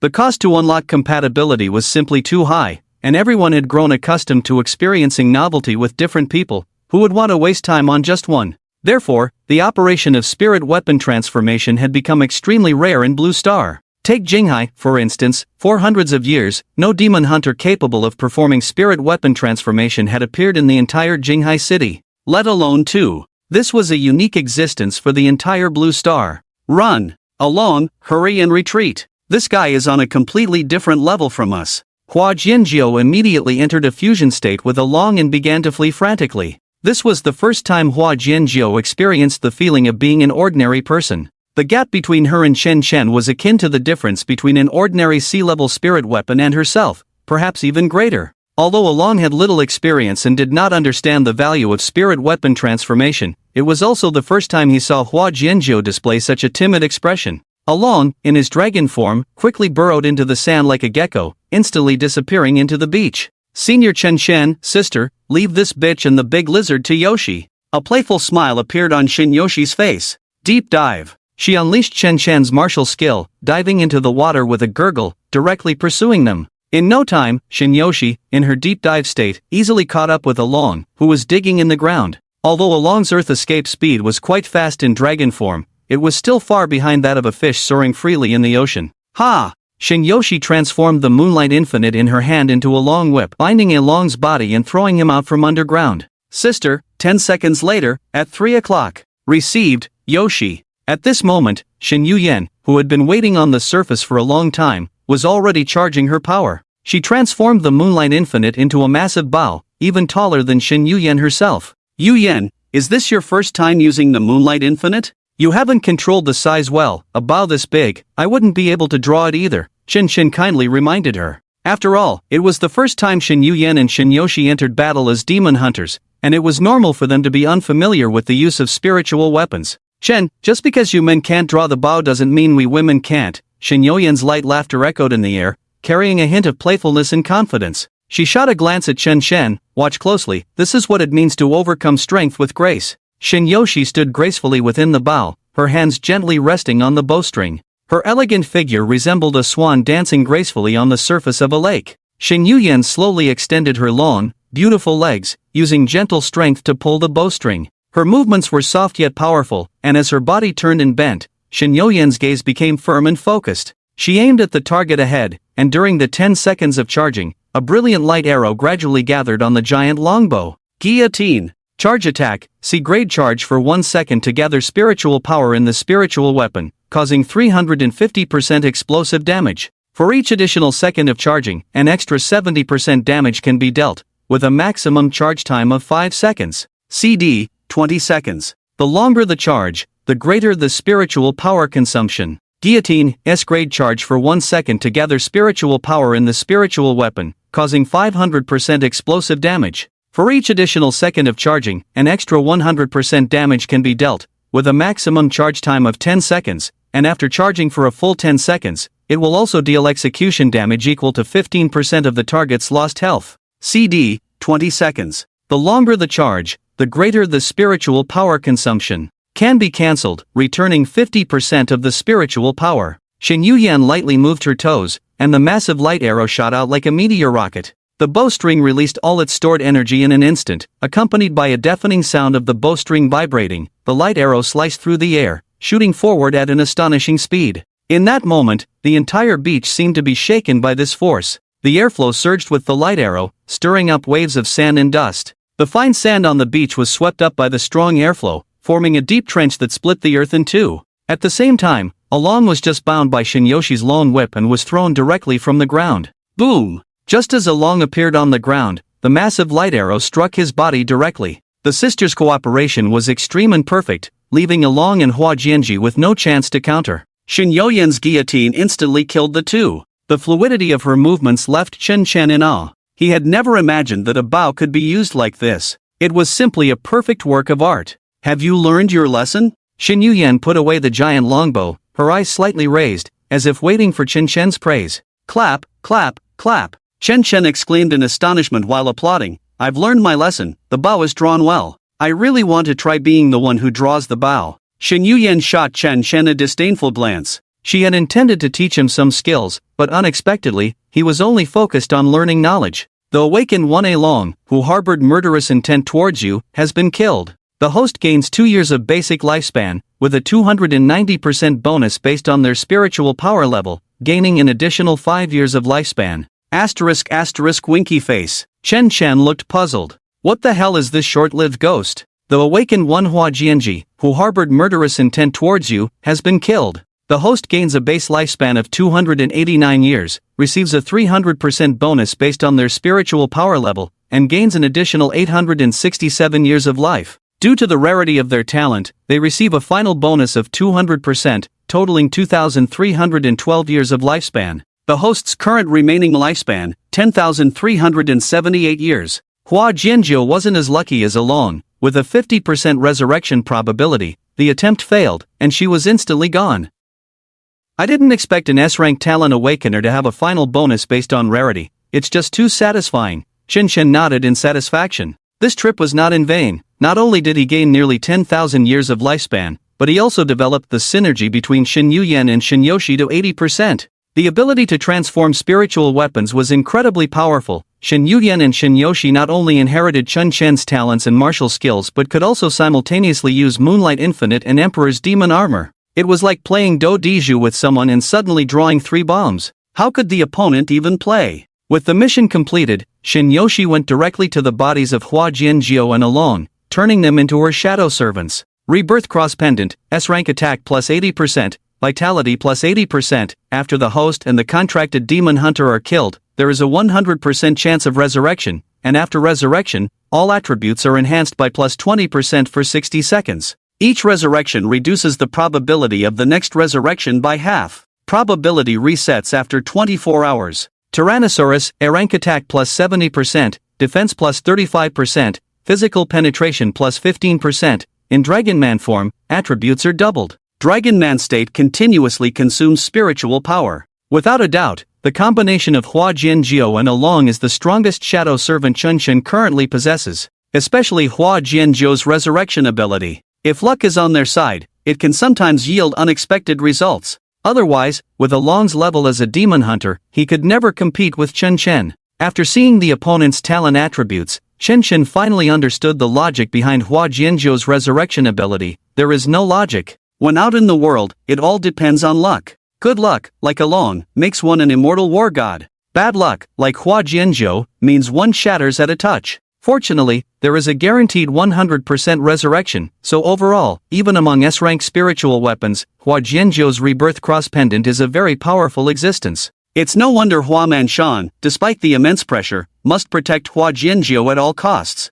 With the mission perfectly resolved, all that was left was to wait for Hua Manshan to vent all his anger on Hua Jianli. Chen Shen even took the two sisters and directly cleared the ruins before returning to Blue Star. As a side note, the spiritual power levels of the three also broke through from Gold Stage 1 to Gold Stage 2. With the synergy reaching 80%, Chen Shen's current strength was unmatched, not just in the Gold Realm but even within the Platinum Realm. He could barely contend with a Diamond Realm powerhouse. In fact, Chen Shen could now find a way to kill Hua Jianli and Gu Qingning, but if he did that, it would be too easy for Gu Qingning. At this moment, Chen Shen recalled the words he saw on the stone tablet. Perhaps the twin contract stone was meant to punish those who defy the trials of the love goddess Aphrodite. Senior Chen Shen, you're so annoying. I told you not to mess up my face, my makeup is ruined. Woo woo woo Chen, I can't even open my eyes. Chen, you're too amazing, even with all of us sisters together, we can't match you. We admit defeat. Chen Shen was only wearing a pair of shorts.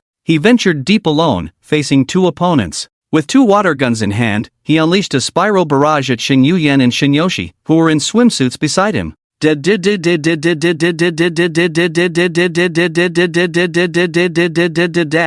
At this moment, Chen Shen was like a Marco Polo with full attack speed. A magnificent entrance. The two sisters pouted playfully. After clearing the ruins, Chen Shen didn't rush to leave but instead seized the moment to throw a pool party at the beach ruins. With such good sunshine and sand, it would be a waste not to play around. Today, let you know how powerful your senior is. Hee hee hee. Chen Shen laughed heartily, showing no signs of stopping as he continuously fired his water gun. Xing Yuyan and Xin Yoshi didn't dare to back down and picked up their water guns to shoot back at Chen Shen. Hee hee hee hee. With Chen Shen and the sisters laughed joyfully on the summer beach, freely expressing their youth. Having been in Jinghai City for so long, Chen Shen had never taken the sisters out to play. Every day was filled with endless work and ruins to explore. It was time to take a good break. On the sun-drenched golden beach, the sisters wore limited edition swimsuits, their beautiful long hair flowing, full of vitality. The snug-fitting swimsuits highlighted their snow-white skin, with their exposed waists appearing warm and smooth, reflecting the golden afterglow on the beach. The sisters gently placed their hands behind their backs, barefoot, lightly stepping on the hot sand. Pure and radiant. Xin Yuyan and Xin Yoshi simultaneously lifted a strand of hair by their ears, their long hair dancing lightly in the wind, sunlight leaping among their flowing locks, shining brilliantly. As they played, their mutual understanding continued to grow. Congratulations, host, your affinity with Xin Yuyan has increased by 5%, current affinity 85%, congratulations, host, your affinity with Xin Yoshi has increased by 5%, current affinity 85%. Congratulations, host, your affinity with Xin Yuyan has increased by 5%, current affinity 90%, congratulations, host, your affinity with Xin Yoshi has increased by 5%, current affinity 90%. Congratulations, host, your affinity with Xin Yuyan has increased by 10%, current affinity 100%, congratulations, host, your affinity with Xin Yoshi has increased by 10%, current affinity 100%. Affinity has reached 100%. The starry sky and sea of clouds no longer only provide direction, all three can know each other's exact location in real time. The shadow effect is unlocked, allowing teleportation to the contractor's side. CD, 24 hours. The eternal contract no longer has a debuff. If any one of the three dies, the effect is eliminated. Change to, as long as one person among the three is alive, they can use a special ritual to resurrect the others. After maxing out the affinity with the two sisters, their eternal contract finally no longer had a debuff effect. Chen Shen and Xin Yuyan and Xin Yoshi's consciousness once again arrived at that starry sea of clouds. The goddess of love stood above the starry sea, as if merging with the universe. Her long hair shone like the Milky Way, flowing with endless brilliance, each strand woven from stars, gently swaying with her steps. Senior Chen Shen, look quickly, this sister is so beautiful. Chen, is she a goddess? Xing Yuyan and Xin Yoshi stared blankly at Aphrodite before them. The goddess of love stood tall and graceful, wearing a long dress woven from countless tiny stars, the hem gently flowing like a river of stars flowing through the night sky. Her feet seemed to barely touch the sea of clouds, instead gently floating in the air, freely weaving between the stars. Long time no see. The goddess of love smiled as she greeted Chun Chen, her voice like heavenly music. Do you know each other? Seeing Aphrodite, the goddess of love, warmly greeting Chun Chen, the two sisters were taken aback. No wonder Chun Chen could contract both of them alone. It turned out even the gods were old acquaintances of his. Chun Chen replied, I saw her in the abyss ruins before, but at that time, the goddess was still a statue. Congratulations, you have achieved 100% synergy with your beloved, an eternal bond, no longer a burden to each other, no more internal strife, but rather leaning on each other, redeeming each other. This is the true meaning of eternity. Aphrodite looked at the three of them with love, as if gazing at her own children. Thank you, goddess. If it weren't for the twin contract stone you bestowed upon me, my life with Yu Yan and Yushi would have long since come to an end, Chen Chen said gratefully, looking at the goddess before him. If he hadn't obtained the twin contract stone in the ruins, he would have likely died at Gu Qingning's hands by now. And the fallen Xin Yuyan and Xin Yushi would have probably been driven to a dead end by fate at this very moment. The twin contract stone was not given to you by me. Your ability to find it shows that it originally belonged to you. Your feelings with Xin Yuyan and Xin Yushi are also a part of your destiny. Aphrodite slowly approached Chun Chen and handed him another twin contract stone. In fact, from the moment you formed an eternal contract with Xin Yuyan and Xin Yushi, you have already become my agent, the agent of Aphrodite. With that, the entire starry sea of clouds vanished like a mirage. The only thing that truly existed was the twin contract stone in Chun Chen's hand. He had, once again, obtained a twin contract stone. God's agent? Chen Chen was momentarily at a loss. Could it be that the system he unlocked was actually the ability of Aphrodite? If that were the case, it was very likely that there were other divine agents in this world, and they too possessed systems? All of this was something Chen Chen could not yet know. However, since he was already the agent of the goddess of love, it was certain that those like Gu Qingning, who continuously demanded in the name of love, should face divine judgment. After leaving the ruins, old Mo once again hid in the shadow of Chen Chen. Having followed Chen Chen for so long, old Mo had actually done nothing. His role was simply to keep Chen Chen at ease and relay messages to Gao Tianxiang. You didn't do anything to that demon hunter who escaped from the ruins, did you? Chen Chen asked old Mo in the shadows. In the ruins, when Chen Chen first conducted a large-scale hunt of the Huajianzhou exploration team, he had deliberately let one demon hunter go, allowing him to leave with a return stone. That person was enough to pin down Huajianzhou. Don't worry, since you instructed me in advance, I won't act on my own. That's good. The next day, you killed Huajianzhou? In a luxurious villa, Hua Jianli glared fiercely at Gu Qingning beside him, shouting in anger. Just moments ago, Hua Jianli had been summoned by the family head, Huaman Mountain. The matter was extremely serious, and even many elders of the family were on their way. What? Hua Jianzhou is dead? Isn't that a good thing? If she's dead, the position of family head of the Hua family will be ours. Gu Qingning, unaware of the seriousness of the situation, even laughed heartily, preparing to celebrate. What the hell? Hua Jianli slapped her face hard. Smack! The crisp sound echoed in the empty living room, and a streak of blood immediately appeared on Gu Qingning's cheek. In a fit of rage, Hua Jianli did not stop. Instead, he grabbed Gu Qingning by the neck and shouted, Do you know who Hua Jianzhou is? She is Dad's favorite child. We can scheme against her, frame her, even smear her name to make Dad slowly distance himself from her. But we absolutely cannot harm her. As Hua Jianli's anger continued to swell, the blood in his body began to boil, and his skin gradually turned red, as if he were a demon from hell. On the surface, Hua Jianli wore glasses and appeared refined, but in reality, he was a hot-tempered beast in human clothing, often resorting to violence against Gu Qingning. Now that Hua Jianzhou was dead, it was Hua Jianli who had leaked the information about her being the mastermind behind the scenes not long ago. Hua Manshan knew this matter could not be kept secret and would eventually be discovered by Su Tingshan, so he turned a blind eye. But now, his beloved daughter was dead. Hua Manshan's fury could no longer be contained, and he was about to interrogate Hua Jianli. Hua Jianli knew he had no way to defend himself. Although he did not commit the act, it would ultimately fall on him. Therefore, he suspected that Gu Qingning had acted on her own and hired someone to kill Hua Jianzhou. I harmed her? Young Master Hua, you have to believe me. How could I take it upon myself to kill Hua Jior? Besides, Hua Jior is an S-class spirit warrior. Who could I find to kill her in the ruins? I really didn't do it. Gu Qingning's mouth bled as she shook her head repeatedly. You didn't do it? Then who did? I don't know. That little girl, Hua Jior, is so headstrong. How many enemies does she have in Jinghai? And this time, she has caused a huge disaster. Su Tingshan and Gao Tianxiang are both watching her. Damn it! Which bastard is putting this shit on my head? Seeing that Gu Qingning truly knew nothing, Hua Jianli pushed her away, his mind racing with thoughts of what to do next. The situation was extremely urgent. No matter who the hidden hand was, Hua Jianli was undoubtedly the prime suspect. If he returned home this time without being able to give the old man an explanation, his life could very well be ruined. But as the saying goes, fortune favors the bold. If Hua Jianli could withstand this and successfully escape, then the Hua family would be his to command in the future. Thus, Hua Jianzhou's death was, for Hua Jianli, a double-edged sword, depending on how he handled it. However, what Hua Jianli could not anticipate was that Chen Shen had already prepared a complete chain of evidence against him. If he returned now, he would face severe consequences. Young master, the head of the family has ordered you to return to the ancestral hall immediately. Before long, the elder steward of the Hua family had surrounded Hua Jianli's villa, making it impossible for him to escape. From the looks of it, it was not a simple summons but more like an arrest.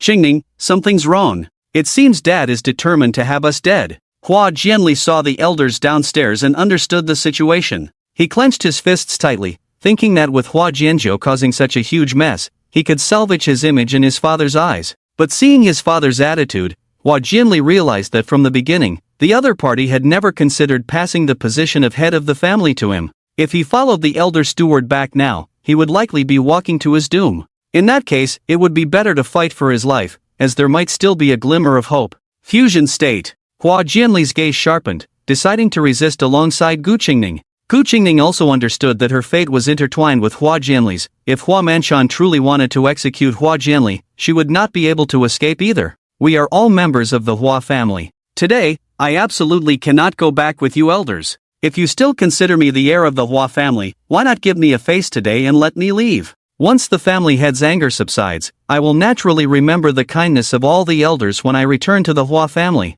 Hua Jianli stepped into the center of the crowd, trying to persuade the family elders to let him off the hook. Although he and Gu Qingning were both S-class awakened ones, and he himself was a platinum-level demon hunter, facing the family's elders and hundreds of disciples, he was not confident he could escape successfully.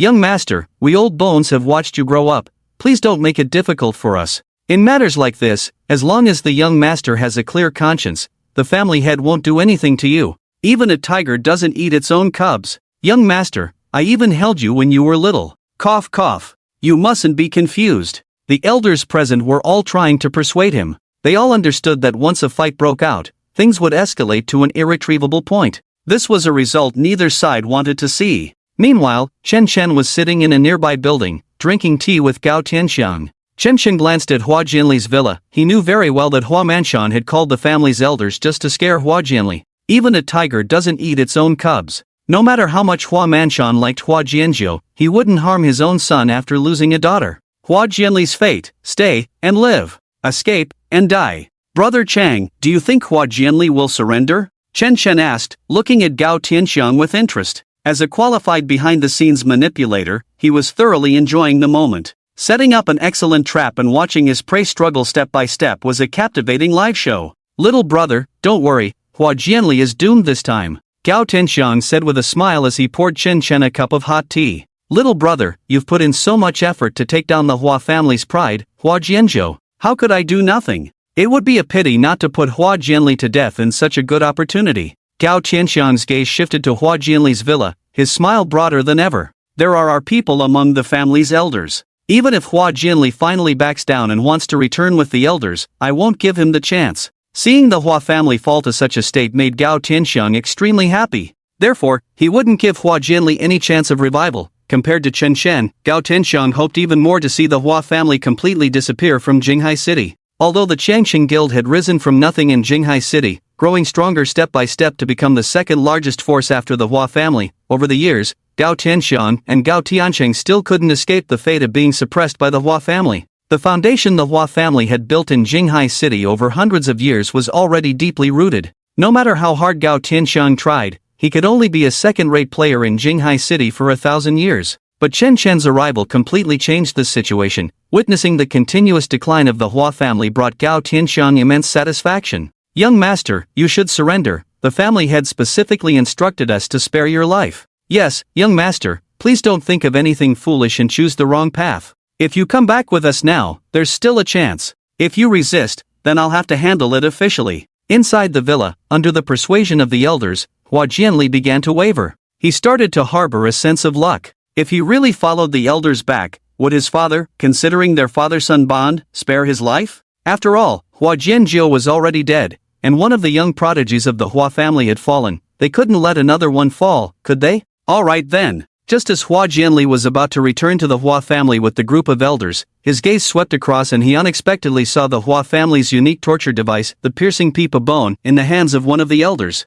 This device was rare in the Hua family, primarily used against direct descendants who committed irredeemable crimes. Once locked by the piercing peepa bone, not only would all spiritual power be completely restrained, but under special operations, it could also completely abolish and awaken one's talent. Upon seeing this cold and ruthless instrument of torture, the heart that Hua Jianli had been holding onto finally died completely. If his talent were to be wasted in this life, what difference would it make from dying? Father, I never expected you to be so heartless. Today, our father-son bond is severed. From now on, we are enemies. Hua Jianli shouted to the sky, his gaze turning sharp and resolute. At this moment, he no longer had any hesitation in his heart. All the elders present transformed into enemies in his eyes. Boom! As Hua Jianli fiercely battled the elders, the entire villa could not withstand the terrifying release of energy and ultimately collapsed. The walls shattered, the roof caved in, and the exquisite decorations and furniture were obliterated in an instant. Dust filled the air, nearly obscuring everyone's vision.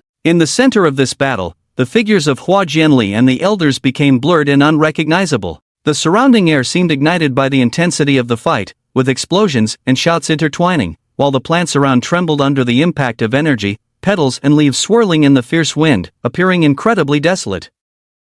Ultimately, Hua Jianli chose to go to war with the elders. The moment he decided to strike, his fate was already sealed. In Hua Manshan's eyes, it was tantamount to admitting to the crime of killing Hua Jianzhou. In fact, these elders were merely a test from his father. Just like Cao Cao always liked to scare his son Xiao Pai, now that Hua Manshan's daughter was dead, it no longer mattered whether Hua Jianzhou was killed by Hua Jianli. What mattered was whether Hua Jianli had the cunning to withstand his father's repeated tests. These elders were just the first step in Hua Manshan's trial of Hua Jianli, with many more stages to follow. Unfortunately, it was all for naught, because Hua Jianli couldn't even pass the first hurdle. The so-called piercing peepa bone was merely a little trick of Gao Tianchang. He had bribed an elder of the Hua family and then created a fake prop to scare Hua Jianli, successfully causing a complete rift between Hua Jianli and his father, Hua Manshan. At this moment, it had reached an irretrievable point. Not far away, Chen Chen and Gao Tianchang were sipping cool tea while enjoying this desperate struggle.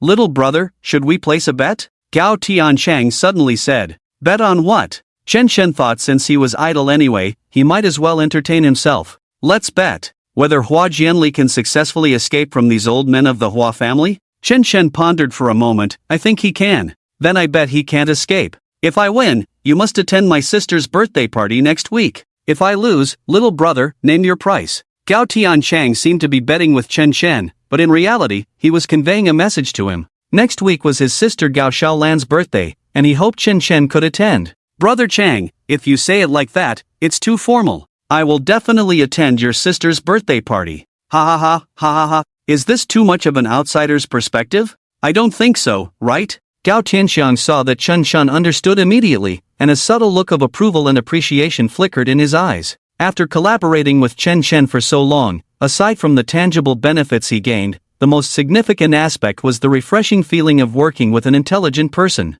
Even Gao Tianxiang felt that he and Chen Chen had a bit of a tacit understanding. Chen Chen smiled and said, "It's not that it's too much of an outsider's perspective, it's just that you don't treat me like family at all." Gao Tianxiang's intentions were clear to Chen Chen. Gao Tianxiang's sister, Gao Xiaolan, was a graceful beauty. She was the same age as Chen Chen, and Gao Tianxiang was merely interested in Chen Chen, hoping to strengthen their ties further. However, Chen Chen had no interest in Gao Xiaolan. But since he was in a cooperative relationship with Gao Tianxiang, he felt he should give a bit of face since the other party had invited him. After a few cups of tea, a brutal storm of blood and gore unfolded on the other side with Hua Jianli. As Chen Chen had anticipated, Hua Jianli successfully escaped from a group of elders and stewards, relying on his S-level talent and S-level spiritual martial arts. This internal struggle within the Hua family ended with one elder dead and 3 injured, while Hua Jianli was severely wounded and fled. As night fell, a light drizzle began to fall from the sky. In the dim, narrow alley, the stench of rotting garbage mingled with the metallic smell of fresh blood, creating a nauseating odor.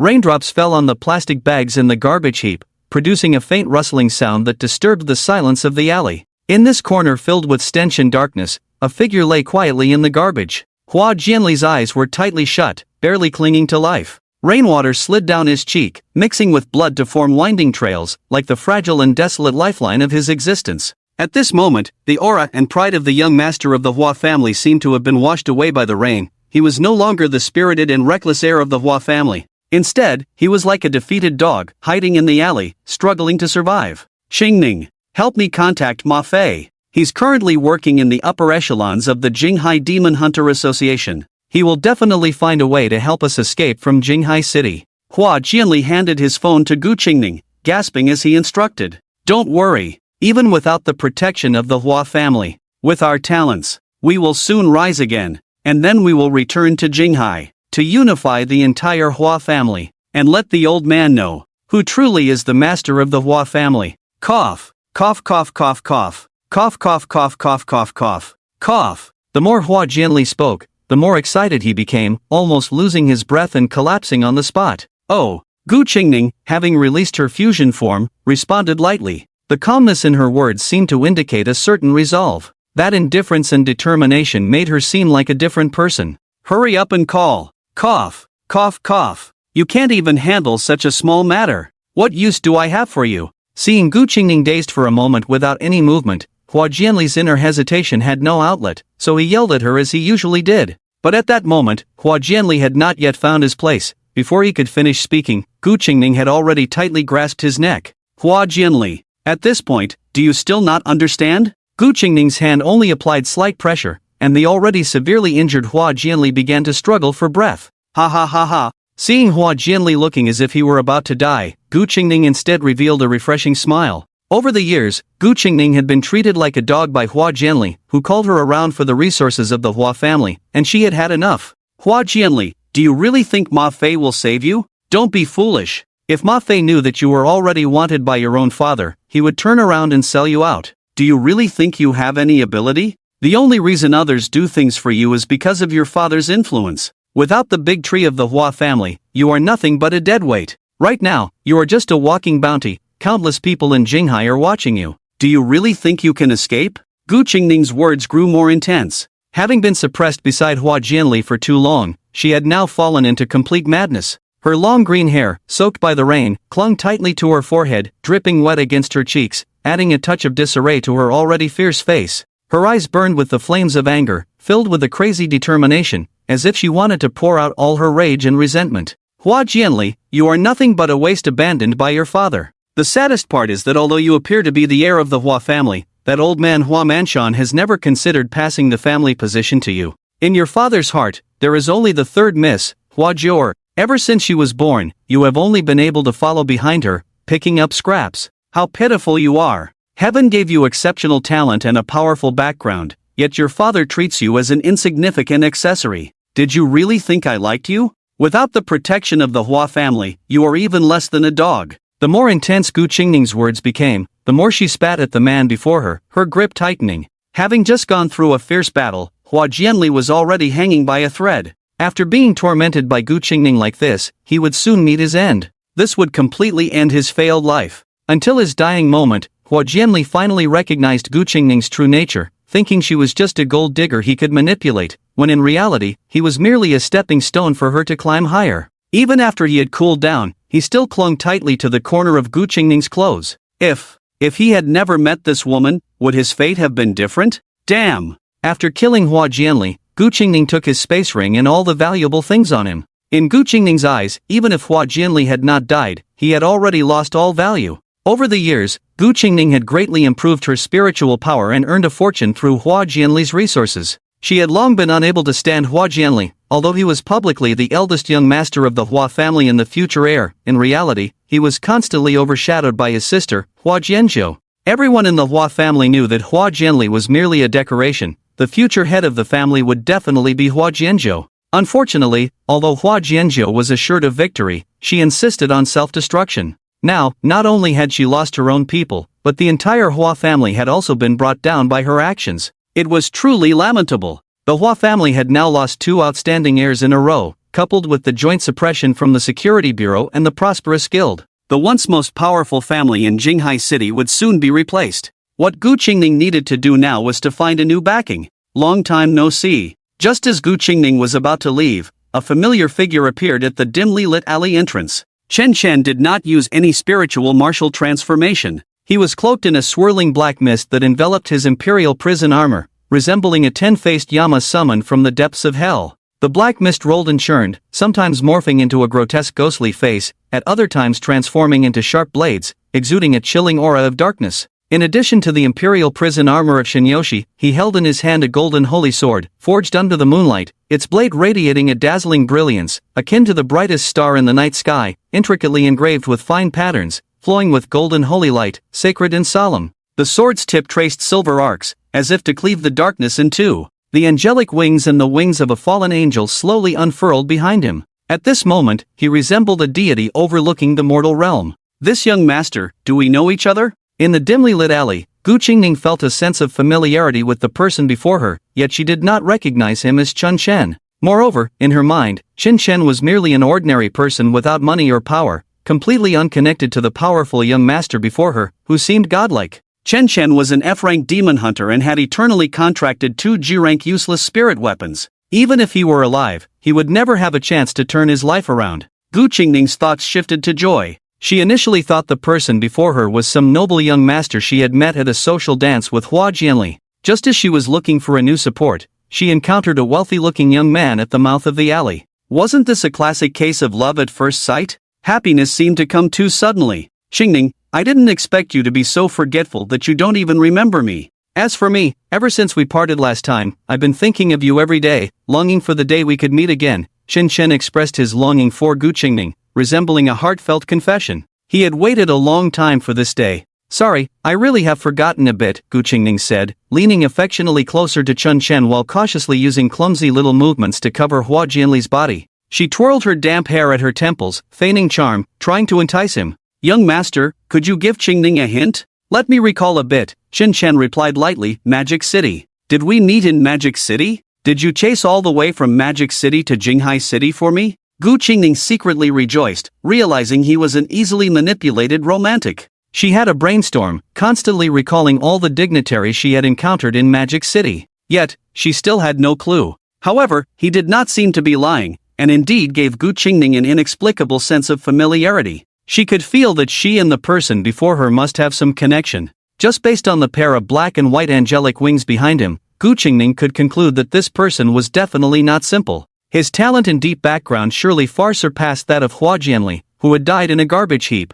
Thinking of this, Gu Qingning's heart raced, and she even felt a slight nervousness. Judging from his aura, this young man before her might be a prince of the Dragon Kingdom. Gu Qingning thought, this damned charm of mine has unknowingly captivated a royal youth again. It seems my life will be tied to the royal family. Perhaps in the future, I could become a powerful empress, and then, while the crown prince is still young, I could secretly poison him, seizing the power of the Dragon Kingdom for myself. Ha ha ha ha ha. Since he had a good impression of her, Gu Qingning knew she had to seize this opportunity. Yes, I really chased you all the way from Magic City to Jinghai City. It was truly exhausting. Chen Chen said truthfully. He was initially assassinated by Gu Qingning and Hua Jianli.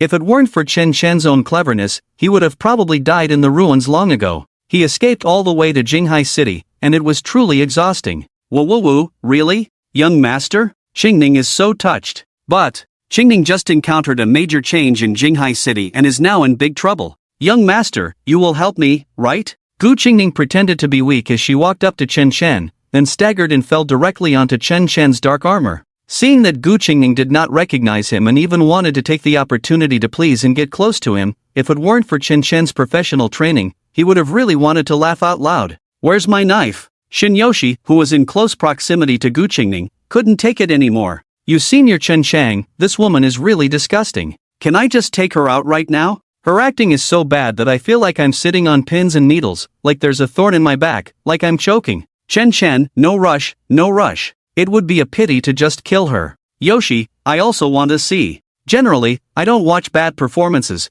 but if it's particularly bad, I have to see it. Xin Yuyan was actually interested in Gu Qingning's poor acting. If it weren't for this woman's ruthless abandonment of Chen Chen back then, she and her sister wouldn't have encountered Chen Chen now and become his twin spirit warriors. Actually, I kind of want to thank her. If it weren't for this stupid woman, how could we have met Chen, who changed our fate? Sister, what you said makes sense, so let's spare her a dog's life for now. In the alley, Chen Chen slowly lowered his head and met Gu Qingning's gaze as she lay on his chest. Qingning, who are we to each other? If you get into trouble, I will definitely help you. Actually, you don't even need to say it, I would help you anyway. Can't you feel it? The reason you and Hua Jianli have come this far in Jinghai City is all because I have been secretly helping you. Under the dim light, Chen Chen's face gradually became clear. Chen. Even though Gu Qingning repeatedly told herself that the person in front of her couldn't possibly be Chen Chen, when that familiar face came into view, her heart trembled, feeling as if it were being watched by an eternal nightmare. Qingning, why aren't you smiling? I've done so many things for you, why don't you thank me? It's you! Even though Chen Chen's expression was gentle and showed no malice, Gu Qingning was still startled and immediately pulled away from the Imperial Demon armor. No, this can't be? Gu Qingning held her head in her hands, screaming in pain, murmuring to herself, hypnotizing herself over and over. No, he isn't Chen Chen. Chen Chen is dead, and he's just an F-level demon hunter. It's impossible for him to have such talent and ability. This must be an illusion, definitely an illusion. I'm just too tired. If I rest for a while, I'll be fine. Seeing Gu Qingning so frantic, Chen Chen teased, what's wrong? Do you feel like you're getting smarter? It's you. Everything. You're the one causing trouble. Gu Qingning's eyes widened, her pupils filled with bright red veins, glaring at Chen Chen as if she understood everything. No wonder Luo Ji and the others all disappeared. It turns out you killed them. Damn Ma Fei. He actually betrayed us. How could I not see it? This guy Ma Fei is actually so loyal. Actually, you have a pretty good eye for people. Ma Fei did not betray you. He really wanted to kill me, but he just wasn't smart enough and didn't dare to tell you about my escape. So he could only play along. Shen, your brain is still as sharp as ever, but it's a pity that no matter how clever you are, you will always just be an F-level demon hunter. Gu Qingning laughed wildly, the armor on you, the holy sword in your hand, and the angel wings behind you are all just illusions to scare people, right? You want me to regret it? To feel guilty for abandoning you? I know you too well, you can't fool me. Slap. Before Gu Qingning could finish her words, Shen Yuyan, who had been fused with Chen Chen, broke the fusion state and slapped her hard across the face. Shen Yuyan flicked her silver hair and said disdainfully, what level are you? Calling me by the same nickname. Shen, is that a name you deserve to call? At the same time, Shen Yoshi also broke the fusion state, standing beside her sister Shen Yuyan as if to support her. Shen Yuyan? Shen Yoshi? Aren't you both G-level useless spirit warriors? Gu Qingning, ignoring the burning pain in her cheek, looked at the two sisters in disbelief. With the fusion state of Shen Yuyan and Shen Yoshi, the Imperial Abyss Demon Armor, the Infinite Moon, and the Angel Wings behind Chen Chen all disappeared without a trace. This made Gu Qingning even more incredulous. She could accept that Chen Chen was not dead, she could even accept that Chen Chen had used his scheme to frame Hua Jianli and bring the entire Hua family down from grace. But what she could not accept was that Chen Chen and the Shen sisters had awakened their talents. This was the only pride Gu Qingning held dear. She was the proud child of heaven with S-level talent, while Chen Chen and the Shen sisters were all low-level talent wastes. Let me show you something. Chen Chen gathered the spiritual power in his hand into a ball of light, slowly flying it in front of Gu Qingning. The light point spread out before Gu Qingning, forming a light screen that displayed the scene of her entering the abyss ruins with Chen Chen. The entire exploration team had perished, leaving only Chen Chen and Gu Qingning standing before the statue of the goddess of love, Aphrodite, entering the trial of the gods. Among you, one person can awaken a second time. Now, you both have the opportunity to choose. If you both have a mutual understanding and make the same choice, then the blessing of the gods will take effect. The two made their choices, and Gu Qingning received the blessing of the gods, awakening her talent level to S level. At this moment, the light screen shifted to Chen Chen's perspective. He discovered a piece of text beneath the stone tablet of the goddess of love, along with the twin contract stone. The blessing of the gods was the final trial of Aphrodite. The same choice did not mean both choosing one person at the same time, but rather having a mutual understanding, loving each other, and choosing one another simultaneously. Moreover, there was an additional segment of text on the stone tablet. If that were the case, then the blessing of the gods would advance to true blessing of the goddess of love, granting both individuals SSS level talent and the authority of the goddess of love, while also becoming agents of the divine. Conversely, the one who truly loved would receive the twin contract stone, and if either party betrayed the other, the remaining one would gain the authority of the goddess of love, becoming the sole agent of the divine. This segment had not been revealed when Chen Chen first discovered it. Perhaps it was because he had now become the agent of Aphrodite, allowing him to reveal the entirety of the stone tablet. What? SSS level talent, divine authority, agent of the goddess of love. At the moment she encountered the truth from that year, Gu Qingning's world completely collapsed, and she screamed madly. Her fingers trembled, and her sharp nails unconsciously dug into her own cheek, blood streaming down. Her mind was filled with hatred, and at this moment, she deeply regretted why she hadn't correctly guessed the intentions of the goddess Aphrodite. If she had figured it out and chosen Chen Chen, she would now possess an SSS level talent, becoming a divine agent like Chen Chen, and wielding the power of the divine authority, the system. Damn it! Damn!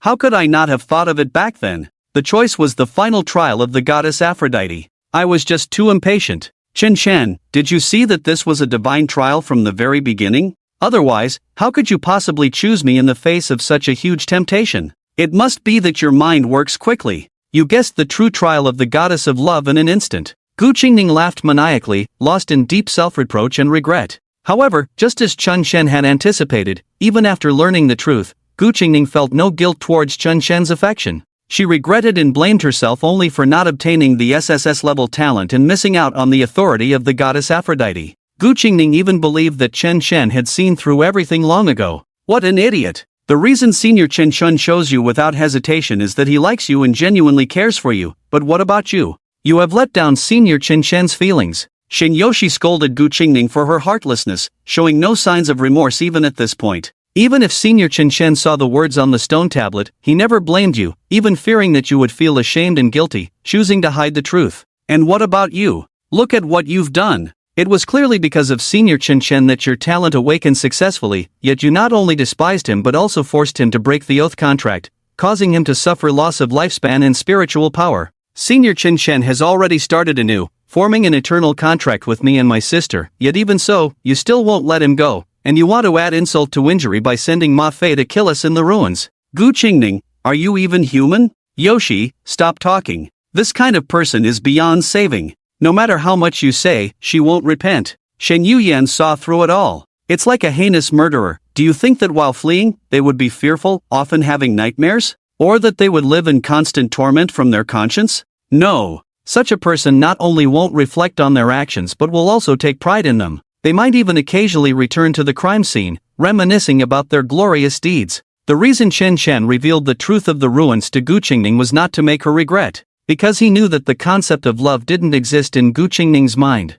Chen Chen simply wanted to disgust her. Once, the opportunity for SSS talent and the role of a divine agent was right in front of you, but you missed it because of your impatience. Regret. Suffer. Knowing all this, Gu Qingning would never forgive her past self, because she realized that if she had made the correct choice in the ruins, she could have become a divine agent of the goddess Aphrodite, just like the current Chen Chen, becoming an existence second only to the divine. Yoshi, sever her meridians. Chen Chen handed a sharp dagger to Shin Yoshi beside him. Shin Yoshi moved fluidly, instantly bringing Gu Qingning to the ground, unable to move. The rain soaked Gu Qingning's cheeks, her gaze fixed on the murky water on the ground, looking towards the end of the alley. She murmured, so close to becoming a divine agent. Why didn't I notice this? You clearly saw through everything. Why didn't you tell me in advance? If we are both SSS level awakeners, I would never abandon you. At this moment, Gu Qingning was already delirious. She couldn't even feel the pain in her body, because the pain of not being able to become a divine agent.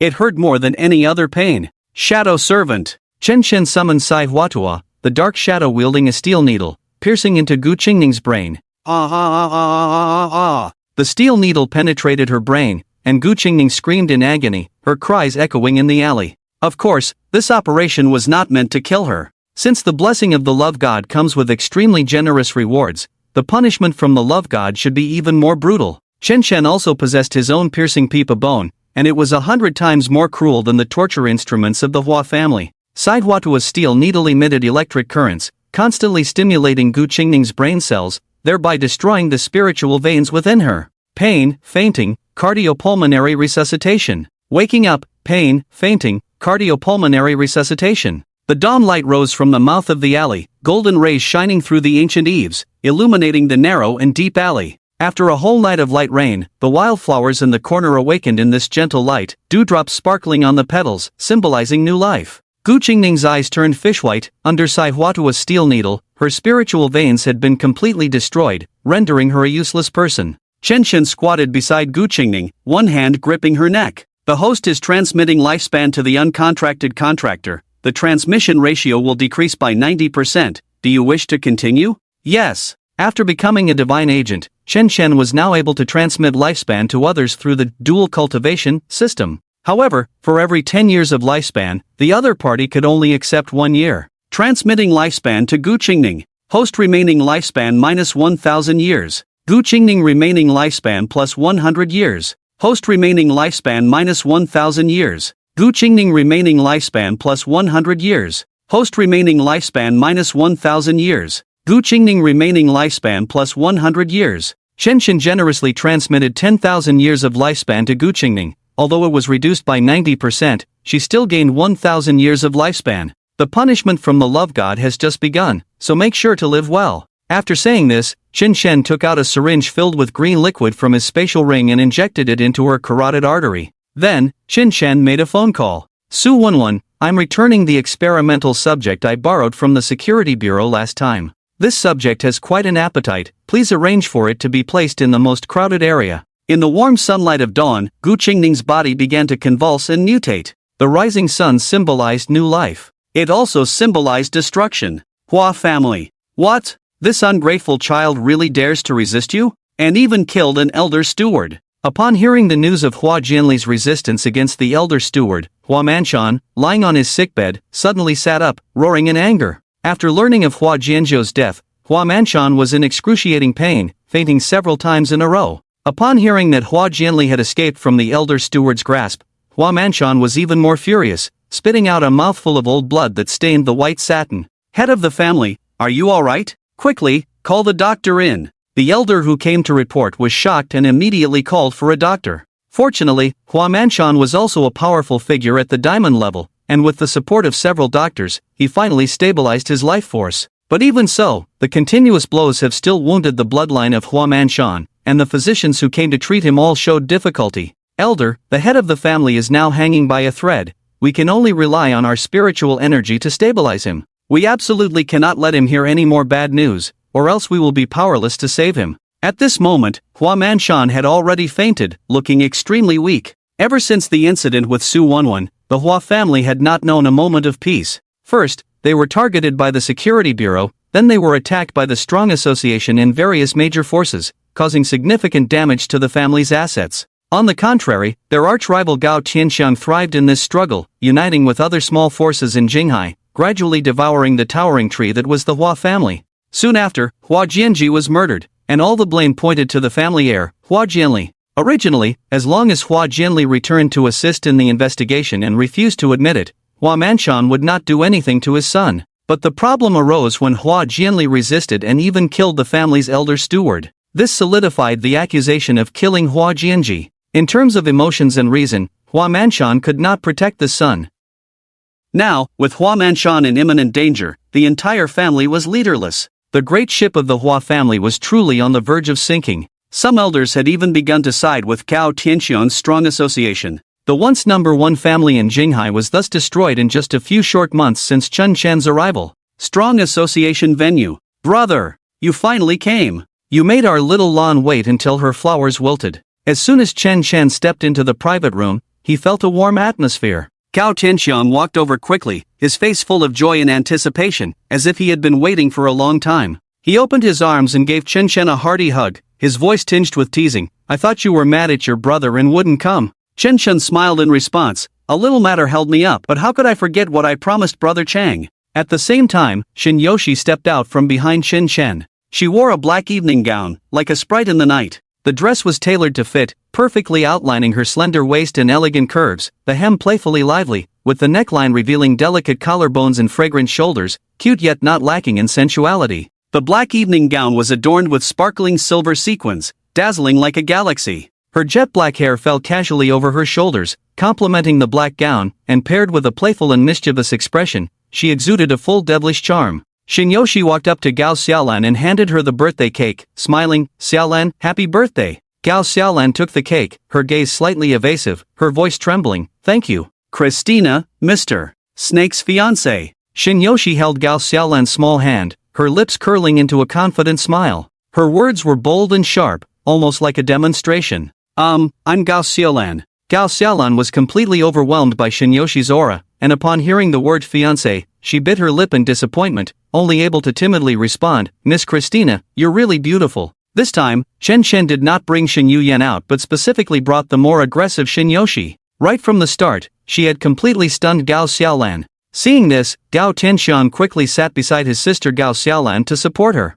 "Brother, after hearing about your glorious deeds, Xiaolan admires you very much. My sister is also an A-grade talent in spiritual martial arts. I want to place her by your side to learn and gain experience. You wouldn't mind, would you?" Although Chen Chen had made Shinyoshi declare her fiancé status right away, Gao Tianxiang still wanted to entrust his sister to Chen Chen. After all, everyone is on a temporary contract now, and the demon hunters can switch freely between spiritual warriors. It's not really a hassle, it's just that Tina and I have a vow contract. Even if Xiaolan is by my side, it won't help much. Chen Chen hinted again for Gao Tianxiang to give up this idea. A vow contract, bro, who still makes vow contracts these days? Don't joke around with me. It's a real vow contract. Even if it's a vow contract, just let Xiaolan stay by your side, she can learn some skills. Even so, Gao Tianxiang was still unwilling to give up. He knew very well that if he could bind Chen Chen, it would be like adding wings to a tiger for the powerful guild. Their relationship was very good now, but such a relationship was not solid. Gao Tianxiang wanted to be more secure. In several meetings between Chen Chen and Gao Tianxiang, Gao Xiaolan had actually seen Chen Chen. Although they had never spoken a word or had any close contact, just from the aura of Chen Chen talking with his brother Gao Tianxiang, Gao Xiaolan felt very interested in the boy in front of her. Gao Xiaolan had seen many of her brother's partners and knew how powerful Gao Tianxiang's manipulation skills were. Those who collaborated with Gao Tianxiang, regardless of their background or strength, would basically be led by the nose. And Chen Chen was the only exception. In many instances, during conversations with Gao Tianxiang, his aura was even stronger than Gao Tianxiang's. "Brother Chang, don't make it difficult for me." Chen Chen put his arm around Gao Tianxiang's shoulder and said with a smile, "Let me tell you the truth. Tina seems gentle and quiet, but her personality is very irritable, and she has a strong exclusive personality. If you put Xiaolan by my side, I'm afraid Xiaolan will be bullied by Tina." "How is that possible? Xiaolan just seems quiet. It's her first time meeting you formally, so she appears a bit reserved. She's very capable. I've only seen her bully others, I've never seen anyone bully her." Gao Tianxiang was very confident in his sister. Seeing that he couldn't persuade Chen Chen, he thought of a way to send Shinyoshi away. "Xiaolan, I still have some things to discuss with my brother. Don't you like swimming? Why don't you take Miss Tina to the pool next door to have some fun?" Chen Chen wanted to stop it, but was directly interrupted by Shinyoshi. "Great. I really want to go swimming too. Xiaolan, let's go." Shinyoshi generously took Gao Xiaolan's hand, and the two left the private room like close sisters. That's more like it, bro. The speed at which women become close friends is something we men can't imagine. It's not as complicated as you think. My intuition tells me that Xiaolan and my sister will soon become inseparable good friends. Seeing that Chen Chen was still a bit worried, Gao Tianxiang pulled him over and poured him a drink. "Come on. We men drink. Let them have their fun." Watching Shinyoshi and Gao Xiaolan leave, Chen Chen could only sigh helplessly. "I hope your intuition is accurate." Chen Chen was very clear about Shinyoshi's personality. Gao Tianxiang had no idea how dangerous it was to let his sister be alone with Shinyoshi. It could really lead to a serious situation. "You must not act recklessly. Gao Xiaolan is our friend." As soon as Shinyoshi left, Chen Chen immediately used the mind communication of the starry sky cloud sea to communicate with her. "Don't worry, Senior Chen Chen, Sister Xiaolan is so cute, I won't do anything to her." But you also need to protect yourself. If anything happens, remember that your senior is by your side. Don't act impulsively, just summon me if you need me." Chen Chen reminded her. After reaching a tacit understanding with Shin Yuyan and Shinyoshi, the starry sky and cloud sea not only allowed them to accurately locate each other's positions but also possessed the ability to teleport at any time. As long as Shinyoshi called for Chen Chen, he could appear by her side at any moment. "Little brother, Xiaolan and your sister-in-law are not children anymore. Is anything going to happen on our Gao family's territory? Gao Tianxiang noticed that Chen Shen was distracted and quickly brought him to the group of big shots nearby. Come, little brother. Let me introduce you, these are the bosses who have recently been collaborating with our Qianxing Guild. During the period when the Hua family suffered consecutive blows, Gao Tianxiang had to ally with other small families and forces in Jinghai City to swallow the Hua family's assets in one go. After all, the Hua family used to dominate Jinghai City, and now that they had fallen, so many industrial chains had suddenly become available. The small Qianxing Guild alone could not digest them. Although such cooperative relationships were not stable and carried high risks, given the current strength of the Qianxing Guild, this was already the best solution. When the tree falls, the monkeys scatter, the Hua family would soon become a second-rate force in Jinghai City. How to annex the Hua family's assets and make other forces submit to the Qianxing Guild would depend on Gao Tianxiang's own maneuvering. However, Chen Shen was not worried about this. Judging from Gao Tianxiang's current display of strength, his ability to manage people was not inferior to his own. If nothing unexpected happened, it was only a matter of time before the Qianxing Guild became the second force to dominate Jinghai City. Hello, everyone. Chen Shen greeted the bosses with a smile, merely giving Gao Tianxiang face. In reality, he had no desire to know these people. Amidst the clinking of cups, Chen Shen pulled Gao Tianxiang aside and sincerely said to him, Brother Chang, the Hua family has now been completely uprooted. Although Jinghai City is currently divided among many powers, I believe with your strength, you will soon lead the Qianxing Guild to grow strong and reach unprecedented heights. Jinghai City no longer needs me. I may need to leave for a while. Please continue to lend me old Mo. I might still need him in the short term. Upon hearing that Chen Shen was leaving Jinghai City, Gao Tianxiang felt very surprised. Now that the Hua family was in decline, it was the perfect time for various forces to step up and reap benefits, yet Chen Shen chose to leave Jinghai City at such a critical moment,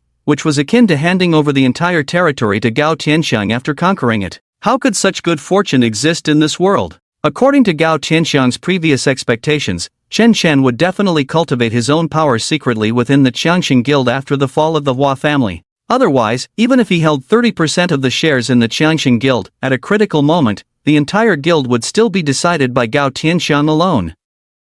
If Chen Shen's initial goal was to develop his own power in Jinghai City, he would never allow such a thing to happen. Chen Shen's departure from Jinghai City at this moment was equivalent to handing over all the fruits of victory to Gao Tianxiang. It also indirectly indicated that the other party's purpose was not to develop in Jinghai. Now is the most critical moment for the Qianxing Guild. Little brother, we need you. Anyone can leave, but you can't. If you leave, what am I supposed to do? Although Gao Tianxiang was pleading, he actually wished for Chen Shen to leave. He said this to test whether Chen Shen was truly intent on leaving or if he was just probing him. Chen Shen directly laid it out, Brother Chang, do I not know you? You would be more than happy to see me leave Jinghai City overnight with a train. Stop pretending. That's unfair. What do you take me for? Hoping you'd leave Jinghai City overnight with a train? Gao Tianxiang, swear to the heavens, I absolutely never had such thoughts. After Chen Shen revealed his inner thoughts, Gao Tianxiang could only awkwardly make a joke. There are no trains in Jinghai City, so I can only hope you take the ferry. At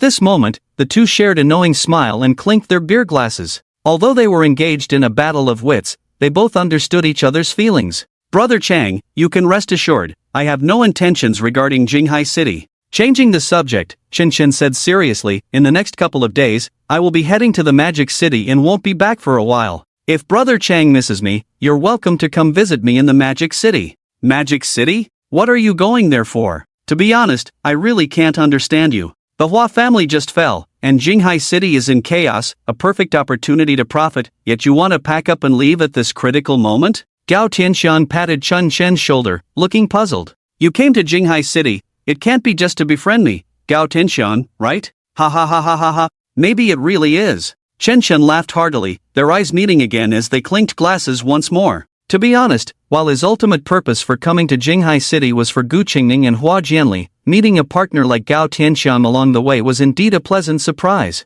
However, Gao Tianxiang also understood that someone like Chen Shen couldn't possibly come to Jinghai just to support his prosperous guild, that was surely just a side matter. Gao Tianxiang recalled what Chen Shen had said when they first met. The Hua family and the Gao family were not important to him, but the absence of the Hua family was very significant. This made Gao Tianxiang very curious. Little brother, can you tell me how the Hua family offended you? Actually, I'm not familiar with the Hua family, they haven't offended me. Chen Chen smiled and said honestly, but they took in someone they shouldn't have. Gao Tianxian looked into Chen Chen's eyes, and the other party didn't seem to be joking. But this reason, no matter how you heard it, didn't seem very reasonable. That's it. Gao Tianxian was stunned for a moment before responding. Chen Chen nodded slightly, that's it. Although his words were calm, his eyes revealed a chilling aura, making Gao Tianxian swallow hard in silence. Ha ha ha ha ha, that's terrifying. The Hua family might not even know how they offended you before their downfall. Gao Tianxiang laughed to cover his own nervousness. It seems I need to be careful when taking in little brothers in the future. I need to understand their backgrounds.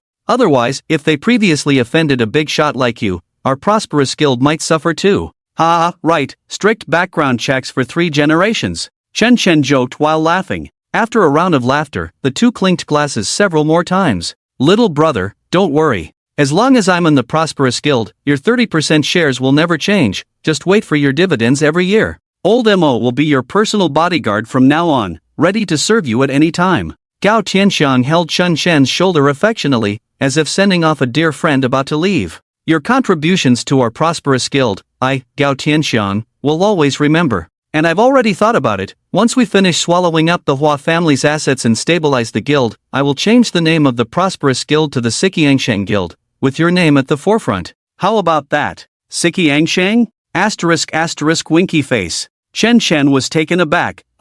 Brother Chang, I think this matter is really unnecessary. What? You don't want to? No, what I mean is, the previous name of the prosperous guild sounds better, the name Siqiangsheng. It's a bit strange. Maybe it's better to forget it. Chen Chen sincerely felt there was no need for this. He appreciated Gao Tianxiang's good intentions. However, Lao Gao seemed quite persistent about the matter. Even though Chen Chen had firmly rejected his goodwill, after pondering for a long time, he decided to force a change. The Strong Prosperity Guild is indeed a bit of a mouthful. How about changing it to the Prosperity Strong Guild? Or the Strong Prosperity Guild? It seems none of them are great. Naming things, brother, I'm not very good at it, but Xiao Sheng is more cultured than I am. I'll discuss it with him when I get back. Gao Tianxiang was deep in thought, trying to figure out how to connect the 3 characters of Snek with the Strong Prosperity Guild. Suddenly, the door to the private room was burst open by a younger brother. Bang! The other party was panting heavily, looking flustered.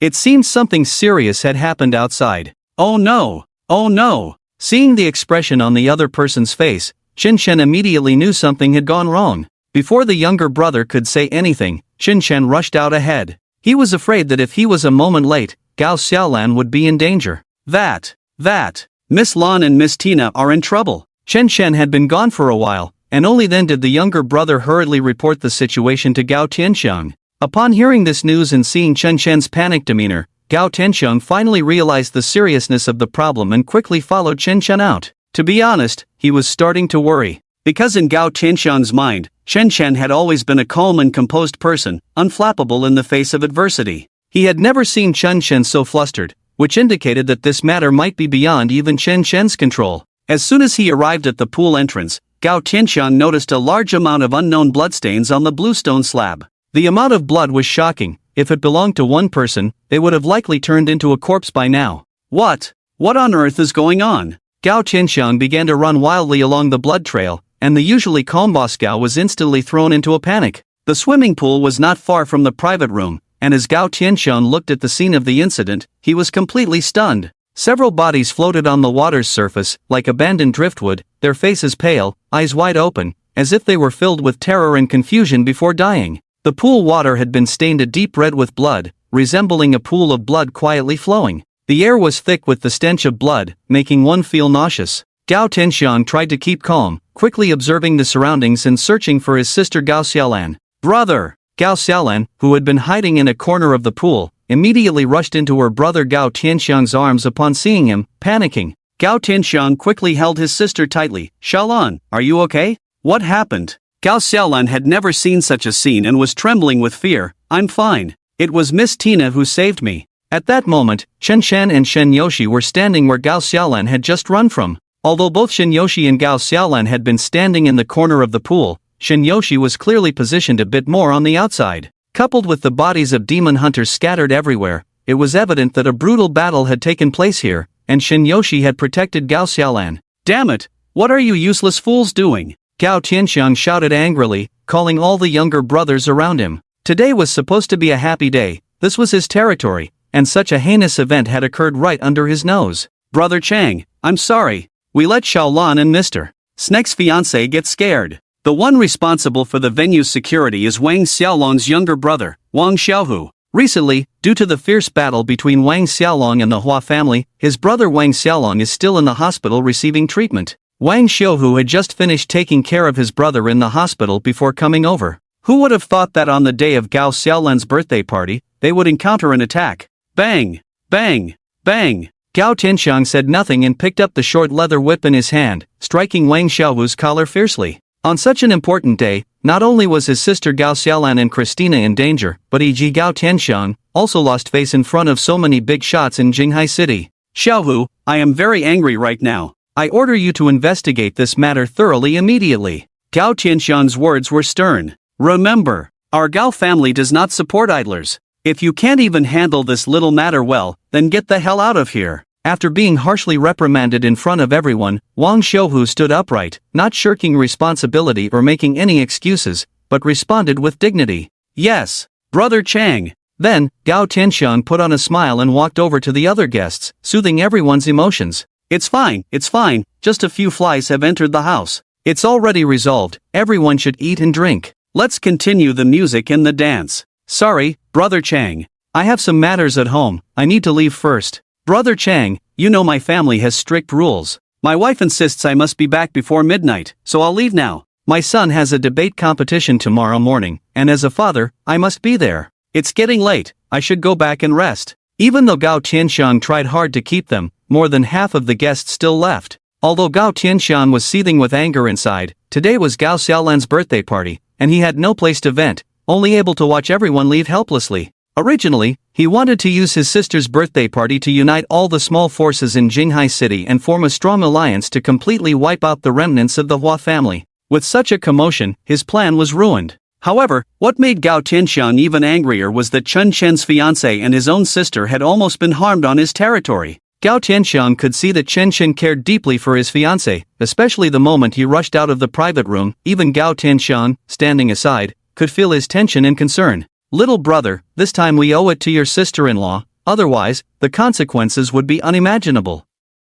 Gao Tianxiang walked up to Shen Yoshi and sincerely thanked her. At that moment, he completely re-evaluated Shen Yoshi. From the damage report of the entire swimming pool, the number of attackers exceeded 50. Due to the privacy of the pool, there were very few security personnel from the strong alliance present. Gao Tianxiang looked at his sister Gao Xiaolan, she was only slightly frightened and not harmed in the slightest. Shen Yoshi not only had to protect Gao Xiaolan, who had no combat experience, but also single-handedly took down all the attackers present, a display of strength that was simply astonishing. At first, Gao Tianxiang thought Chen Chen's strength lay only in his unfathomable background and connections in both the underworld and the legitimate world. Later, after Chen Chen assassinated Hua Jianzhou, he witnessed the other party's extraordinary talent and strength. However, that was not even the most terrifying aspect of Chen Chen. He never expected that even the spirit warrior by his side could stand on her own. Faced with more than 50 assassins, she remained calm and killed them all without leaving a trace, which was simply terrifying. Especially the aura that Shen Yoshi exuded, sometimes playful, sometimes sharp, was completely inscrutable. This inevitably made Gao Tianxiang's heart stir with doubt. Perhaps the true behind-the-scenes powerhouse was the girl before him. Chen Chen's talent and the forces behind him all stemmed from Christina? This also explained why Chen Chen looked so nervous after Gao Tianxiang had sent the other party away. If that were the case, forcing his sister to be close to Chen Chen was akin to seeking his own demise. Thinking of this, Gao Tianxiang couldn't help but feel a chill run down his spine. Seeing that Shen Yoshi and Gao Xiaolan were both fine, Chen Chen also breathed a sigh of relief. As long as everyone is okay. In fact, none of the people present were as terrified as Chen Chen. When he saw the panicked expression on the face of the little brother who had barged into the private room, Chen Chen thought it was all over. He knew Shen Yoshi's temperament well, she could do anything. Chen Chen thought Shen Yoshi had caused some trouble again, so he rushed to the scene as soon as he heard the news. Unfortunately, he was still a step too late. Everyone present had already been taken care of by Shen Yoshi. After reaching a 100% level of tacit understanding, although Chen Chen, Shen Yuyan, and Shen Yoshi had the ability to teleport to each other, the premise was that the other party had to summon him. So even if Chen Chen wanted to fly to Shen Yoshi's side immediately, without her summoning, it wouldn't work. This made him anxious. When Chen Chen arrived, what surprised him the most was not the bodies of assassins everywhere, but that Gao Xiaolan was completely unharmed. As long as Gao Xiaolan was fine, Chen Chen's heart could finally settle. Chen Chen, Yoshi, I was calling for you just now, why didn't you summon me? Shin Yoshi, Senior Chen Chen, these guys didn't need you to step in, I could handle them all by myself. Shin Yuyen, Yoshi, no matter what happens in the future, you must report to your sister and Chen immediately. A farce turned the originally elegant banquet into a mess. Fortunately, after reaching a 100% level of tacit understanding, the debuff of life binding turned into a buff, so even if Shinyoshi died, Chen Chen could find a way to revive her. Given Shinyoshi's bravery, Chen Chen decided not to criticize her this time. On the way back, Shinyoshi kept chattering about how she used her sister's infinite moonlight to easily defeat the demon hunters who had ambushed them. The effective spirit martial transformation allowed Shinyoshi to inherit Chen Chen's martial skills and talents, and she could also use her sister Shinyoyen's and her own spirit martial arts. This meant that at that moment, Shinyoshi's combat power was completely the same as Chen Chen's. S talent, S-level spirit martial arts, S+ level spirit martial arts. Coupled with first-tier golden spiritual power, dealing with assassins of the same golden realm was effortless. Moreover, Shinyoshi could also summon shadow servants, so Chen Chen didn't have to worry about her safety. His constant concern was actually for Gao Xiaolan. What if this silly girl said something to provoke Shinyoshi? She could very well have already been reincarnated by now. Senior Chen Chen, I actually protected Gao Xiaolan today, I think you should praise me properly. Shinyoshi pouted, angry because she hadn't received Chen Chen's praise for a long time. Praise you? Acting on your own, the fact that Chen didn't treat you to a brainbuster is already praise enough. Shin Yuyen was strict because she cared deeply. She was also anxious when Chen Chen rushed over just now. Chen Chen didn't say much, after all, he was very satisfied with Shinyoshi's performance today. Not only did she not harm Gao Xiaolan, but she also protected her in that situation. As for why he didn't reward Shinyoshi, it was mainly because this little girl couldn't handle flattery. If Chen Chen praised her for doing the right thing today, she might dare to act alone next time they encountered such a situation. Although the effective spiritual martial transformation is indeed very strong, it only lasts for 5 minutes. In case of danger, it's better to summon Chen Chen and Shin Yuyen, as that would be safer. After leaving the strong guild, Chen Chen took the two sisters back to the rental apartment. Even though after cooperating with Gao Tianxiang, Chen Chen obtained 30% of the strong guild's shares, and after clearing many ruins, he had already accumulated over 1 million magic crystals, he still preferred to live in such a small place. In contrast, spacious villas like those of the Hua and Gao families made Chen Chen feel insecure. Though small, the sparrow has all its vital organs. Chen Chen's rental apartment, though less than 50 square meters, was fully equipped with everything needed, especially the wardrobe by the bed, which was filled with various types of stockings. A dazzling array, all kinds were present. Although Chen Chen's monthly rent might be less than 1,000 yuan, every pair of stockings in the wardrobe was no less than 1,000. As the saying goes, money should be spent wisely. Mr. Snake, are you really leaving Jinghai City? Su Wenwen felt very reluctant to hear that Chen Chen was leaving Jinghai City. Yes, I've made up my mind. I'm planning to take the Bronze Age back to Magic City tonight, and I probably won't be back for a while. If you have time in the future, feel free to come to Magic City to visit me. Before leaving Jinghai City, Chen Chen decided to say goodbye to Su Wenwen. After all, the reason he was able to easily take down the entire Hua family in Jinghai City was largely thanks to Su Wenwen's help. If it weren't for her intelligence from the security bureau, Chen Chen would likely have to stay in Jinghai City for a long time. Really? Then I must go to Magic City to have some fun. Mr. Snake, you must treat me to some delicious food. Of course. Since Mr. Snake is leaving, why not bring Miss Christina along, and we can all go out together? Sure. Chen Chen readily agreed. To be honest, since Chen Chen, Shin Yuyen, and Shin Yoshi arrived in Jinghai City, they had either been cultivating in ruins or dealing with urgent matters outside. They had never had the chance to relax and enjoy themselves without a care in the world. Since Su Wenwen had warmly invited them, and Chen Chen just happened to have the time, he certainly wouldn't refuse. Chen Chen let Shin Yuyen and Shin Yoshi alternate appearances, and with Su Wenwen, the three of them went shopping, ate hot pot, played claw machines, sang karaoke, participated in murder mystery games, and escaped from escape rooms. They played from dawn until dusk. At the final farewell, Su Wenwen took Chen Chen to the bustling Century Square, the most vibrant place in Jinghai City. In Century Square, the crowd was dense, and the colorful neon lights flickered under the night sky,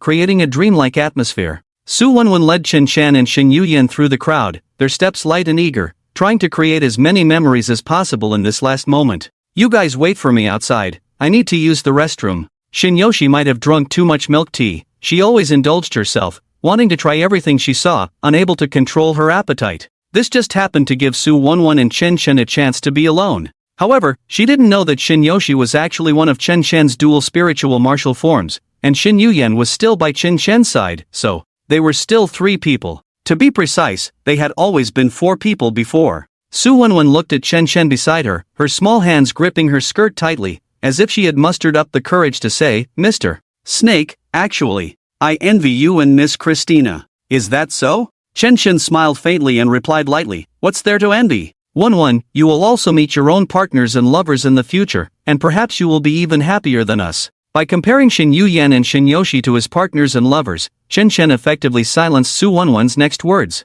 She had intended to reveal her feelings to Chen Shen while Shinyoshi was away. Su Wenwen did not mean to disrupt the relationship between Snake and Christina, she simply felt that keeping some things bottled up was too painful. However, Chen Shen did not give her that opportunity. Any relationship cannot withstand temptation and tests, and what Chen Shen aimed to do was to stifle these emotions in the cradle. Su Wenwen was a very smart and capable girl, while he was merely a passerby in her life. Some things do not need to be spoken aloud. Chun. Snake, let me tell you, this really is the Century Square of Jinghai City, even the restroom is quite unique. Shinyoshi came out, and in her excitement, she almost called Chen Shen by the wrong name. Chen Shen glanced at the public restroom nearby. Due to the large flow of people at Century Square, coupled with its central location in Jinghai City, it indeed had a certain grandeur. After Shinyoshi emerged, Su Wenwen's anxious heart finally settled down. Seeing their affection, Su Wenwen silently offered her most sincere blessings. Yes, some things do not need to be voiced.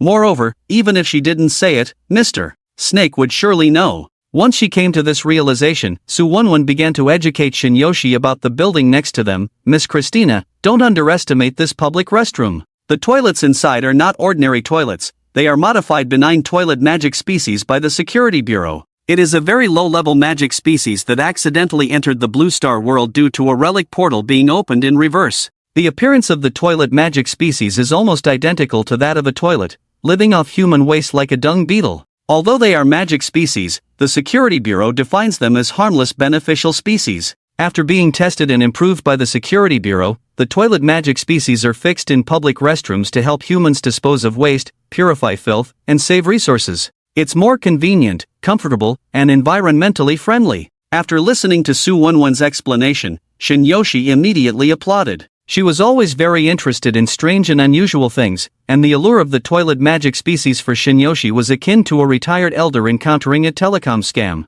"Snake, I want a toilet magic species to keep at home, that would be so cool. If Miss Christina wants one, our Security Bureau can arrange it." But didn't Mr. Snake try it before? And then returned it. Su Wenwen suddenly remembered that Chen Shen had previously taken an experimental subject from the Security Bureau. This is too avant-garde, I can't accept it. Just thinking about it made Chen Shen's scalp tingle. Keeping a toilet magic species at home was something he never expected Shinyoshi would come up with. However, before this, Chen Shen had indeed taken an experimental subject, but he had swapped it out. "By the way, Wenwen, I still have that experimental subject for you at the Security Bureau, right?" Chen Shen asked with concern. After all, he had given that experimental subject a lifespan of 1,000 years. Su Wenwen pointed to the public restroom nearby. "Mr. Snake, didn't you say that the experimental subject has a large appetite and should be placed in a high-traffic area? It's right here. What number was it? I forgot.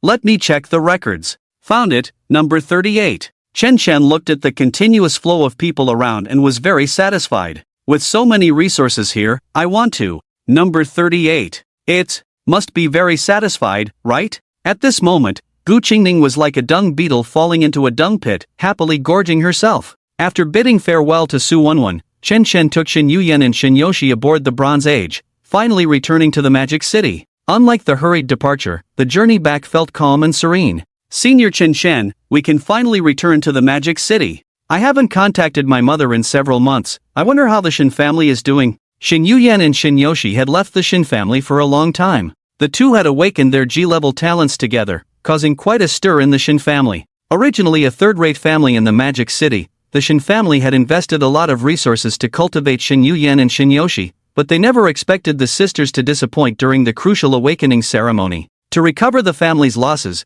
the Shin family unanimously decided to marry the sisters off to other powerful families. Although Shin Yuyan and Shin Yoshi's mother strongly opposed it, she was powerless to stop it. Just as the Shin family was looking for marriage partners for the sisters, Chen Shen happened to take them to escape to Jinghai City. Let's send a message home to let them know we're safe. Seeing Shin Yuyan's worried expression, Chen Shen smiled and walked over to her side, both gazing at the horizon of their return. Now that the Hua family had been destroyed and Gu Qingning was indulging herself, they no longer needed to fake their deaths. Shin Yuyan nodded anxiously and sent a message to her mother, roughly informing her that she and Yoshi were not dead and were on their way home. Ding ding. Just after sending the message, Shin Yuyan received a voice reply from her mother. Yoshi, don't come back. This isn't home. At hashtag UN%. And asterisk. At hashtag UN%. Expecting a joyful response from her mother, she was instead met with terrible news. The voice on the other end was initially very weak, as if afraid of being overheard, followed by her mother's heart-wrenching screams and the sound of things breaking around her. Not good. Shun. Mom is in danger. Hearing what was happening to her mother, Shin Yuyan felt her heart twist in agony, wishing she could immediately appear in the Magic City. Shin Yoshi's expression darkened instantly, her bangs hiding her cold gaze. Senior Chen Shen, killed him. Yuyan, Yoshi, let's not panic. The Bronze Age is about to dock. No matter who the enemy is, I promise you, I will make those who hurt your mother pay a bloody price. Chen Shen first calmed the sisters' emotions. He never expected that just a few months after taking the sisters out, someone would dare to threaten his mother-in-law in the Magic City. Right now, Mom's phone should be in their hands. Yuyan, ask them who they are. Tell them we are coming back soon and to not act rashly. Shin Yuyan nodded, trying to calm her emotions before sending another message according to Chen Shen's plan. Shin Yuyan, who are you? My sister and I are on our way back to the Magic City. Don't do anything reckless. Mom, don't worry about who I am, just do as I say, or you won't see Madam Shin again. Is that waste who made an eternal contract with you there? Bring him back too. Shin Yuyan, yes, he is with us. Mom, now send me your location, share your coordinates in real time. I want to know exactly when you arrive in the Magic City. Chen Shen used Shin Yuyan's phone to send the location sharing to the other party. The Bronze Age ship is only 15 minutes away from reaching the Magic City. Mom, good, stay in touch at all times. Don't worry, Yuyan, Yoshi, as long as you behave, I won't do anything to my future mother-in-law. Although it was just simple text, Chen Shen could sense the ugly and arrogant demeanor of the other party. He hadn't even met his mother-in-law yet, and now she was someone else's? Shen Yuyan, okay. While sharing his location, Chen Shen also saw the other party's position. Initially, they were at the Shin family, and upon learning that Shin Yuyan was on the Bronze Age ship, they were rapidly approaching the dock in the Magic City. The speed was so fast that only a strong individual at the diamond level could achieve it. However, Chen Shen wasn't too worried. After all, he had a diamond-level assassin by his side.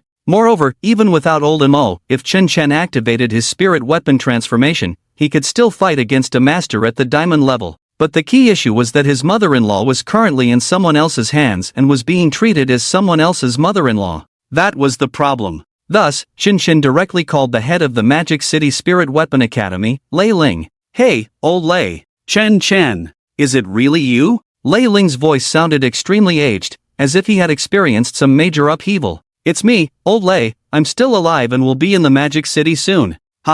Great. I knew you wouldn't die. Where are you now? I'll come pick you up right away. Today, I'll open that jar of Daughter's Red you've been thinking about, and we'll drink and chat until we're drunk. Upon confirming that the voice was indeed Chen Shen, Lei Ling was immediately moved to tears. Old man, I'm all ears. Quickly tell me about your legendary experiences during this time. That jar of Daughter's Red is older than you. You finally decided to open it for me. Chen Shen had been thinking about that jar of wine for a long time. Lei Ling had previously never allowed him to touch it, saying it was for his granddaughter's wedding. Chen Shen often joked that he would marry Lei Ling's granddaughter just to open that jar of Daughter's Red. But what Chen Shen didn't know was that Lei Ling's granddaughter was only 6 years old and had just learned to buy soy sauce. You little brat, how can you still have the nerve to say that? You didn't even bother to let me know you were safe for so long, making me set up a grave for you on the Academy's back mountain. Whenever I think of you, I go to the back mountain to drink, and that jar of Daughter's Red has been offered to you. I'm almost done with the offering. This weight belonged to Chen Shen not drinking, it was Chen Shen's spirit drinking in the heavens. Over 100 years of Daughter's Red, all of it has been offered to the soil? You'd better come back, there's just a little left. I'll dilute it with some water, and it'll be the same. Don't kid yourself, it won't be the same. Chen Shen shifted the topic to serious matters. Oh Lei, I didn't want to call you, but I've run into some trouble here, and it might. Just say it, I'm ready to go through fire and water for you. Lei Ling readily agreed. He had been chatting with the grass on Chen Shen's grave last night, saying that if Chen Shen could come back, he would give his life for him. Although it was a drunken remark, it was enough to prove Lei Ling's longing for Chen Shen. Ever since Chen Shen died, he, the vice president of the Magic City Spirit Weapon Academy, had stopped working, living in a daze every day. Now he was the Academy's librarian, indifferent to worldly affairs. At the Magic City dock, countless demon hunters dressed in bright red battle robes were lined up neatly on the dock. Leading them were two young men in fine clothes on spirited horses, holding a conspicuous large red embroidered ball, which at first glance looked like an ancient wedding, while the surrounding demon hunters seemed to be welcoming important guests.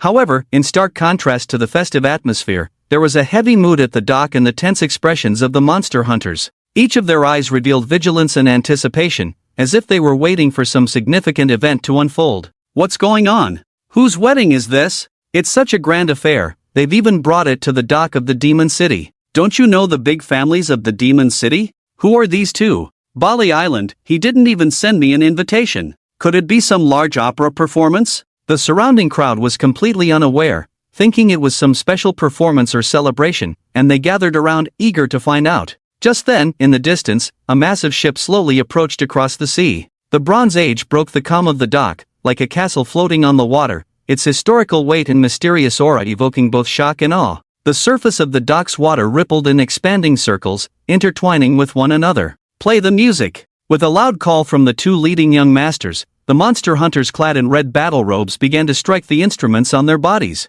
The surrounding crowd followed the sound, finally realizing the significance of the visitors. Isn't that Lu Jigang, the eldest son of the Lu family, and Sima Dong, the second son of the Sima family? The Lu and Sima families are both among the four great families of the Demon City. No wonder the spectacle is so grand. Whose daughter is this, able to shake half of the Demon City to come for a wedding? Incredible! The Bronze Age is a ship that specifically travels between the Demon City and Jinghai. This girl must be from Jinghai City. Oh, I know this, the only one from Jinghai City with such status is Hua Jianzhou from the Hua family. But there's only one Hua Jianzhou. What does it mean for Lu Jigang and Sima Dong to come for her? One wife, two husbands. The crowd was completely confused about what was happening, and they began to speculate wildly. Little did they know, Hua Jianzhou's grave was almost overgrown with grass. Who is that buzzcut girl next to Lu Jigang? I've never seen her before. She seems to be his sister, a young lady from the Lu family, Lu Tingting.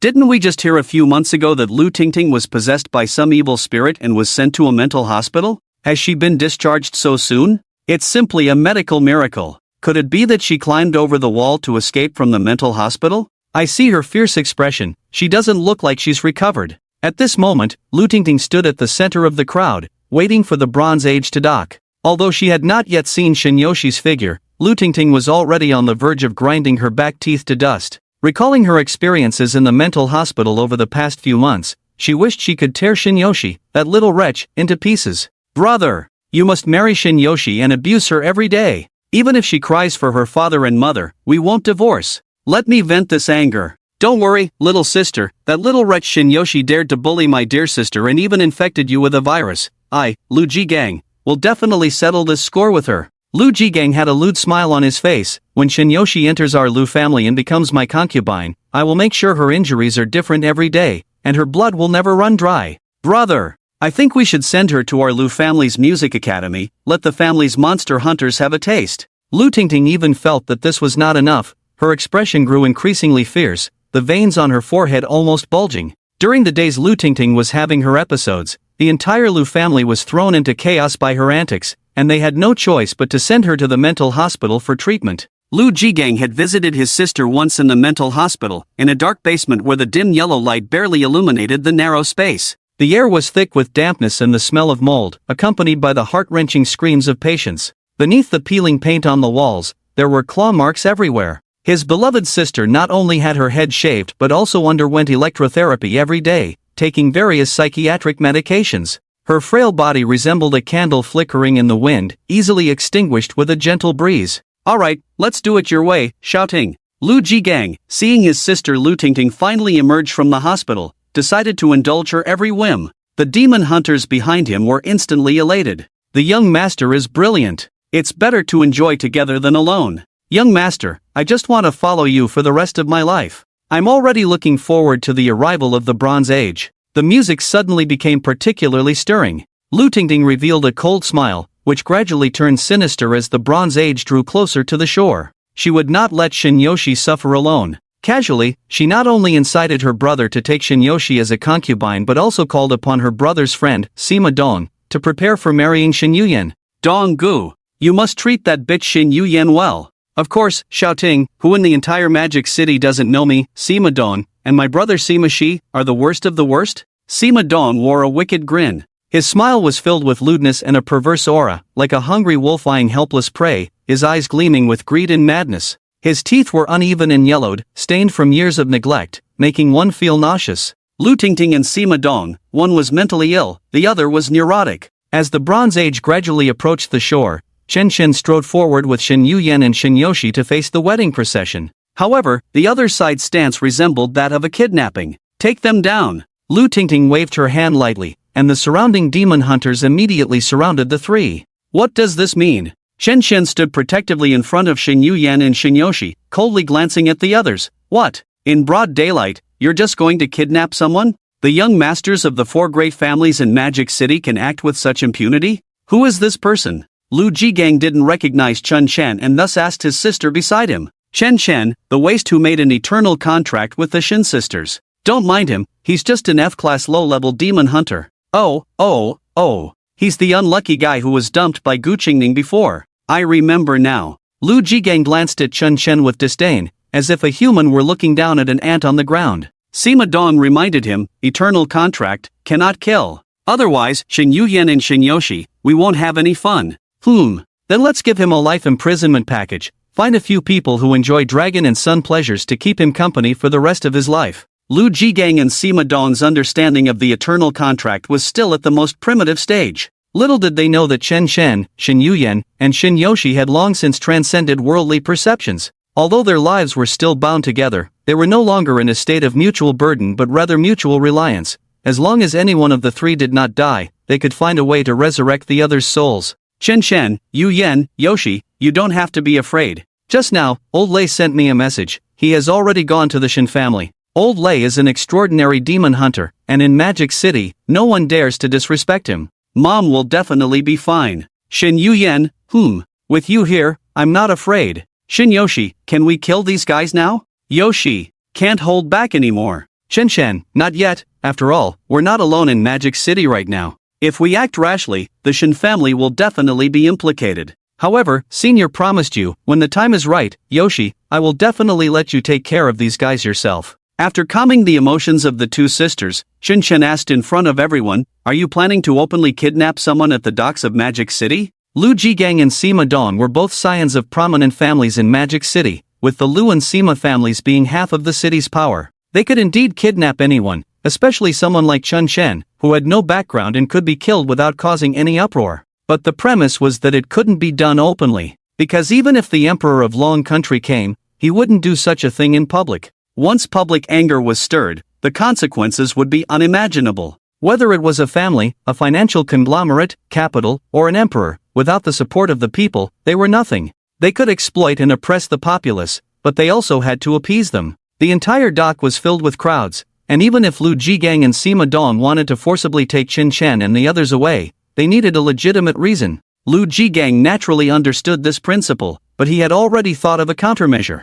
Kidnapping? What are you joking about? Shin Yoshi is my future concubine, and Shin Yuyen is the wife that young Master Dong is about to marry. What's the problem with us taking our fiancés home? Lu Jigang said nonchalantly, as for you, I now suspect you are fooling around with my concubine, so I will take you back for questioning right away. This is also reasonable. Lu Jigang's words directly diffused Chen Shen's questioning. The surrounding crowd began to discuss among themselves. What? Lu Jigang and Sima Dong are not welcoming the young lady of the Hua family? Is the village cut off from the internet? I heard that the third young lady of the Hua family seems to have committed some major crime in Jinghai City and has already run away to hide. It seems to be true. The young master of the Hua family, Hua Jianli, has returned from the Lingwu Academy in Magic City, so it should be real. I didn't expect that the two young masters were welcoming the most beautiful twin school flowers in Magic City. Shin Yuyen and Shin Yoshi are actually alive. Who spread the rumor that they had died in the ruins?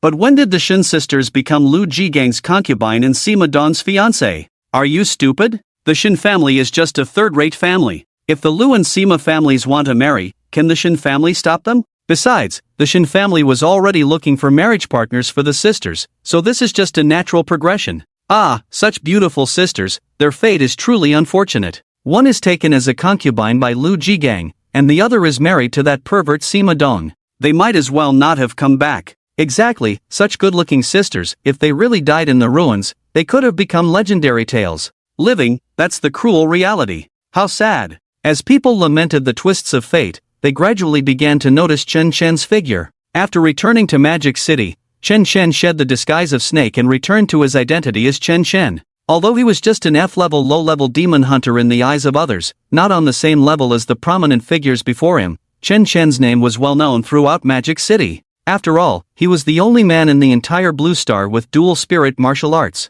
However, this legend was short-lived and powerless. Just a few days after eternally binding the Shin sisters, news spread that Chen Shen had died in the ruins. Since ancient times, beautiful women have often met with misfortune, and now Chen Shen had two by his side. However, most of the rumors about Chen Shen were positive and optimistic. After all, dying under a peony flower is still a romantic way to go. But if Chen Shen was dead, that would be fine. If he wasn't, then it was easy to imagine that Magic City would be a living hell for him. Isn't that Chen Shen? How is he still alive? Isn't that obvious? The Shin sisters are both alive. There is an eternal contract between them. Can he die like a bird? If the Lu family or the Sima family takes this back, it would probably be a fate worse than death. If it were me, I would have left Magic City long ago. I wouldn't come back even if you beat me to death. All the gifts of fate have long been marked with chips in the dark. Since Chen Shen made the eternal contract with Shin Yuyen and Shin Yoshi, he should have thought about this day long ago. Everyone looked at Chen Shen with a pessimistic perspective. In their eyes, the moment he contracted with the Shin sisters, his fate was doomed to be tragic. Chen Shen, you may not understand this world yet. Lu Jigang stepped in front of Chen Shen, mocking him wantonly. The rules are set by the strong to bind the weak. I now invite you to come back with us, and I hope you won't refuse a toast only to drink a punishment. The moment you return to Magic City, your fate will be at my mercy. Chen Shen had long realized what the other party was saying. He responded to the provocation with a calm demeanor. Rules are meant to be broken, and so is fate. Lu Jigang was not wrong. However, Chen Shen held the authority of a divine agent and had already defied fate with the twin spirit martial system. Now, all the rules would be set by him. Ha ha ha ha ha ha ha. Break the rules, change fate. Hearing Chen Shen's childish and ridiculous statement, Lu Jigang laughed outright. Do you have the strength for that? Do you have the capital? These motivational quotes are just lies we strong ones concocted to comfort you weaklings. The movies about my fate is in my hands. Not in the heavens are just feel-good dramas made for the weak. Chen Shen, let me tell you now what the real cruel truth is.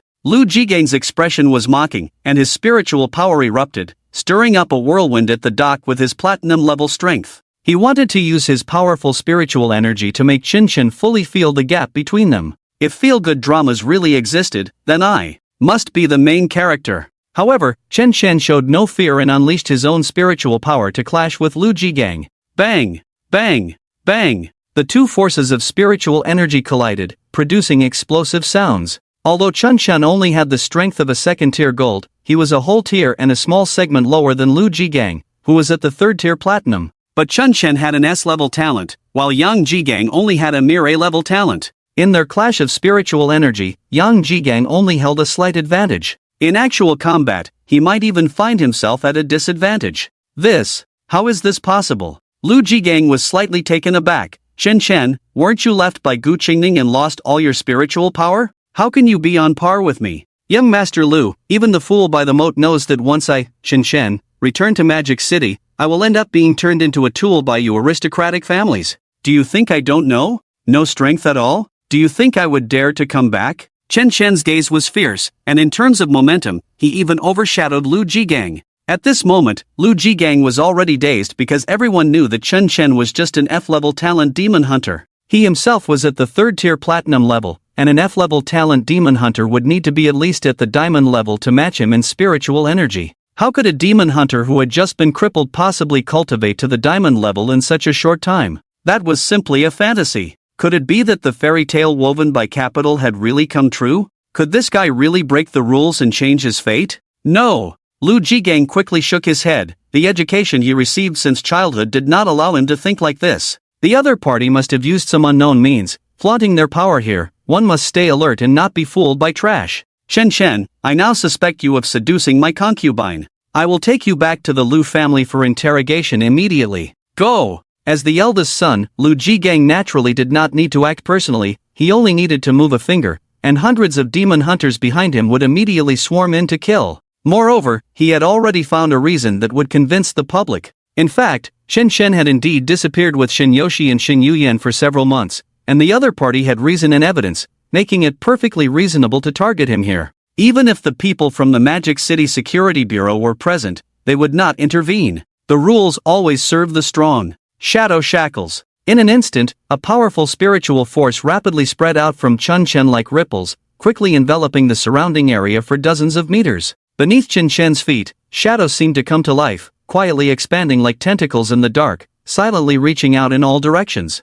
As this spiritual force spread, the surrounding air seemed to be stained with a deep dark hue. The demon hunters who stepped into this shadowy range suddenly felt as if they had entered a pitch-black swamp. Their legs seemed to be pulled by an invisible force, instantly sinking into this endless darkness, swallowed by the shadows, unable to extricate themselves. But this was just the beginning of the shadow shackles. Once the demon hunters' legs were bound, the shadows came to life, beginning to creep up their bodies. They coiled around them like dark chains, tightly binding the demon hunters, rendering them immobile. The shadows intertwined and wrapped around them, ultimately transforming into indestructible shackles, completely binding them in this dark realm. At this moment, Chen became the ruler of this dark domain, while those demon hunters bound by the shadow shackles could only struggle helplessly within. The entire scene was filled with a mysterious and terrifying atmosphere, evoking awe for Chen's immense power. With just one martial skill, Chen had completely pinned down hundreds of demon hunters around him. The overwhelming strength left everyone nearby in shock. Oh my god, how is this possible? Such a powerful dark attribute martial skill, is this really the F-grade waste demon hunter you speak of? I only heard that Chen seems to have some title of civilian war god. This martial skill looks anything but civilian. Damn! Was that my dog barking just now? I apologize to Brother Chen, no wonder this guy dared to swagger back with the Shen sisters, he really has strength. These rich kids are used to oppressing us common folks, they think everyone is a pushover. Brother Chen, go for it, slap these guys hard in the face. No evidence at all, openly arresting people at the dock. This is truly lawless. Don't think that just because you're from a big family, you can do whatever you want in the Magic City. Seeing this, the public began to awaken. Lu Jigang's arrogance and Chen's successful resistance ignited their inner defiance. They were used to seeing big families arbitrarily arresting people, easily brushing aside any reason, and the Security Bureau, nourished by these big families, would turn a blind eye, making such things seem natural. At this moment, they remembered that Lu Jigang was merely making baseless assumptions, with no evidence at all. They also knew what would happen to Chen if he were taken back to the Lu family. Why should these people be allowed to judge a person's life and death in public? Of course, the reason the public dared to stand with Chen was that he had strength. The weak at the bottom would support whoever was winning. The reason Chen's single action could stir their blood was that he was currently in the advantageous position, showcasing extraordinary power. They do not dare to resist capital, but they are willing to see someone succeed in resisting it. If this person succeeds, they can shout, "My life is my own, not dictated by fate," imagining themselves as part of the resistance against capital, warriors against destiny. If this person fails, they can spit on and mock him, saying, "Look, this is the outcome of resistance, don't daydream," and then comfort themselves with how clear-sighted they are, considering themselves true sages.